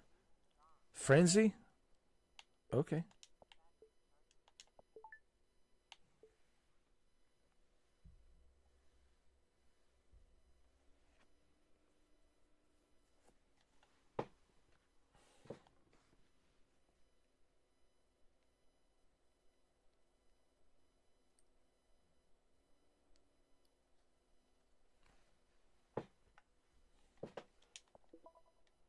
Okay, let me check this one game really quick, and I think we are going to call it a night. It's 4:00 in the morning. I think it's time. We call it a night.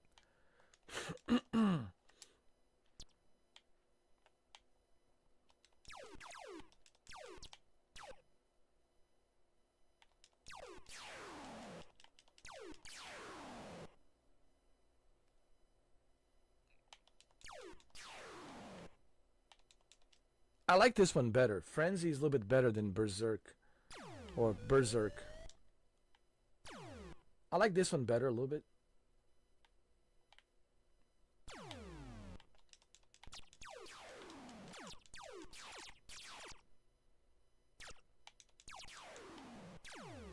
Robot attack.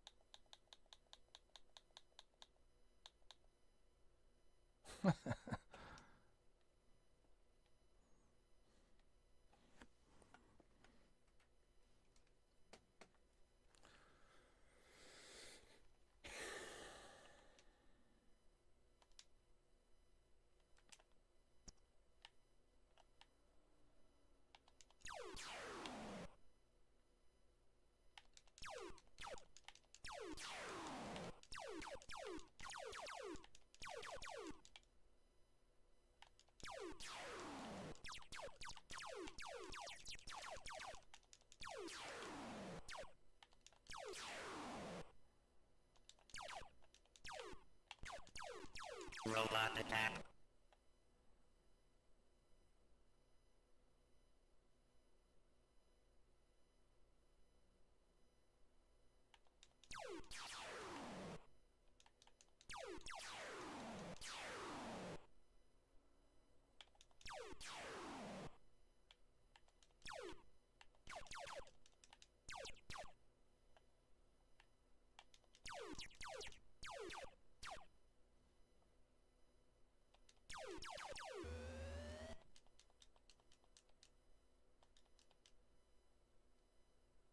Yeah, this is a little bit better.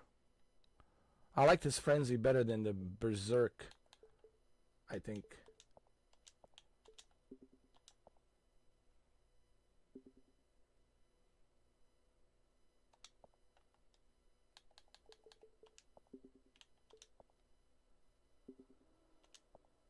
All right, guys. Well, that's it. I'm out. It's 4 o'clock in the morning. It's 4 a.m. and 15 minutes, September 6th. Don't forget, you can also play this on the PlayStation. I highly recommend this for those of you who are nostalgic for these classic games from the 80s and 90s. Antstream, it's a great service, and it's not even super expensive. It's such a good, fair price that I can't even believe that they're pricing it such a low price. It's a pretty good service.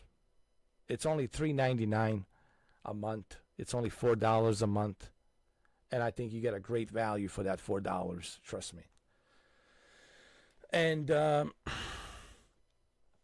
like I said, you can use it on your PlayStation today. Download the app. You can use it on your Xbox. It's already available. Windows, iOS, Apple, Linux, MacBook Pro, iMac, right? The only device you can't use it is Nintendo Switch. But everything else, yes, you can. Even Amazon. You can use this on Amazon if you want. So all of your phones, doesn't matter which phone you have, iOS, Android, you can use it. So I like this service, and I'm not even scratching the surface. Here we are, part 2, Jose. And there's still, you have to remember, 1,300 games, Jose.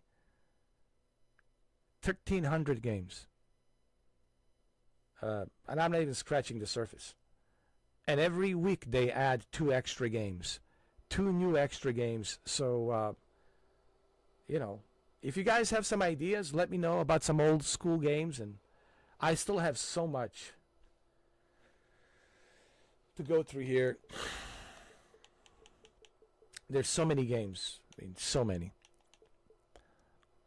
Thank you, Jose, for being here. Thank you, Jose, for gifting a membership to Sanji. No, hold on. Who was it you gifted a membership? No. You gifted a membership to... Hold on, I'm trying to remember.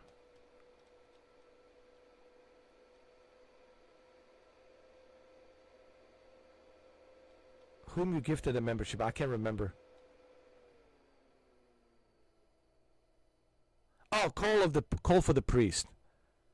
Thank you for gifting that membership for Call for the Priest. I appreciate that.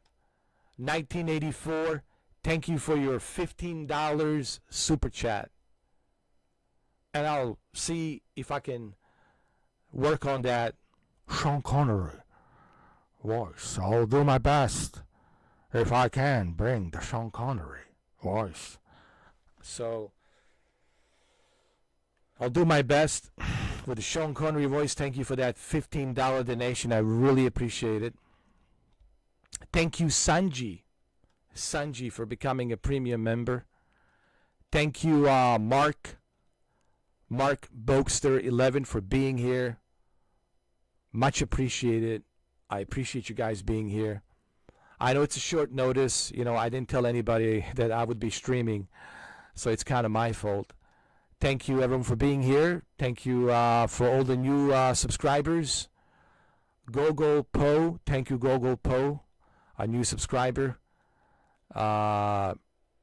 Thank you. Also, let me see. Who else is here? We had so many people. Actually, we had a bunch of people show up.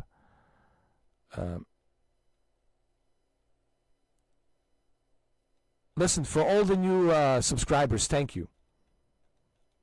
Thank you. Thank you all for subscribing. I really appreciate it. And for all the new members, thank you so much, man. Thank you so much. I really do appreciate it. You know, I do this because of you guys. I like to share what I do. You know, sometimes we talk about other things, but sometimes we have a good time. Sometimes we laugh, like we did yesterday with Metal Gear. Oh, Lord. And watch the live stream and you'll see. So, you know, sometimes we have a serious talk and sometimes we have a good time. Sometimes we laugh. Sometimes we get emotional. Sometimes we cry. Sometimes we, you know,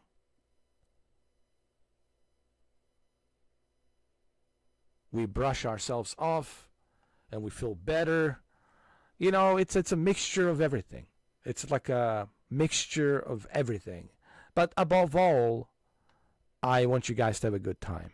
You know, that's my main goal is, yes, I mainly focus on video games. And of course, I want to emphasize on the subject at hand, which is the video games, right? Or in this case, Antstream, arcade classic games from 80s and 90s. But while we're doing that, while we're, you know, talking about the video games and showcasing all of these different video games, we also try to have a good time. We want to have a good time. We want to enjoy ourselves. So, and I think that's what makes this stream unique and not boring. Like the last thing I want to do is have a boring live stream. You know, then why even bother doing it, right? That's really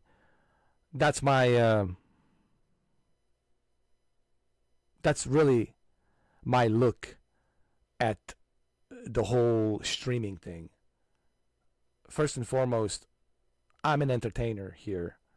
My job on YouTube is to entertain. Yes, we're talking about video games, we're playing video games, but while we're playing video games, we have to understand people can watch anybody play video games. People can just watch someone upload a video, the entire walkthrough, without any commentary, and they can watch that, right? So they have access for that. They're not looking for that. They can watch anybody play a video game. What they want is entertainment.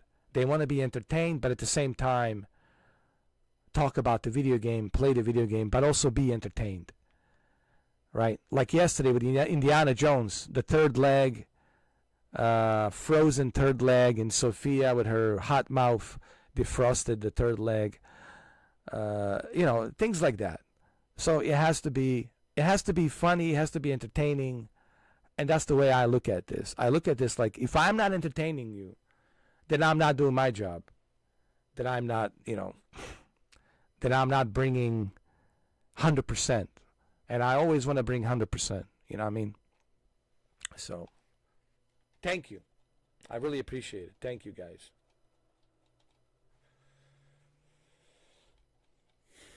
Thank you. Much appreciated. And I'll see you guys today. We still have so many games. We're not even scratching the surface. As far as the Test Drive Unlimited, as I said on my video,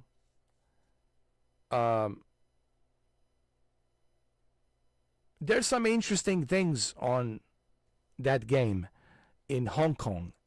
And there's like, you can do some interesting things with your character. You know, when you're joining these different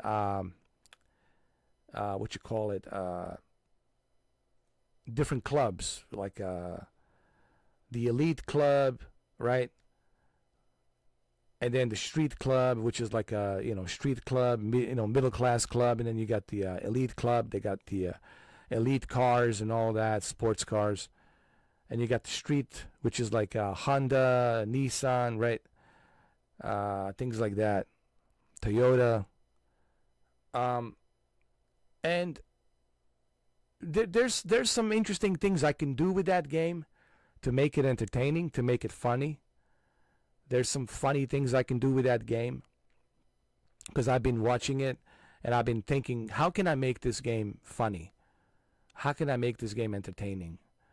And there's some stuff in the game that I've noticed and I was like, wow, I could use this as a good material to make it funny, right? If I play Test Drive Unlimited, I could, have my own character and, let this character live and breathe in this digital world, right? And so I have some ideas on that. So if I'm going to do Test Drive Unlimited, which is the Solar Crown, Test Drive Unlimited Solar Crown, which is the third game in the series. It's been about, 13 years since the Test Drive Unlimited 2. So this is the third one in the series, and it's based in Hong Kong. So the only way I could play this game is if I can find it like dirt cheap. You know what I mean? If I find the game dirt cheap, then yes, you will see a live stream of Test Drive Unlimited Solar Crown. I'll look around CD Keys and some other places, and if I can find it, we'll do it. We'll do it, and we'll have a good time. So that's the way I feel about Test Drive Unlimited. So, just wait a little bit. Eventually we'll do it. We'll play it, and we'll have fun with it. We'll entertain ourselves, and we'll have more cars and and other things, and join different clubs, right? Have fun with that, going around with different clubs and meeting other different characters, different people, and so there's a lot of stuff we can do with Test Drive Unlimited. So anyway, thank you guys for being here. It's Friday, and I'll see you today. I'll see you today. I'll be back today. Thank you all. Love you guys. Thank you.